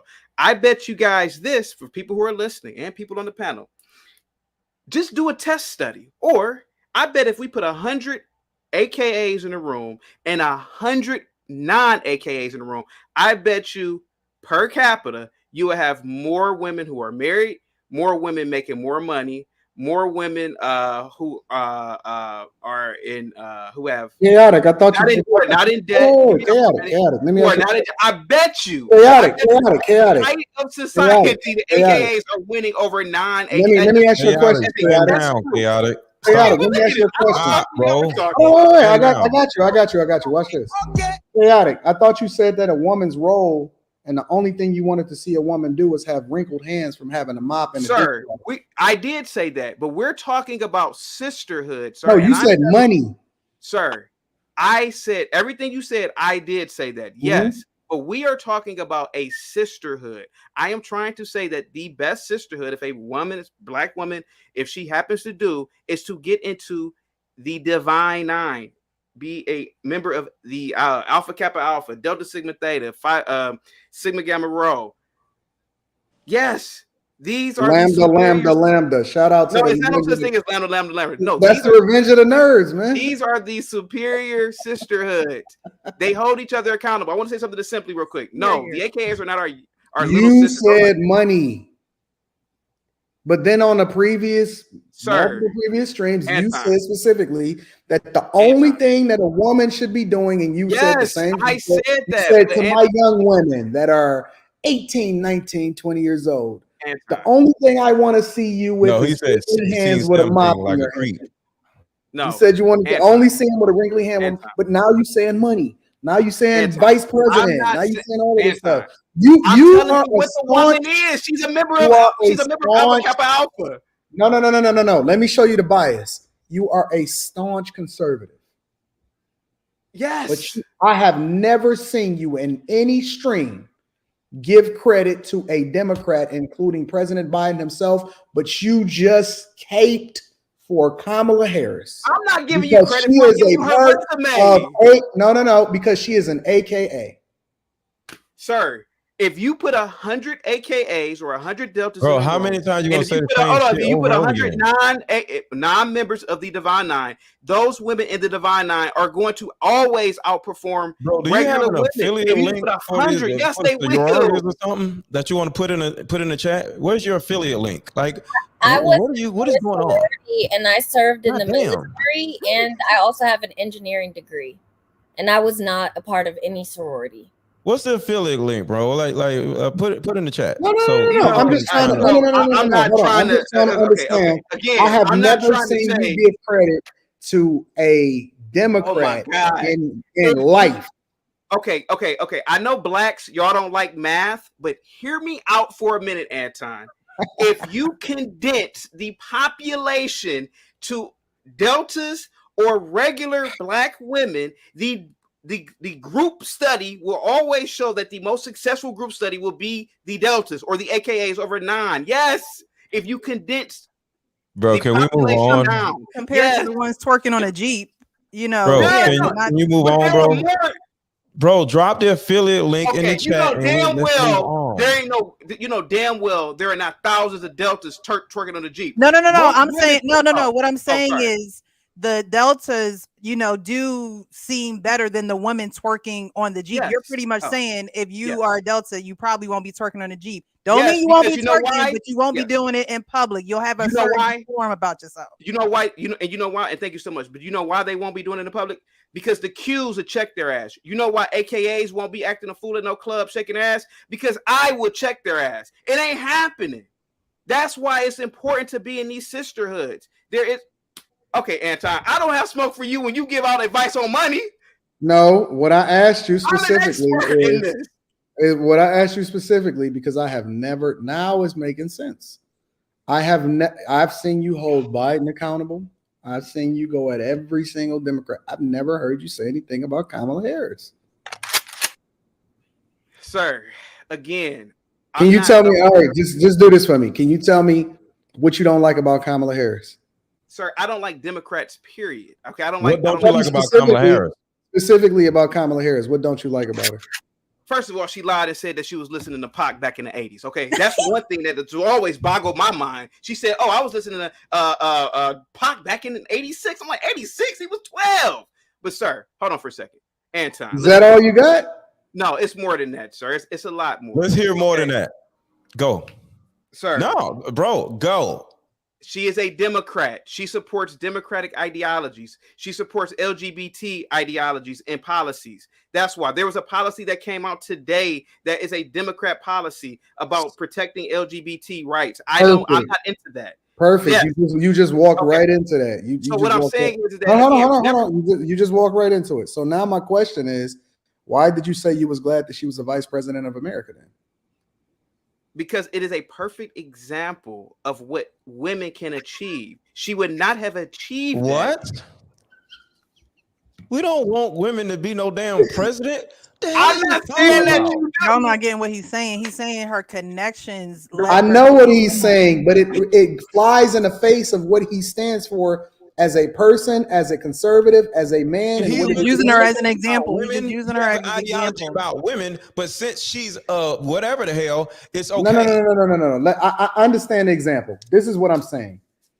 If we're saying that women are out of place, which is largely something that Chaotic himself stands on a regular basis, why is he championing groups that then promote the very idea against whatever it is that he says that he stands for? Sir, Alpha Kappa Alpha does not support. Okay, first of all, they don't promote any of that. She is the vice president. She has to go along with whatever the agenda is. Sorry, it has nothing to do with her sorority. All I'm saying is that to women who are in superior positions tend to be members of these types of sisterhoods. Which That's is all I'm eroding saying. society.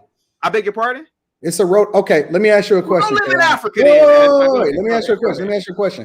Go Because ahead. we both know that in these sororities, you can pledge later and you don't have to necessarily be in college to do so. Yes, grad chapter, yes. Do they accept housewives? Yes, Anton, yes. No, Chaotic. You know that these housewives You have don't to have a qualify. college degree to pledge grad if you do grad chapter. Yes, you do need a college degree. But okay, get a college degree, pledge grad, and be a housewife. So what? all I'm saying is that again, the women who are at the heights of society tend to be members of these sisterhoods. That's all I'm saying.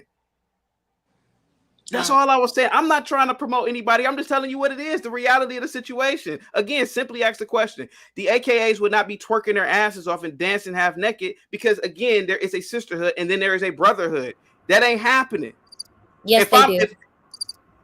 Go to Bitter End in Dallas on Founders Day. Campuses, but go to any nigga club on the weekend, in any nigga neighborhood, and you see shaking ass all damn day. Stop. You know what the funny part about this is, Chaotic? There's not a lot wrong with shaking I ass. have though. I'm just never, saying. ever on any of this on this panel ever seen Chaotic this wound up. I've never seen him this wound up. Got arrested in masculinity. He ain't waving his hand no more. He not talking about how they accept him. He's not going like this. So hold on, wait. This is what he usually says. You know, they don't yell and junk on white panels. I don't see you doing any of that, Because Chaotic. it's not necessary for today. All I'm saying is that all you have to do is go on any publicly traded company. You go to the website, go to their board of directors, go to their leadership boards or leadership team, and all you got to do, if you find a black woman, I can almost guarantee it, she is a part of one of the black sororities, or she is a part of some other illustrious black organization. A sisterhood has gotten her there. Yes. Shaniqua ain't getting there just on her own. No. Get them balance. Damn, y'all some niggas, boy. Go ahead, balancing. Go ahead. Get them balance. Anton, all right. So you said a lot of things that I really, really resonate with and I agree with, even in the way I was raised. My first time on this specific panel, right? So I wasn't able to hold other women accountable, which is what I usually do in my real life and my personal life, because really? I was trained and taught through my family, not through a sorority like Indy. But do you guys know what the biggest gang is of America? The military. And I wish we was still here. The military, the largest gang, period. Gang, right? So there's a lot of things that you can't do when you're in the military, but not just that. The military, all right, people may not like the word gang, right? But it's a protection that comes affiliated with the gang.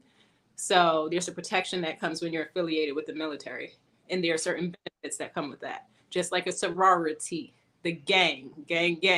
There are benefits that come with it. It doesn't necessarily mean that because somebody climbed some type of status level, that is because they're better people, that they're more righteous, that they're more moral, that they're better mothers and wives, if that's what we're talking about. If we're talking about solutions again, because I'm solution based, I'm here for families. I'm pro family. So if that's what we're talking about, that's my conversation. Anything else is entertainment, like I was saying before. Pimps and bees, entertainment. I don't speak that language because I wasn't raised that way. Sororities didn't raise me. My family. Come on. My family did. So what I will say is that women like me who are respectful, that don't need to prove themselves, like this man, I'm not sure who he is. He doesn't know anything about me. He's talking about prove what honor society I'm a part of, right? I don't have to prove myself to you. I could list it fine, but at the end of the day, who are you that I prove myself to? That's not how I was raised. So it's all good. Like it's not about that. Like I'm here about pro families. I'm not here about personal attack. So So chaotic, stand down, because she's under my leadership also. when young Well, I guess you're gonna go to hell too, Balancing Coves, because this nigga's leading you women to hell. It's not, he is not my leader. Just like sororities are not my leaders. I will say, every day. I will say I'm very grateful that I had a family that taught me morals and integrity and these standards that we see are lacking a lot in the society today. And we could see it on a large scale. The majority of men, and they're not operating out of integrity and character, morality. So yeah, people could climb the ladder, whether they do it in honest ways or not. they could definitely climb the ladder. I don't know what that has to do with families, but if you do want to be a doctor and be a vice president, then why not join a sorority? I'm not against sororities, but if you want to have a healthy family, our AKAs having more healthy families, because I think the goal here is family for me, speaking for myself. But I think that's the issue that we've been finding so much in today's society. Like so many women are professional women. And then now that's like, it could be seen as a good thing. And it could also be seen as a reduction in healthy families. So it's like, what are we going to do? What are we going to do? Like, what's the goal here? I don't know everybody else's goal on the panel, but for me, I would love to see more healthy, together, strong families. So that's my purpose. Got to get the sisterhood together first, because women set the tone. Men are the leaders, but when it comes to a home, women set the tone. And that's why, Precious, I'm glad you said that, because that's why when I came up here and I said, like, my friends and I, we call ourselves our accountability partners, and we hold each other accountable. But I know women that may be part of sororities or not, and they don't do that. They hide each other's secrets. So they're actually less accountable, because it's like now you have somebody that could help you cover it up way better than if you don't have that gang support. So sometimes you get the opposite effect. And that's just been what I've seen. So I think like you have to be able, like my friends and I, we have long-term bonds, right? So we have that protection within each other, and I have that protection within my family. But again, everything starts in the household first. Because we could say sisterhoods are necessary, but it's like, what type of sisterhood? Because I think the clip you just played was a woman that's a part of a sisterhood. I think she was sitting there with her sister, but I don't think that's a healthy sisterhood when it comes to society.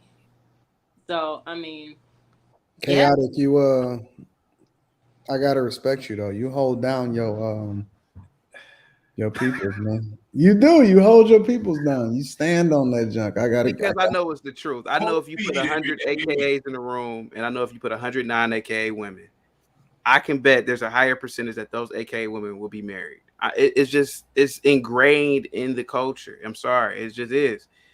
And that's why I'm a proponent of the Divine Nine. I'm a proponent of, other Black organizations. Absolutely. The Eastern Stars, man. I'm telling you, we need that as a people, man, to get our. What is the Eastern Stars? It's a group of women. It's like a little sorority group. It's not in Divine Nine. I don't know what they do. It's like the equivalent of the Masons for women. I don't know what. Yeah, they do. the Masons for women. Masons for women. Gotcha. Shout out to all organizations. All I'm saying, balancing codes is it's going to be very hard for a renegade woman to get to the top if she wants to get to the top just alone. That's all I'm saying. A black woman especially is going to need friends and associations, etc. So what if they join into? I agree with that. What if they join into Mr. Let Go's association? You don't rock with that? I mean, it's possible, man, but they're gonna need something with history, man. I mean, Mr. Let Go, listen, give me 30, 40 years, and that'll be good. But it's history behind the AKAs, the Deltas, the Eastern Stars, all that. It's a bond. It's people, the alumni. I got 5 years history. You know what I'm saying? That's a start. 5 years history. Hey, I support it. That's a start, man. That's all I was saying. I'm not disagreeing more or less with balancing codes. I'm just saying if there's some young women who are interested in sisterhood, join the Divine Nine. That's all I'm saying. Or Eastern Star. Yeah, and my point is, or even a white sorority. Shit, Drop the link in the chat, bro. I'm check it out.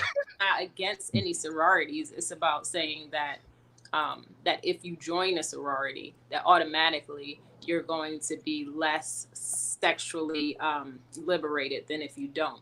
And that's kind of like what you're insinuating. No, I am saying that. But that's not the actual truth. It is the truth. I'm not going to argue because that's not what I do. But I think young women should definitely join some type of team, something, because you do need to learn those skills, how to work together, build together. So. You know why they are less sexually active, balancing codes? Again, because if I am at a icebreaker, which I shouldn't be because I'm 40, but let's say I'm back in college. If I was at an icebreaker and I see an AKA and she's drunk or twerking, I would say, first of all, you shouldn't be here drunk, especially with letters on. You're disrespecting the letters. You're disrespecting the Divine Nine. Wait. You shouldn't be twerking. So it's wait, chaotic. So let me ask you a question though. Why would you let another chick get away with it, but you would only hold the AKA chick accountable? Because another chick is a renegade or a GDI. It doesn't matter. She's a GDI. She's a renegade. She's not a part of my bond. She's not a part of my bond. She's just not. Just because she's a sorority chick, she's a renegade. I have nothing to say to her. That's the loyalty that they have to each other. That's up for her brothers, her fathers, this, that, and the other. But when she joins, if she joins the Divine Nine, or let's say she's a Delta, it's my obligation as also a member of the Divine Nine to check it, because we are the leaders of the black of culture in America. The Divine Nine is the blacks. But what about her humanity? Fine. Listen, the hierarchy is this. I'm gonna go if I mean, this is back in the day. If I see someone with Greek letters on, I'm gonna go to her first and stop her behavior if she's acting a fool. Because it's a sisterhood, it's a brotherhood. It is what it is. They check each other. But what about? I don't know. Okay.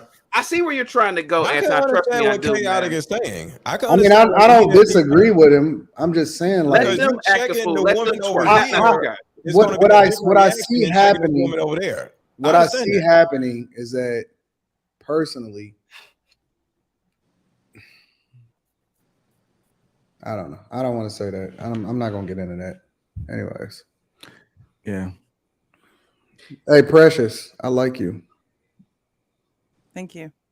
I think you won me over.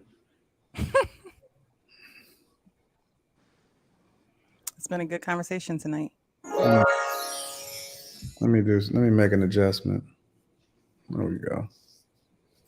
Speaking of the Divine Nine, I do need to get active within. Bro, could you stop with the Divine Nine shit? Shut up. Now you promote your brand. You promote you all damn day. I only been over for an hour, man. Come on. Stop, bro.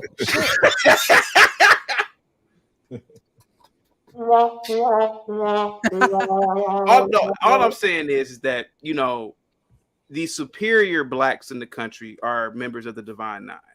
And it is what it is. And all I'm saying is that hold on for a second. It's about It's 1 o'clock in the sisterhood. morning. It's about sisterhood. All I'm saying is that if you are a lady in the chat and you are in need I know of if you're sisterhood, 16 years old, I get it. Bro, let me say this. Precious, I see you out in these YouTube streets. You are active, and I just want to let you know I'm so proud of you. Thank you. Huh? Precious is in the YouTube streets like that? Yeah, she's doing shows almost every day, and I gotta let her know that I'm proud of her. I see you out here, you doing it. I'm proud of you. Hold on. Well, y'all checking in there. Ronnie 499 also member said might be the finest group of women the panel has had. Salute to JR. Shout out to the ladies on the panel. Mark 7 figured out it's time to destroy the sisterhood for good. That society can thrive. Shelton Ward $5. The sisterhood encourages bad behavior, support ratchet ideologies, and love toxicity in the name of twerking as a baddie that fall out every other week. Not for the BS. $105 also remember. Hey, Chaotic, how many times did your soror brother smack you upside the head for running the step line? Oh, when we strolling? Nah, that's never happened. It's called strolling, not step line. To go $5, Chaotic's wife being in a sorority may. Oh no, it's disrespectful. My wife is not in a sorority. Again, I didn't say that. Marcus Evans $5. Is she triggered? Congo English $10. Chaotic, I respect you, but Malik?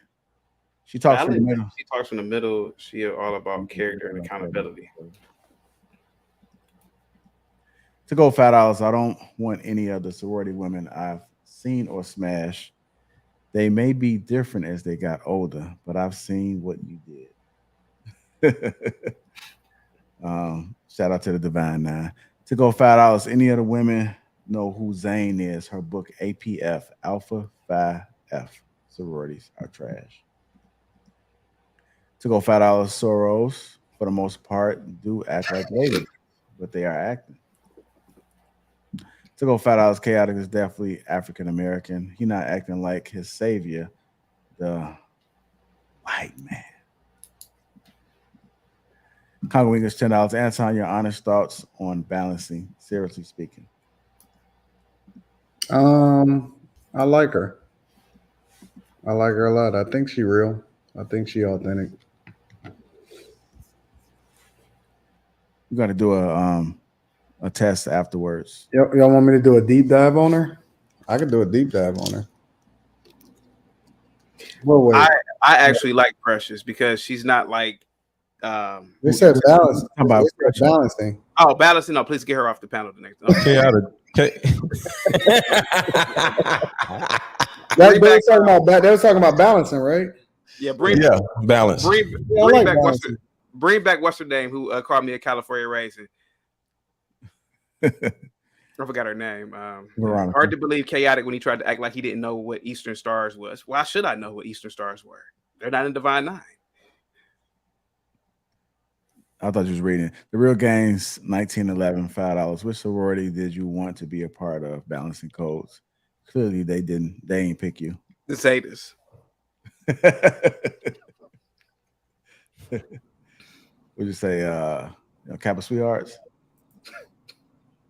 Ray Alexander $10. Robert F. Smith, CEO of Vista Equity Partners, has a net worth of $8 billion according to Forbes. As a graduate of Cornell University and MBA from Columbia University, is a member of Alpha Phi. The Real Games 1911 $2 says she with the nukes now. Must be a Kappa. Real Games 1911. Must got that chrome nuke plate on the front of this vehicle. Jets. Well, I like balancing. She just I got something to say to Anton for a minute, and this might go viral. God damn it, Chaotic. Let Anton finish. Hold on a second. Anton, honestly, I think all the money. Hold on a second. You been drinking coffee or something? I have drank coffee, but hold on a second. Anton, no disrespect, man. You know I rock with you, man. But all that money, sir, I think you're missing something. I think you're jealous of the Divine Nine. I'm jealous of the Divine Nine. I think you are, sir. He just wanted to say the word Divine Nine again. Go ahead, Anton. God damn. What is the Divine Nine specifically? I don't even know what it all is. It is the nine. It is the nine. It is a collective of the 9 black original fraternities and sororities. Yeah, I've always thought that. I'm gonna tell you what when I was coming up. I've always thought that the majority of the dudes that joined those was dudes that mute him, Jr. Mute him. That dudes that was doing it so that they could try to get pussy. When I was coming up, the dudes that I seen joining, and I mean that don't mean that they didn't grow up to be distinguished gentlemen, a lot of them or whatever, so on and so forth. But a lot of those dudes that was on the campus I was trying to be a part of, they wanted to. They didn't do it for networking purposes. They did it because they wanted to be a part of it to get some pussy. Yeah, I never felt like I needed to be a part of a group. I was always my own. And that's what I'm saying. Oh, so I was always my own need to be man. part Like of I was no just niggas to willing get to no rock pussy. out and do my own thing. I never cared about it. It's different. You know, some people are on basketball teams, some people are on football teams, some people, know you know, some people, you know, pledge, some people, you know, get in their little groups where they feel comfortable, where they feel like family. So y'all went in on chaotic on this Divine Nine. I mean, but let's be real. When you are a part of a family Go ahead, like Anton. that, you have a loyalty to them. You have a passion for them. You're going to protect And I'm them with that. at all And that's why I costs. said I'm rocking with him for holding his people down. But can we agree that a lot of those dudes join so that they can get some pussy? No, a lot of people join because bro, how do you know? Already, you asked them. So Mr. did the Leko, women Anton join asked me a question, sir. Can I answer him? So to answer your question, Anton, the individuals who join both the fraternities and sororities are already great men and women, and joining. I'm sorry. Go ahead, sir. You. I didn't say nothing. I thought I was muted. And joining will increase or make them even better men and women. Absolutely, they're already great. So yeah, absolutely. How can you already be great if you just a freshman or a sophomore in college? Because they were great in high school. They were great in junior high school, sir. Bullshit. Come on, man. Anton, let's be completely honest. The greatest black men in the country are members of the Divine Nine. Martin Luther King is an alpha. Thurgood Marshall was an alpha. It's just the truth. Jesse Jackson, as much as I don't like him, is a member of Omega Psi Phi. Yes, the superior black. How are they? So you saying, but you leaving out a lot of guys that's not a part of it. Listen. They taught you the history, and I congratulate that, and I like the fact that you stand firm. Listen, I hate to big myself up, but it's guys that's a part of fraternities on this panel, and I'm the best person on this fucking panel. I gotta mute. I'm the fucking king, in any way, shape, or form, by any measure. Anton, I've made videos about you being the king. Remember that one video I made about you? I said you're the king of the blacks. Remember that video? I've always acknowledged you being the king, Greek or not. I just said, sir, you're gonna. Hey, listen, you're at the top, man. I told you you're Michael Jordan in game 5, scoring 46 points in the '92 finals. I said that earlier about you. I appreciate it. Yeah, You gotta go ahead and close out, family. I know y'all doing all this Divine Nine talk, but exactly. Niggas gotta go to bed. Niggas gotta go to bed. Hey, Uncle, appreciate you coming through, brother. Thank you for blessing the panel. All right, family, man. Thank you guys for your perspectives tonight, man. It's been a great show per usual. Catch us at the same time next Thursday. Yo, this was a dope ass group, bro. Yeah, women over here. Dope. All right, y'all. Balancing codes, I rock with you. Hey, Balancing Code. Next time, hey, I'm gonna get with you. Balancing Codes. I'm gonna get with you so you can do the topic next Thursday. Okay, I love it. Okay, yeah, so they can be a little bit more on your level. No, I wasn't saying it. I'm just. No, you said it already. You put next time. Don't wait till 1 o'clock in the morning to get hot. It's just what came out when I heard chaos. I don't know. Yeah. Chaotic got them moist. Anyhow, we'll go ahead and get out of here. All right, Bounce. I appreciate you. Thank you, Thank Precious. you for having me. Lady Di, I see you over there struggling, hanging on. Thanks, JR. You guys have a good night. All right, y'all. Good night, y'all. Good night.